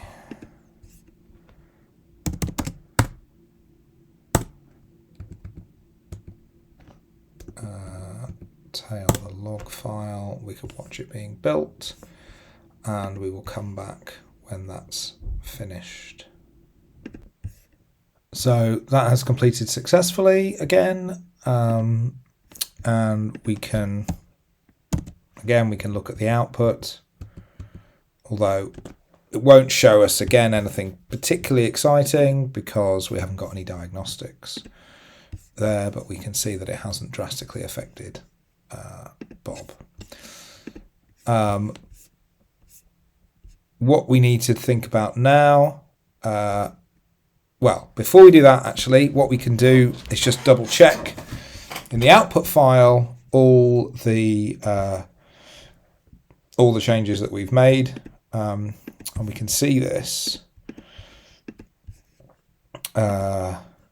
here. So if we look at the P0 output file, and if we search for Alice, say, we can tell that the emissions of Alice in there. We can see that we have Alice and Bob set up, and we can see that they're dry and wet depositing. We can see the reaction that we're having. We can see that we have this set up for our dry deposition, and if we scroll down to the end, we can see we've got Bob there defined. So we have all of those set up. We can check that they're in without having the diagnostics, but we can't see the fluxes until we have those diagnostics in place. What we're going to do now is have a little think about impacts. Say if we no longer use form sec.org from the reaction. So what we've done at the moment is we've been forming secondary organic compound, which goes on to affect the aerosol. But what we're going to do now is remove that from the chemical reaction, and we're just going to think about what impact that has. So what we need to do here is we can is think about how sec.org, we've got some hints. If we had it in diagnostics, we need to remove it, but for that reaction we don't. It's no longer included in only the A qualifier, and we need to what we need to do is we need to run the Python notebooks that we will be calculating some fields with the Python notebooks like we did previously, and we'll run those, and then we will go through and run the thing again. So if we load up these here, what we need to do is these are kind of the solution files that we're having. What we need to do first is rerun all these reaction files that we had, and rerun all these AOD, SSA, and TOA files, and we want to save them to be new things. So we're going to do that first, and then what we're going to do is run again, save them again, and then we can do the differencing, which will appear in this routine here. But first we need to go back to number 6. We don't need to change any of these things, but what we need to do is change this here. So we're going to save this, say, to so this is at the end of task 12, and then we'll just save the so we'll do it for 13.1, and then we will we'll do it for task 12. We'll say it at the end of task 12, and then we'll rerun it again for 13.1. So let's rerun this. Again, this should only take a few seconds to run.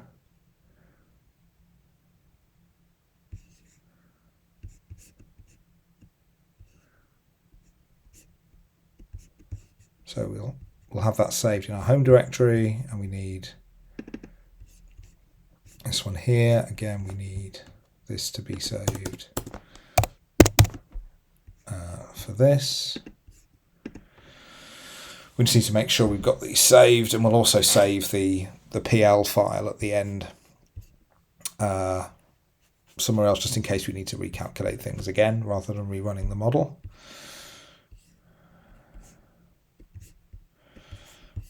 And number 4, we don't need to do number 5 because number 5 was calculating AOD in a slightly different way.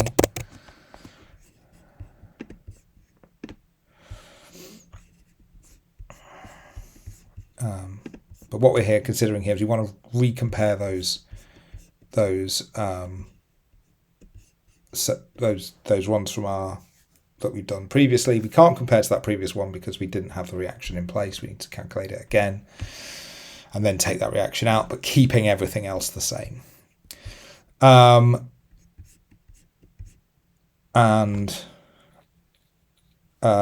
I mean, these are rather general instructions here. We need to change our chem master, so to change the changes, depending on what the reactions we'd be changing, we might change other things. Again, if we have special code, we might just change the special code, and then if we had any diagnostics, we would change the diagnostics.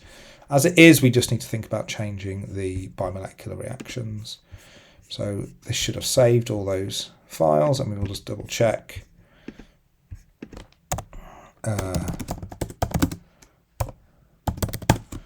we have these here, so that's good. And then what we need to do is make the code changes, and then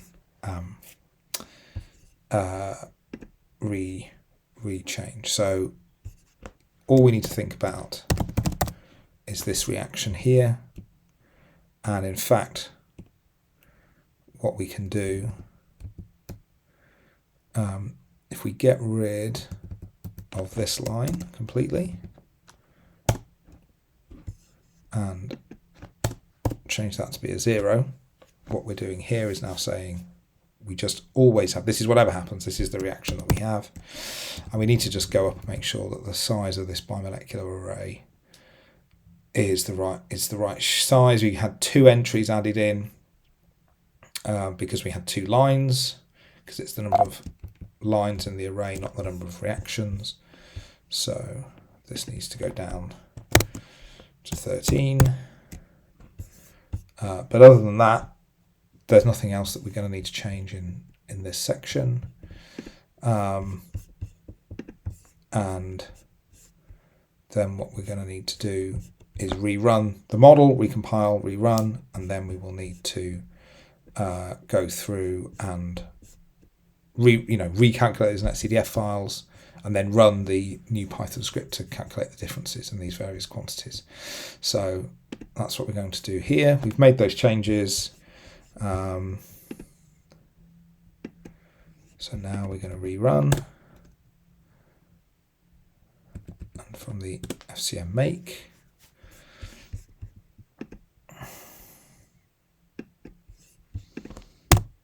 and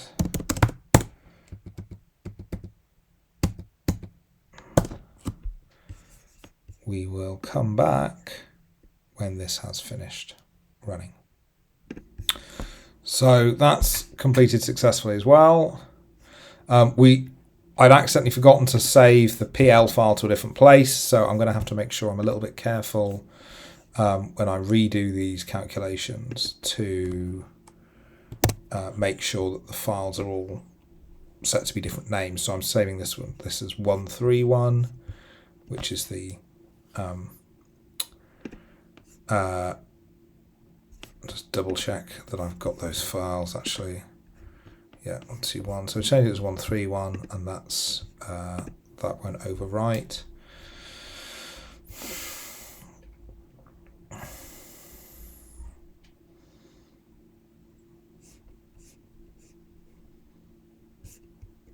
So that's 131. We'll change this one to 131.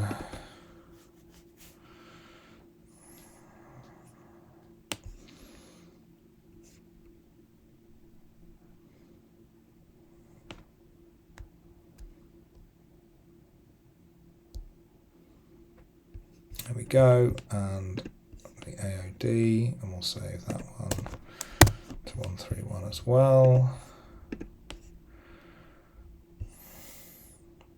If I had made a mistake, and I don't necessarily have to rerun, I have got backups. We've provided worked out saved output from all the different tasks if you needed to go and check. We've got those there. I'll just double check. Yeah, 121s, 131s. So now we can go and use the this file here. But what we need to do is we need to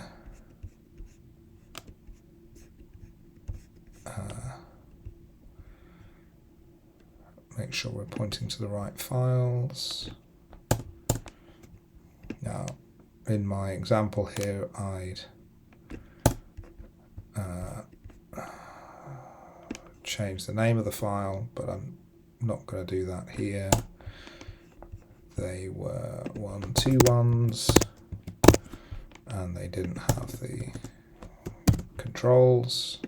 Although if you look in the worked, the sample output, that will have those there.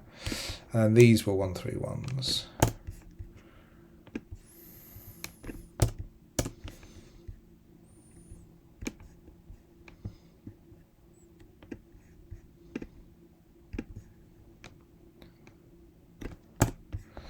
Again, we don't need the experiments. So those are the files. These are without secorg, these are with secorg. And this will then produce the difference files, and we'll see what they look like.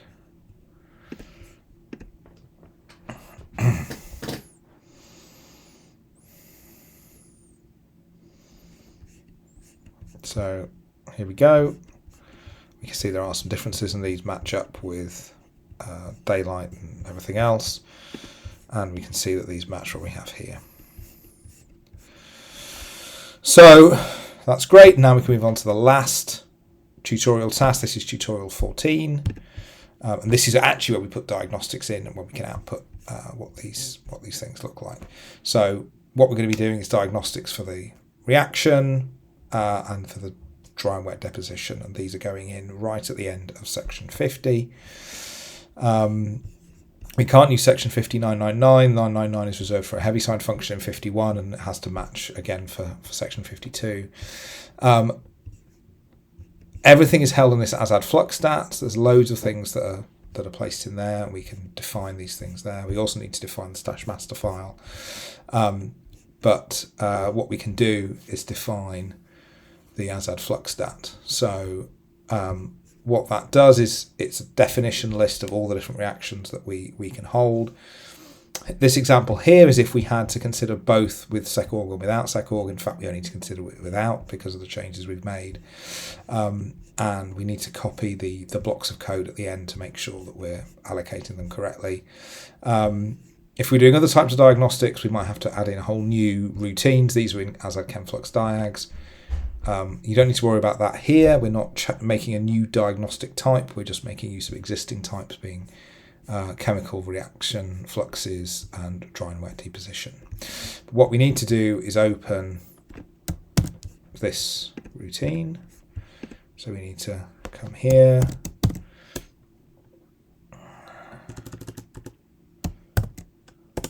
and what we need to do is at the end of this list we're going to define our new tutorial setup. As you can see, it's quite a long list.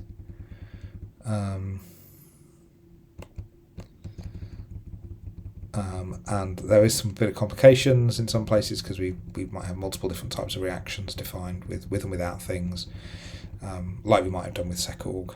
And this is able to cope with those sorts of things. So I want these at the end. What I'll do is copy the first 3 of these and paste them here. Need a thing to end with. And we only need this array here, size 3. And we want, so we're going to call these tutorial, and we need to define these reaction fluxes. So they've given us the reaction, the stash output we need to use. So the reaction is 50996. So this is 50996. We only have 3 species to consider, which are Alice OH forming Bob,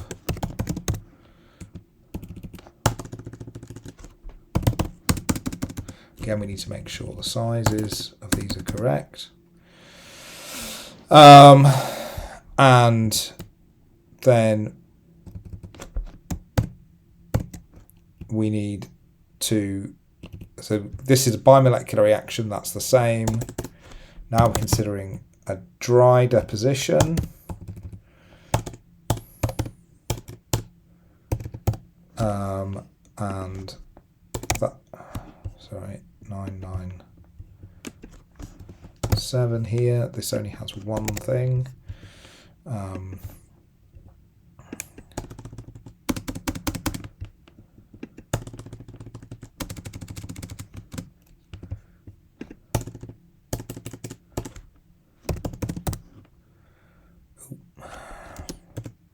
My Emacs is being a little slow.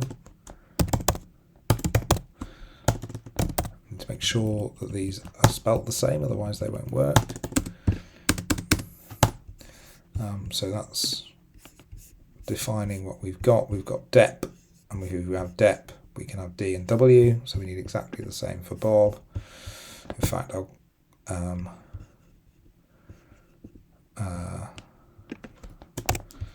just make sure these are correct. That's W 998, and that's dep again.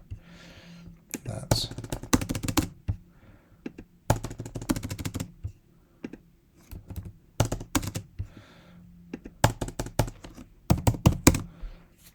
so that's defined these things. Here we've got this block called tutorial, and we have our reaction flux here. We've defined the right sizes. We're not masking off the stratosphere, and we have bimolecular and triangle at deposition. So we're going to save that. So that's what we need for the moment.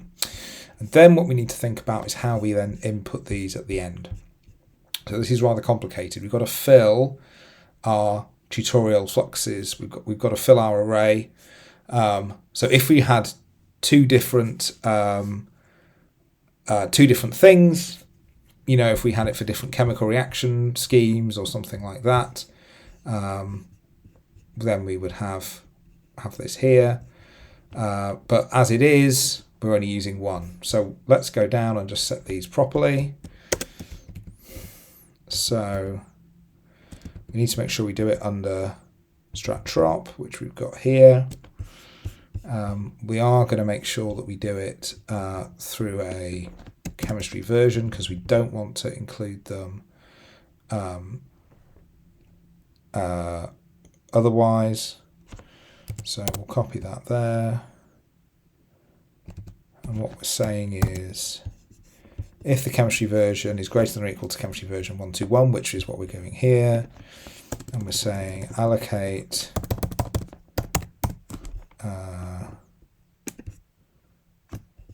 this to be size tutorial, then we're saying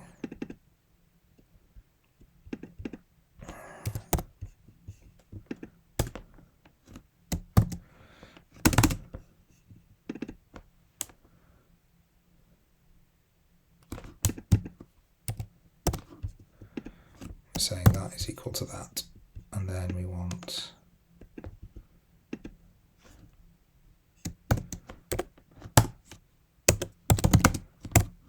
end if at the end.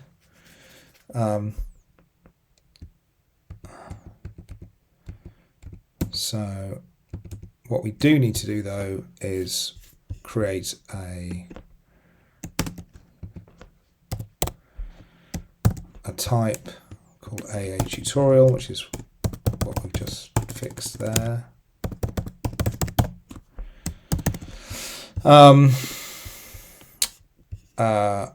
So we've allocated that. We need to increase the size of this fluxes at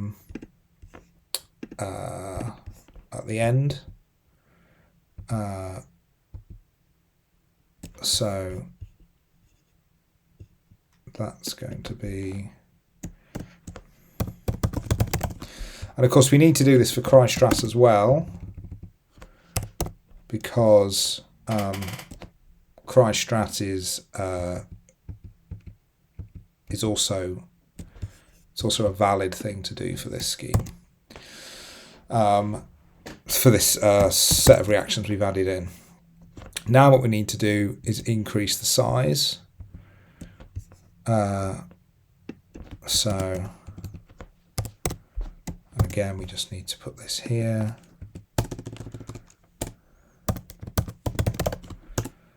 We increase tutorial. We increase the size of the thing by the fact we have tutorial, which is containing all our things, and then we need to add these on at the end.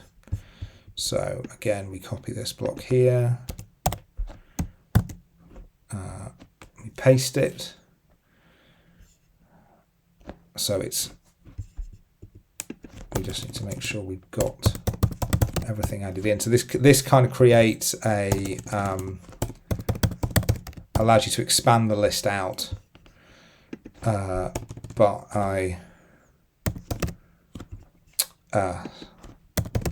expand the list of diagnostics out by whether or not these diagnostics are being used.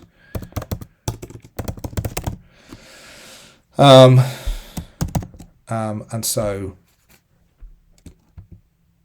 we don't need to worry about these bits at the end, except for deallocating the array, which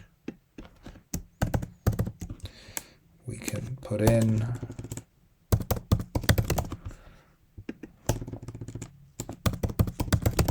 No. That prevents any memory leaks or anything like that happening. So that should cover all we need to put in for the for those changes. So we're defining the array, and then we're defining the sections at the bottom, which say this is how we add them in, and we make sure that this as add chemical fluxes contains all of them. This is basically how this is designed to work. And when those are all defined, then this will allow these things to output. What we also need to do, of course, is the stash master file. And so we're going to need to make changes to the stash master file inside our branch to add in these new diagnostic quantities. So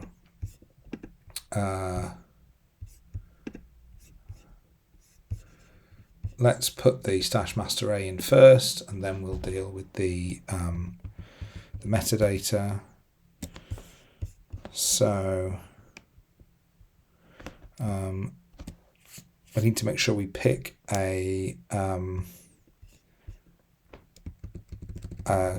something of the right size, so a 3D field. So dry deposition fields are 3D. So we'll copy that dry deposition field because it's a 3D scheme. It deposits throughout the whole boundary layer, so we can make use of that. I'll put this in here. 1964.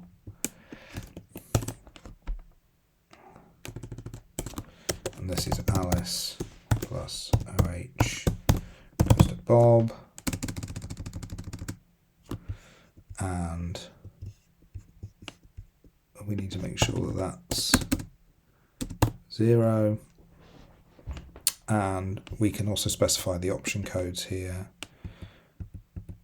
That's 5. In 5 and 11. So that's defining the reaction flux, and then we can copy this for the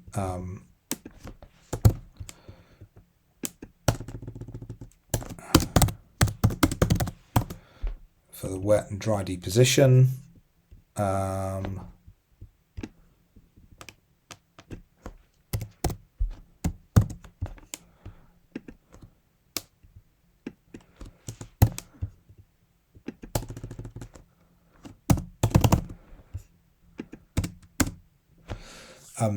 So that's defined it in section 50, and what we now need to also do is define it in section 52 because we need the pressure level equivalents.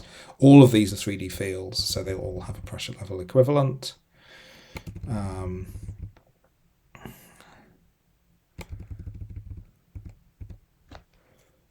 So again, take a 3D field. It doesn't matter which one, as long as it's a 3D field. And make sure we put them in at the end. So that's the end there. And we're saying this is 996.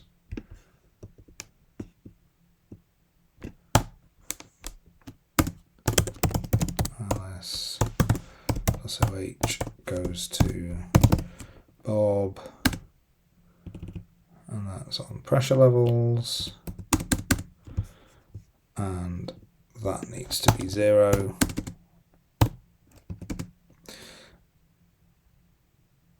And that's all we need for that one, and then we just need to copy for Alice wet deposition on pressure levels, and then Bob dry deposition on pressure levels.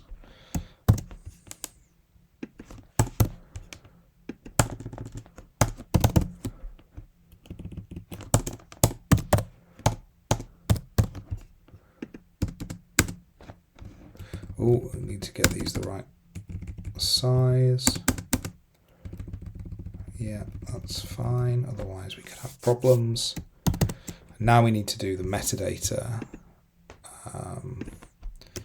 to make sure that that's fine. So we need to go down, actually let's just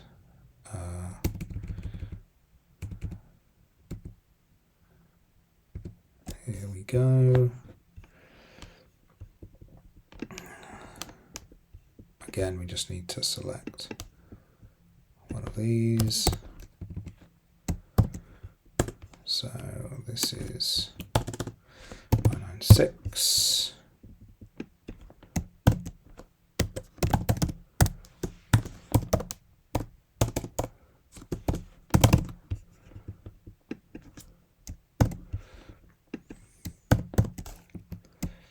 Can be rather basic.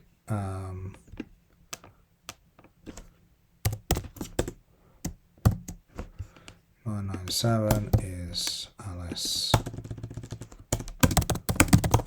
wet deposition.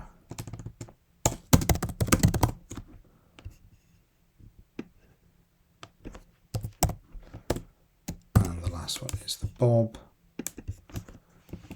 dry deposition.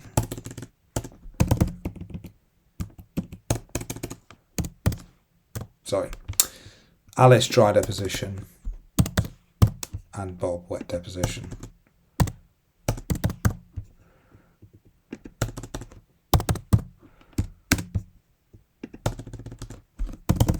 And we'll copy all of these and go down to section 52 at the end.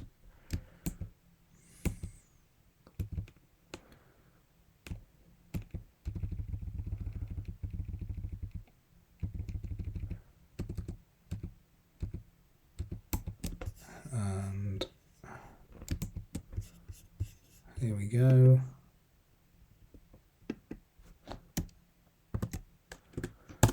But these are now 52.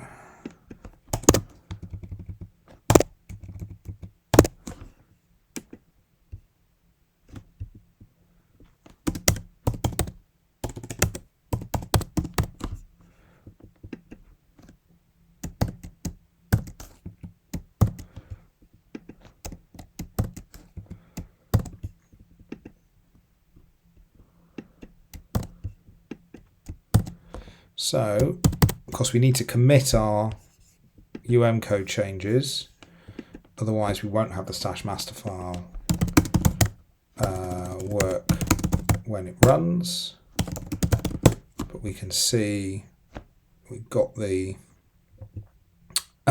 changes required in the stash master file and in the metadata for this. Everything else in terms of output of those things should be covered within the way the diagnostics package works.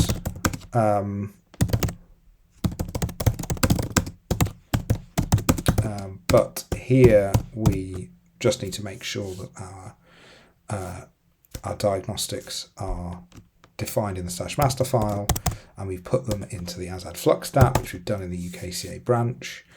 And with those changes here, we now need to go back into our suite and we can add them. Or rather, sorry, what we need to do is close.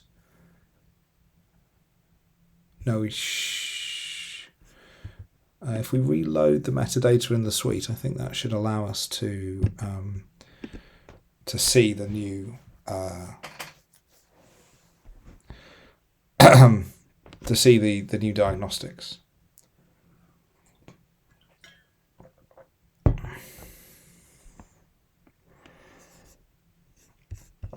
So that's just taking a little while. So now what we need to do is output Alice and Bob diagnostics. So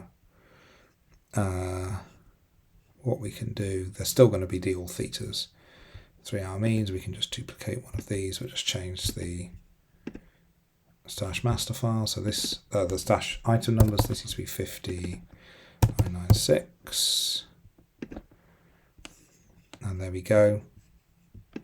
And then we need to do 997. I had a typo, that is way dep, but that doesn't matter. That means the field is still going to be fine when it comes out. And it should have been dried up anyway.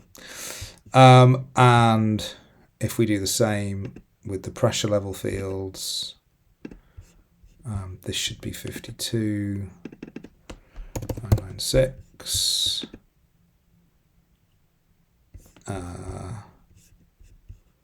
Yeah, that's fine. 997. And yeah, the name was wrong. That should have been dry deposition 998. And we do the tidy stash transform macro. Again, the names of these don't actually matter. What matters is where they're set in the code, and we'll see that properly when it runs. So that's fine. And if we wanted to, we could tidy up the code changes, but I'm not going to do that now. We want to make sure it works first. If we have to recompile anything, then we make those stash changes.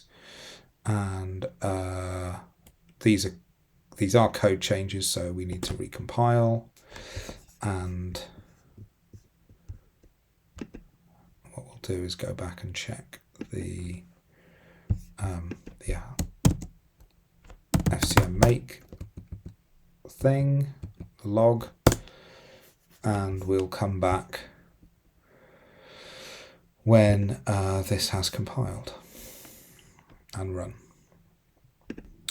Okay, so that's completed successfully. And we can take a look at the output file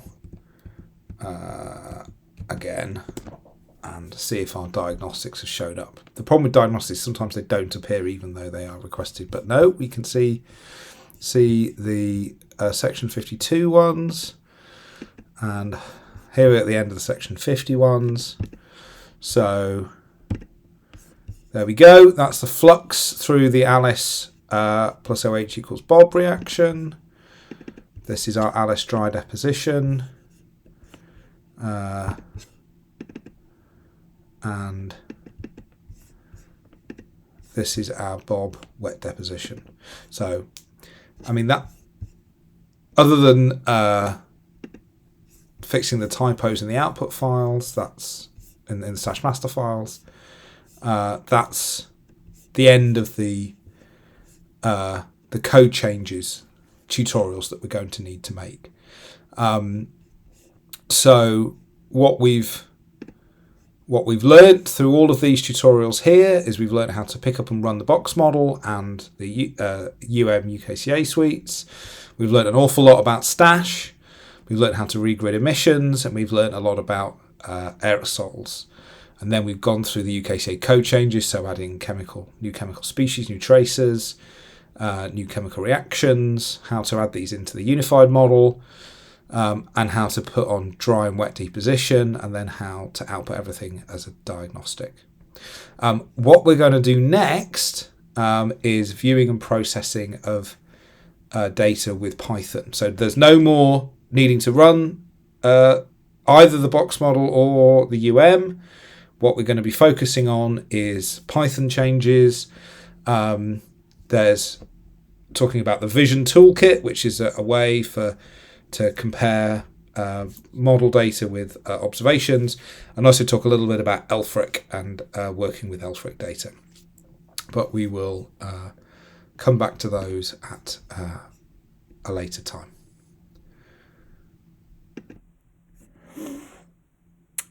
Before we get started on the Python scripts, though, I'm just going to correct those typos in the stash master files. And this is also handy to show how when you log back into a machine after a period of time,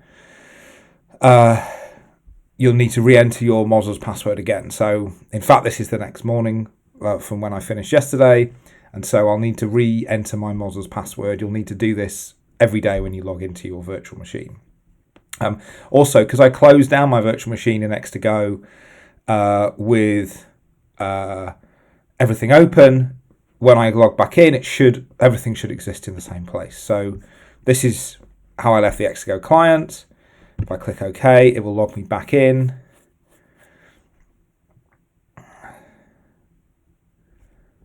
It takes a few seconds, and then it brings up the desktop. The screensavers was on, and then we've got the XCOM version that was there. But if I quit this, we can see that everything is as it was before. What I do need to do though is fix those, fix the typos that I had in my Stash Master A. So it should be Alice Drydep, and it's Bob Wetdep, and search for Alice again. There we go.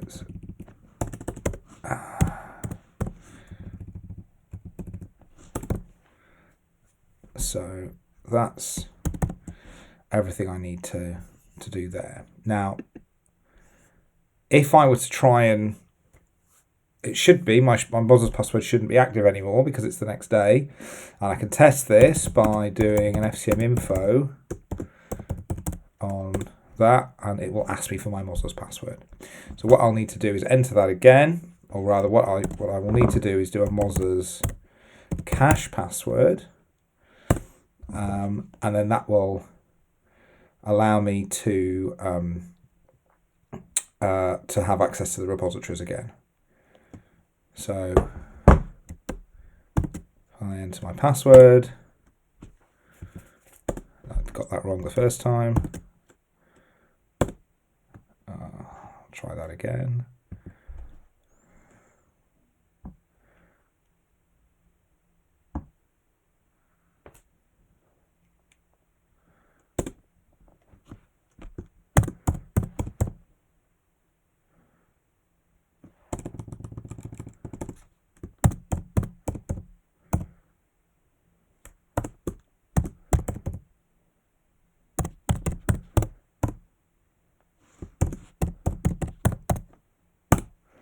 So that's now cached, and if I do that, I can see the last change, say, to the unified model trunk.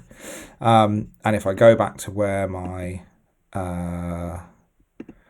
branch work was, which was in here, so this, I've got my fixes to the stash master file. So I'm going to FCM commit these.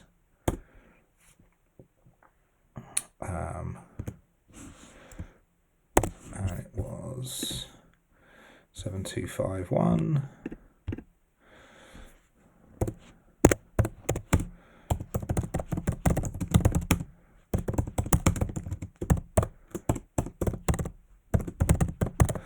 I'm not going to rerun my suite because the names aren't actually used in the suite. The important thing is all the other bits, and we know that those worked. So what we need to do now is think about the Python scripts. Now the Silk server should still be running. I didn't close that down yesterday, but my SSH connection has gone. So what I will need to do is reconnect to that and just double check that this is connected again.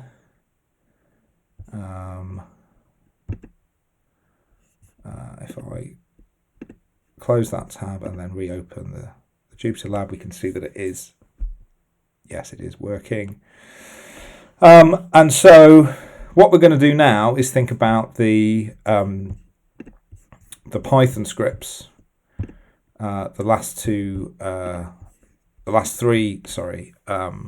tutorials aren't to do with running the model. They're to do with playing around with UKCA data in different ways. So the first of these tutorials, we're thinking about the ozone column, and we're going to be looking at various different types of data, and also comparing it to comparing things to observational data. So I'll just close these windows because we don't need them anymore. Get rid of this here. And what we're interested in having a look at now is this data. So if we have a look in the tutorial data directory, we can see that there's task 15, 16, and 17. If we look at task 15, there's a number of different data sets. So we have these netcdf files that are here.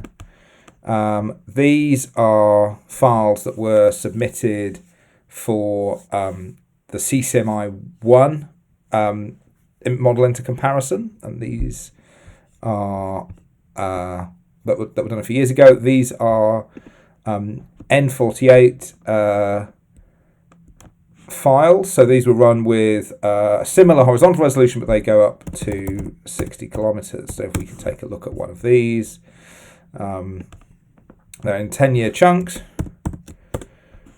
So we can see they're 96 by 73. This is because it's using the new dynamics grid rather than the endgame grid, which is what we're using at the moment.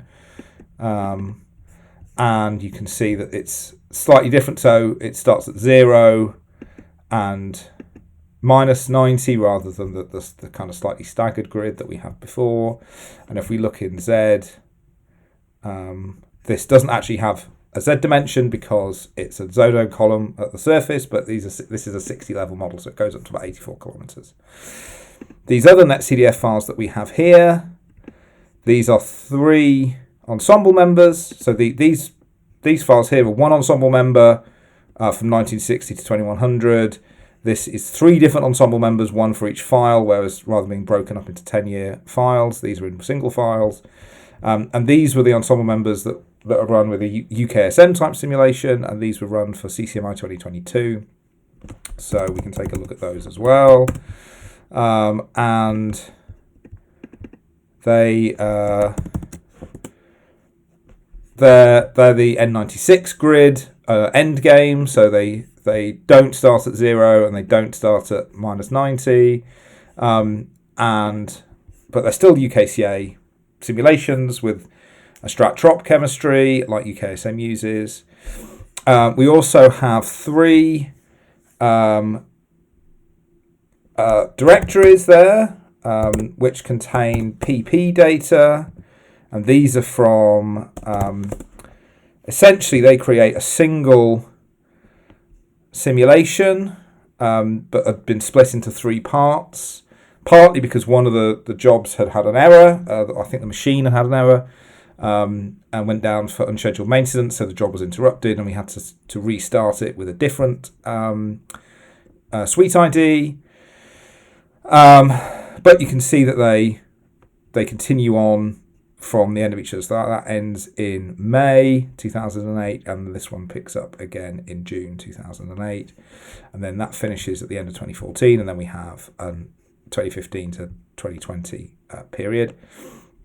And then the final data set is a Bodica data set. So this is these have been combined together from individual files into a single netcdf file for working with these files.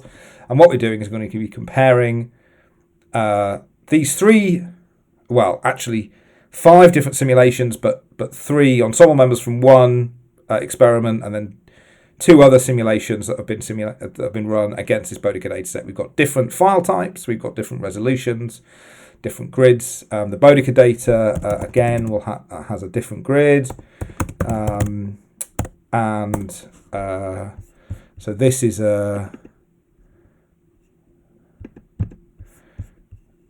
it's much higher resolution than the than the UKCA data, but we can compare it in different ways, and this is what's covered in terms of these scripts. There's a bit of information here on what this data is, so what the observational data is and the various different data here. And then what these scripts do is plot this ozone in various different ways. So if we come back to these scripts and we start from number 1, I'll just close these other notebooks down. So this is plotting zonal mean total column ozone over time. And it reads in these various different data sets and it will run these plots. So let's just run this. All of these run relatively quickly. So we have a kind of initial plot that we have here. You can see an ozone hole.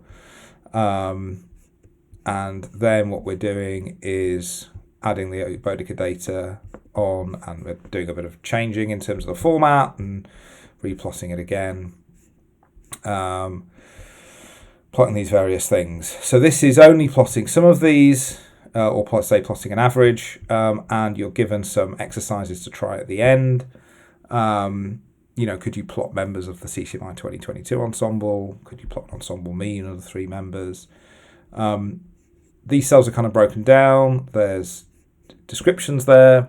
And what there's also provided are actually in the solutions directory are the solutions, or an example solution for these exercises. So if we said to look at this solution here, it's an adaptation of that previous script, plotting the individual ensemble members and then plotting the mean. So if we run this, we'll again see that this runs. And what you should do is kind of open these scripts up and read through them and kind of get a feel for what's going on, how the data is loaded, how these different plotting commands work, that sort of thing. If we look at script 2, and in fact there's a little hint. There are hints that you may need to delete these things, and you'll see in the solution that they have that. The next exercise is plotting a regional time evolution. So this is where we're considering, say this example here is over the -90 to -60, so kind of a southern, kind of a South Pole region over time. So if we look at the script number 2, again, we're reading in the same data, and we're going to be plotting all of these together now. So rather than just plotting individual ones, we can put them all on the same plot, and we can plot them in various different ways. We have dots for the Bodica data set. The axis data, that kind of 3 individual jobs with PP format, that was nudged, and so that was should track quite well with the observations, and in fact it does, because the dynamics are very similar. And then we have 2 different kind of realizations, slightly different chemistry schemes, different resolutions, and again they're all vaguely similar. And again we can run this, and it doesn't take a massive amount of time to run.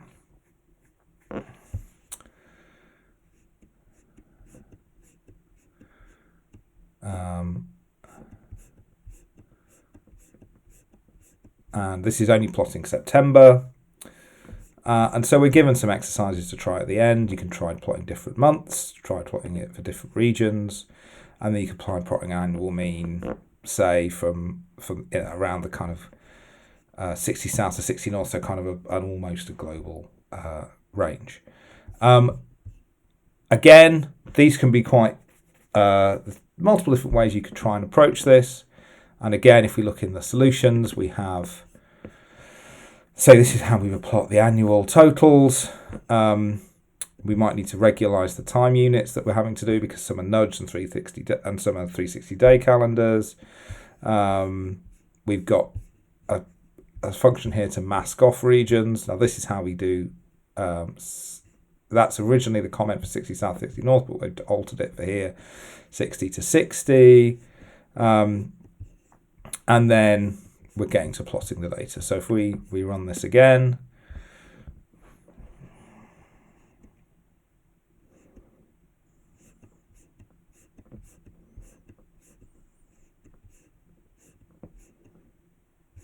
we can see that while in the South Pole, they're very similar, in the kind of 60 to 60 region, there's quite a bit of differences. The nudged model, as we would hope, is better matching the observations, but still we have some biases in these other models. Again, if we were to look at the March in the northern hemisphere, so kind of the flip of the September in the southern hemisphere, and we replot these.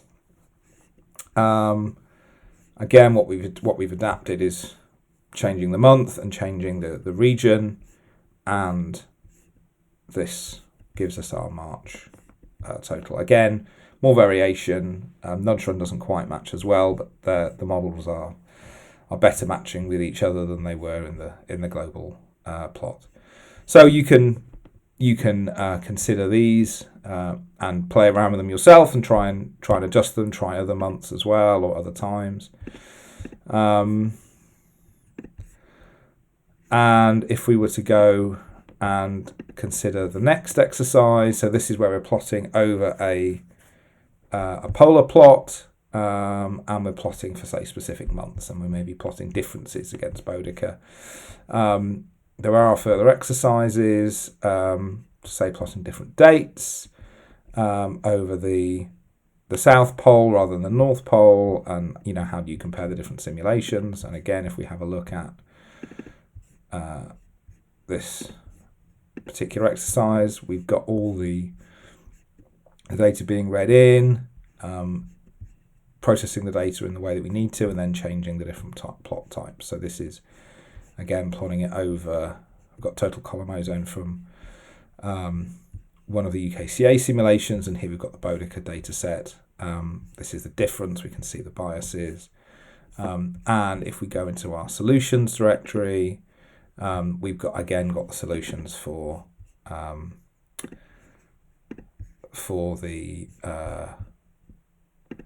this is where we're plotting CCMI data and looking at the ensemble,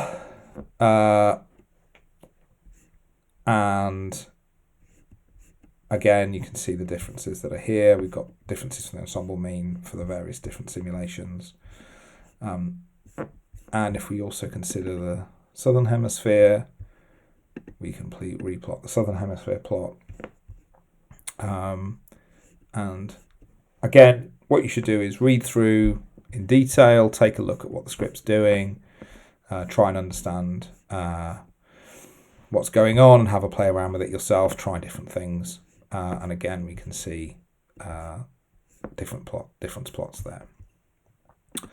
And then the last exercise is we're plotting a kind of zonal mean column ozone of a climatology, or climatological zonal mean rather than time series.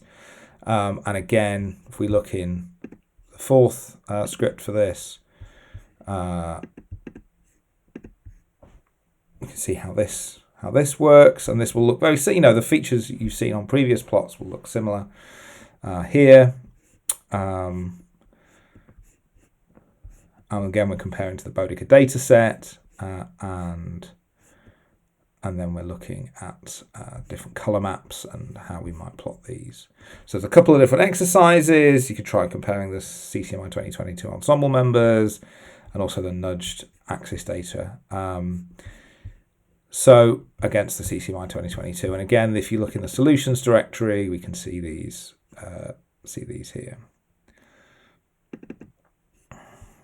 So this kind of covers those work solutions.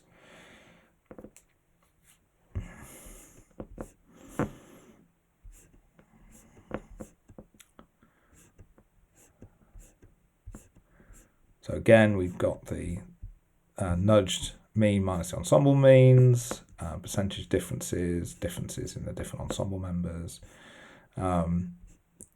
Again, take a look through these scripts, play around with them, see what else you could do with them. These are provided as a resource so that when you start playing around with UKCA data yourself, you can have a look at these.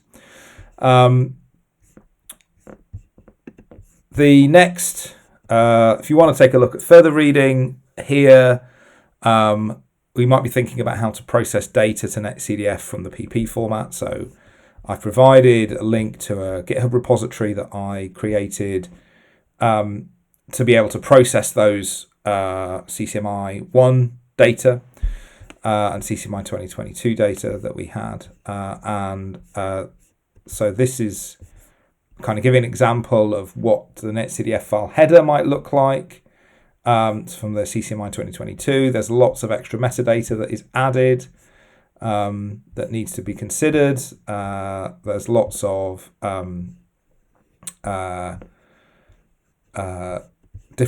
different quantities you have to provide, which as part of the experiment that kind of allows other people who are working with the data to understand what the data is like.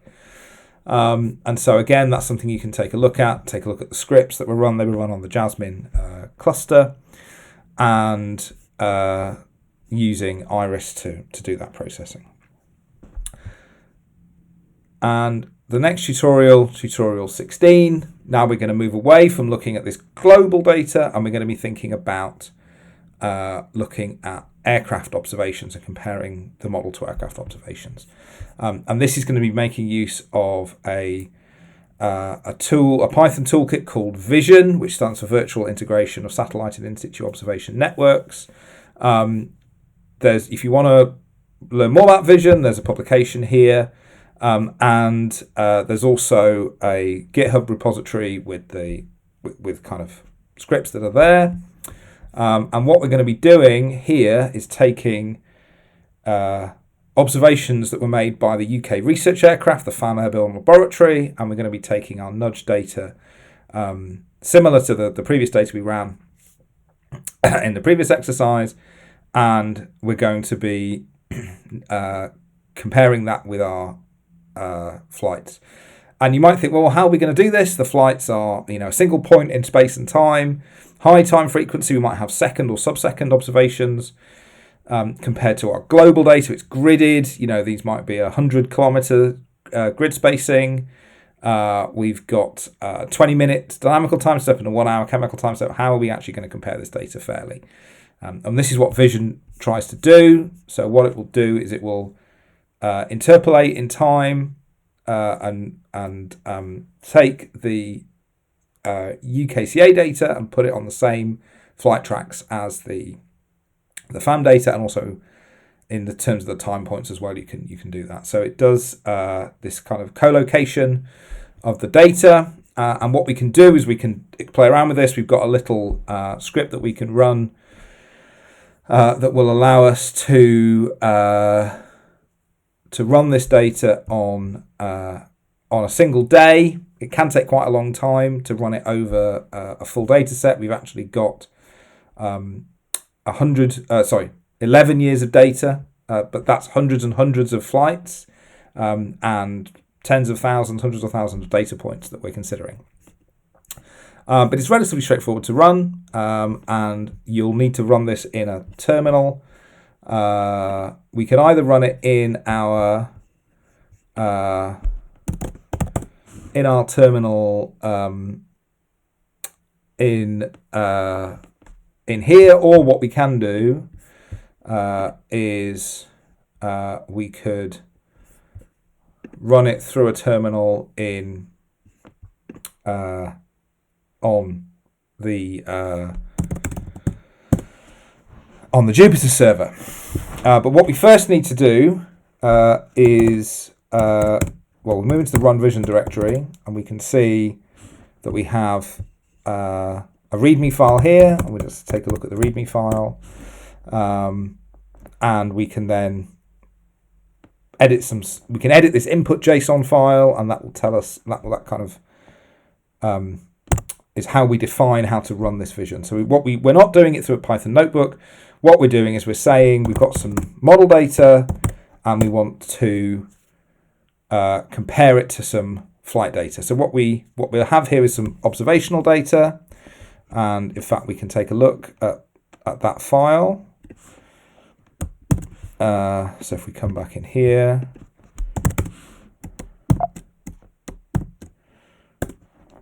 there's that file that we want to take a look at. You can see what it looks like in XConf. It might not. So we've got, the way it's defined is we've got the kind of time. We've got, here we go. 36,000 points. Got the altitude, the pressure, the latitude, the longitude, and the ozone concentration that we're going to be comparing against. And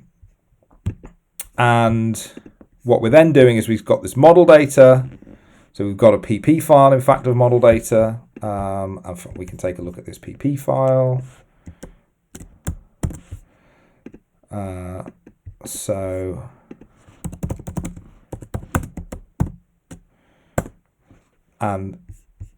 this PP file has 24 time points, ozone mass mixing ratio after time step, 85 vertical levels.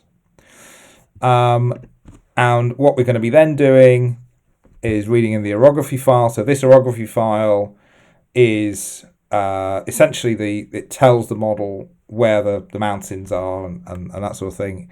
And we need that because we need to calculate the altitude points correctly of each of the model data so we can interpolate it onto the flights.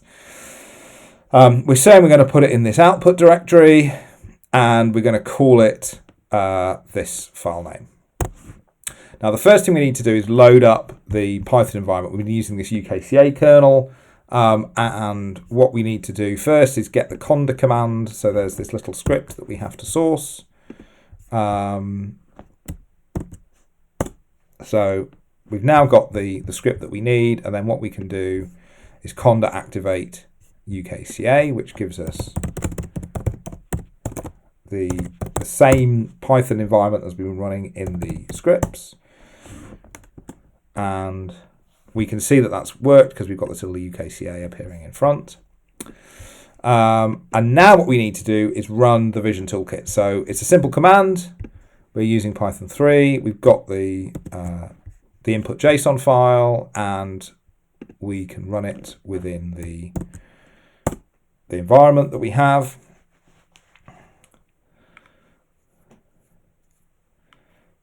And it's giving us a bit of information. We can see that it prints out kind of all the things it's considering, and then it won't take very long and it will have done the collocation of the data.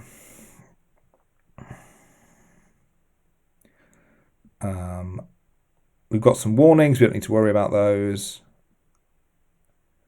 And it's taken about 35 seconds. And we can then take a look at this, where this output was. So it was in this Vision output directory. And there we go. So let's read that file. And we've got something that looks exactly the same as the other file, but instead we have ozone mass mixing ratio after time step there. So what we need to do now is we can then plot this, and we can do this if you look in the notebooks. I'll just close these ones here. What we want to think about is how we're going to plot this. So we want to pick up the Vision flight file, and this is allowing us to then plot our collocated data. So we can see we're going to be outputting some plots as well. It will plot it in the script, but also output the plots to look at later. And we can see that the source data is the same data that we had in the input JSON file. But now the input UKCA data is this one that we've just created. So we'll be comparing them both. Start the script again. We're running in the UKCA kernel. This is making use of CF Python rather than Iris for a lot of things. And there we go. There's our original FAM data. And then here is our UKCA data. And we can also plot a kind of an altitude time plot against these. So that's just one particular flight. But the strength of vision is that we can also do the full data set. So we're not going to ask you to co-locate this because we have it takes a long time to co-locate that amount of data, more than really you'd want to spend in this tutorial. But you could draw it on Jasmine, say, or do it in a batch script, and it wouldn't take too long. We've also set the model up so that when it runs, you could do that co-location at runtime and create the .NET files, and that saves a lot of time than having to plot these things. We do have a script, this vision map script, that you can run. It takes about 20 minutes to run with the full data set that we're considering. It has already been run for you, and you can take a look at that script and take a look at the data that's there, and what the comparisons look like, and also what the difference looks like. What you will notice within it is there are some options that you can play around with. This false means it's not considering these things, but you can put these to true, and you can specify the different time ranges to consider. You can specify different latitudes and different heights to consider. What we're thinking of saying for this next exercise is we want to plot only over a selected region. So what we want to do is say only consider the last 5 years of data, 5 or 6 years of data, only consider flights between 30 and 60, and only consider flights between 5 and 10 kilometers. So what you can do is alter this script to do that. So what we want to do is set this to be true, and we want to consider between 2015 and 2020. So that should be 2015. And we want to subset the latitudes to be 30 to 30. So set that to true. In fact, 30 to 30 is already set. And we want to set the flights between 30 and 60. So that's 30 and that's 60. And we want to only consider flights between 5 and 10 kilometers. So this is in meters. And we can see that's already set to 5 and 10 kilometers. So this will be shorter to run because we've got a shorter data set that we're considering, and we're cutting the region down and we're cutting the height range down. So we'll try running this now.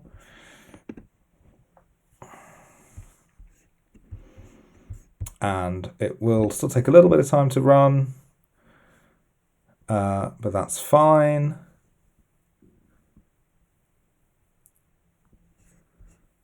It will be taking a little bit of time for this reading and processing of the found data.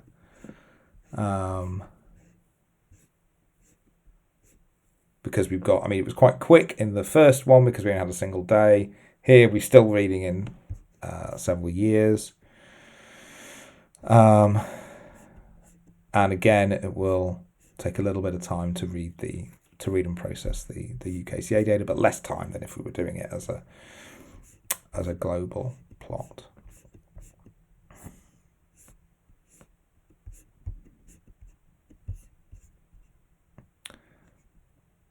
And what we'll do is we'll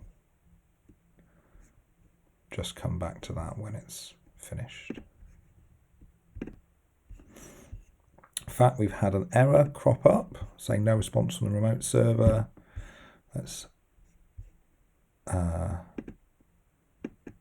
Let's see what's happening.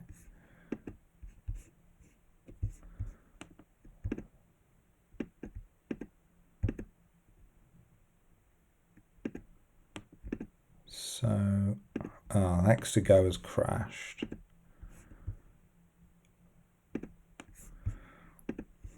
Let's try logging into our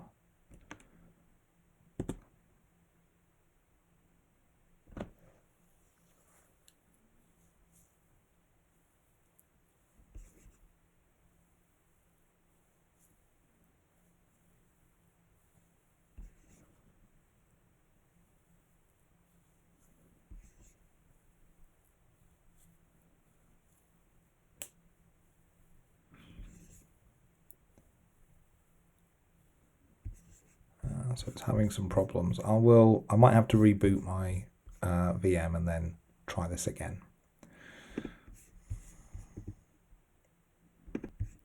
So I've rebooted my instance. I'm sorry about that. And I've logged back in. So this means, of course, that the Silk server's gone, so we need to reload that again. And because it didn't exit cleanly, it's asking us to kind of reload it. And we're also going to need to reconnect to the instance to open the port. So we're going to have to kill that port number and then reopen it again. And so the way we're going to kill that number is with this command, and then we can reopen that port again. And oh, that's killed our Firefox connection. So what we need to do is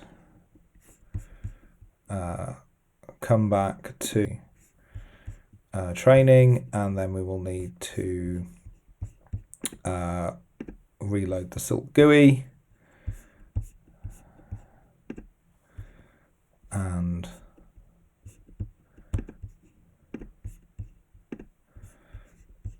then open the Jupyter Lab instance again. And what we can try doing is try plotting that again and seeing if that why that had that issue. I'm not sure, but we will try that again.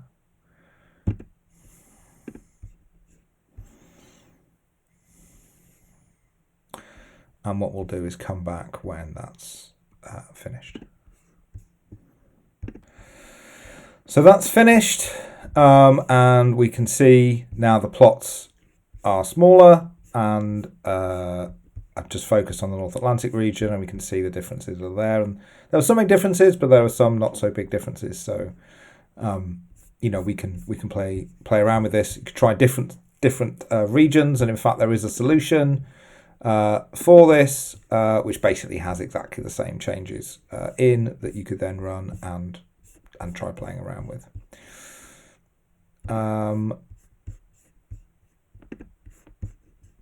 The next thing we're going to think about, so this is running the Vision toolkit, the regions. Now we're going to think about plotting histograms. So we don't just have to plot maps. We can also think about this as a big data set in other ways. And what we're going to think about now is plotting histograms. So we've got our Vision histograms plot here. And again, it's reading in some various data and plotting these histograms. Again, this is the full global data that it's considering, but you could also try plotting different regions or different things. So we can try plotting this and seeing how that goes, and we will come back when this is finished. Running.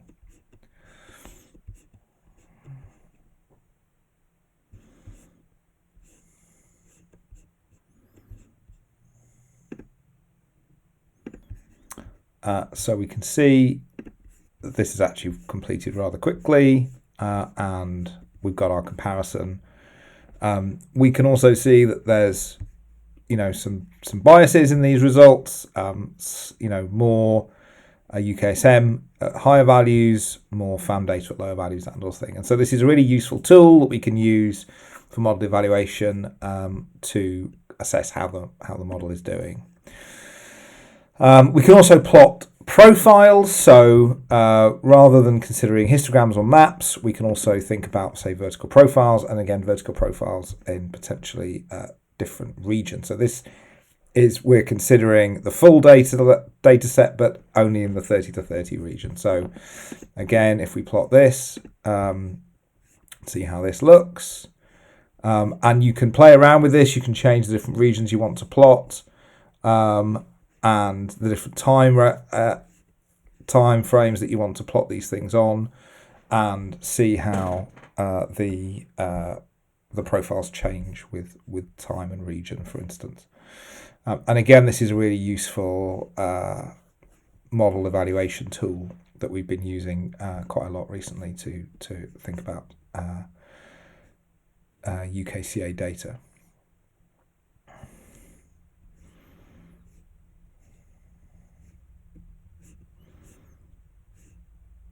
And again, we'll come back when it's completed.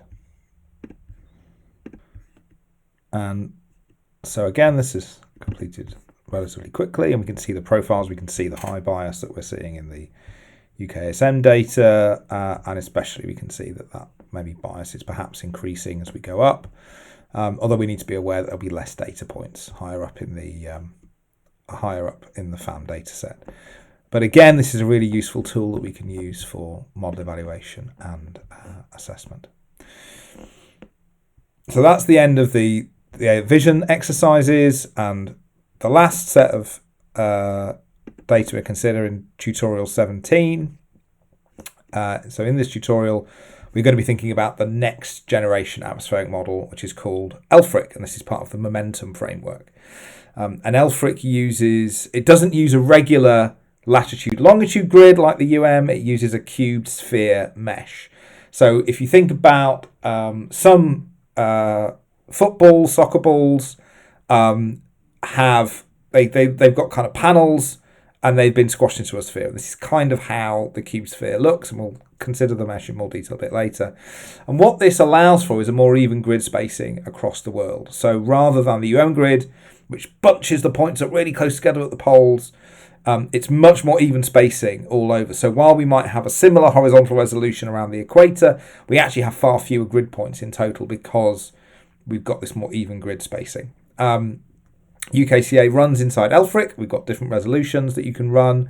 We've got some UKCA data that you can play around with later. That's only at what's called C48 resolution, but we've got, for the mesh, we've got 3 different meshes that we can play around with, and we've got a C12 mesh, a C48 mesh, and a C192 mesh, and they've got kind of resolutions of around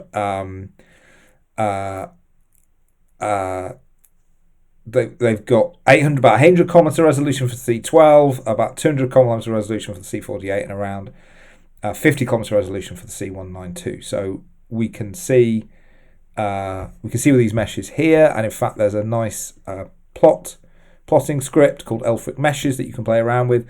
We wouldn't recommend necessarily plotting the C192. You can see the example plots here, but what you could do is look at, you can plot parts of the script. You can definitely have a look at the C12 and C48s. They plot much more quickly than the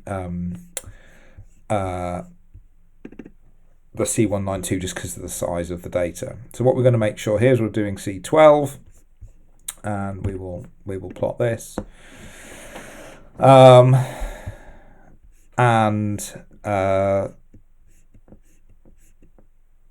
We can see that this is what the mesh looks like, and you can see it's, we've actually got one of these panels cutting across Europe. UKCA is just above, and we can see the size of these grid cells at this C12 level, which is a very, very, very coarse resolution, but it's kind of handy for testing. But if you plot it in a kind of standard map projection that we might run, we can see again how this mesh spreads out, and how you've only got 4 grid points at the poles that spread down. Again, another projection, seeing how it looks, and again, we're still getting used to running this model. There's not so many plotting routines for it. We're having to use this particular way of plotting here because there's a nicer plotting method using GeoVista, but that unfortunately doesn't work very well with the Amazon EC2 images we're using for this training. What we can also do is think about looking at different countries. So here we're looking at what Australia looks like. This is kind of right on one of the corners of the mesh here, and you can see we're just plotting all the mesh points that cover Australia and thinking about the number of points that are covered there. And again, we can see, slightly different projections, how these look. We can see what this looks like at C48. and rerun.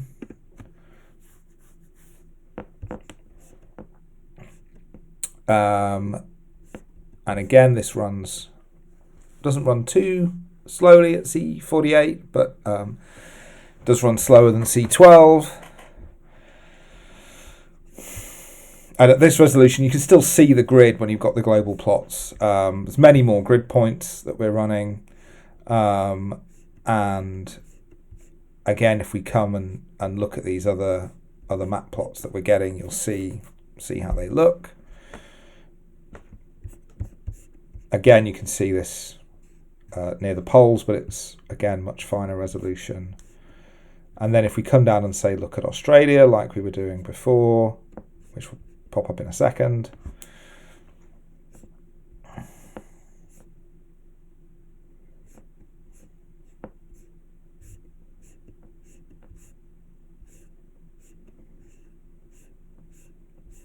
So we can again see it's on the corner, but there's many, many more points that we're running here.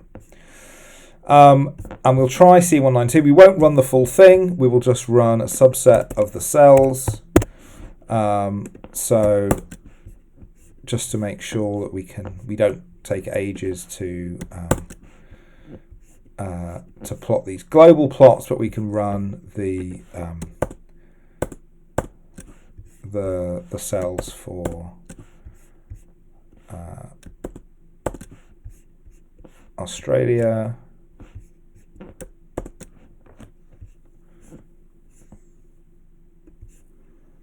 So we can see at C192 we've got a lot more points turning up, and yeah, much more resolution at this mesh.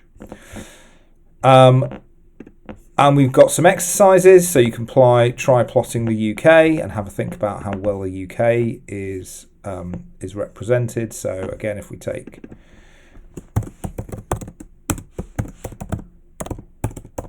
United Kingdom,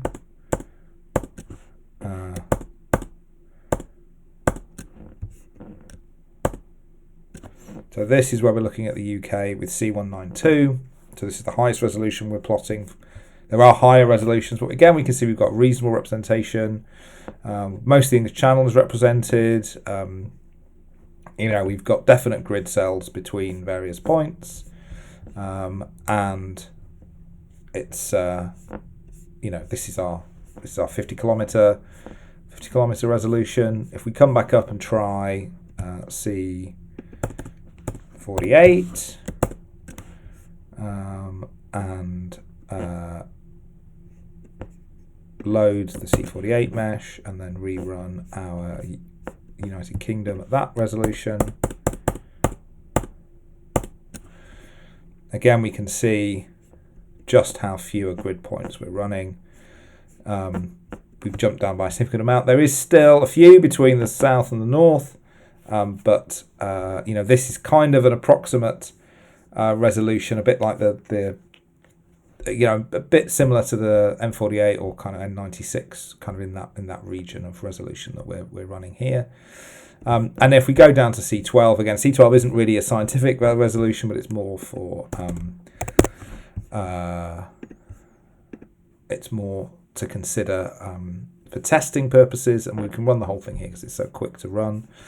And if we come down and look at what the United Kingdom looks like there, we've got 2 grid points covering the whole of the UK pretty much. It's not a great resolution for that sort of scale.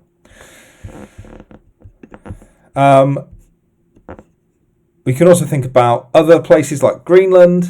How is, and this is where we need to think about it. Greenland is much closer to the poles. How does this affect things when we're thinking about this mesh?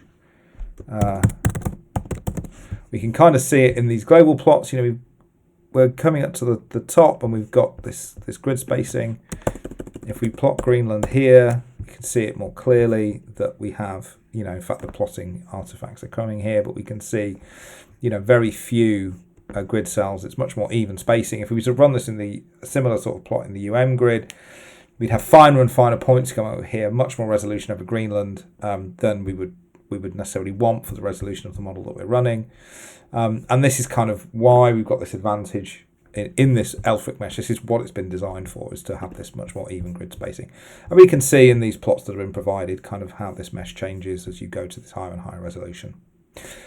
What we can also do is think about atmospheric UKCA data and maybe some other quantities. So what we're thinking about now is plotting, we're going to be plotting different quantities. Well, actually, we're only going to stick with the C48. We've only got C48 data for this, but what we can do is plot different chemical composition fields. So we're looking, say, at water vapor here, but what we can also do is plot ozone or CO or NO and see how they look like in this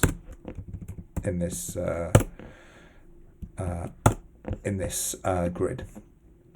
So this might take a little bit of time to plot. It's C48, so it's not as bad as C192, but it's not as quick as C12. But then it is a bit more interesting because it's higher-ish resolution.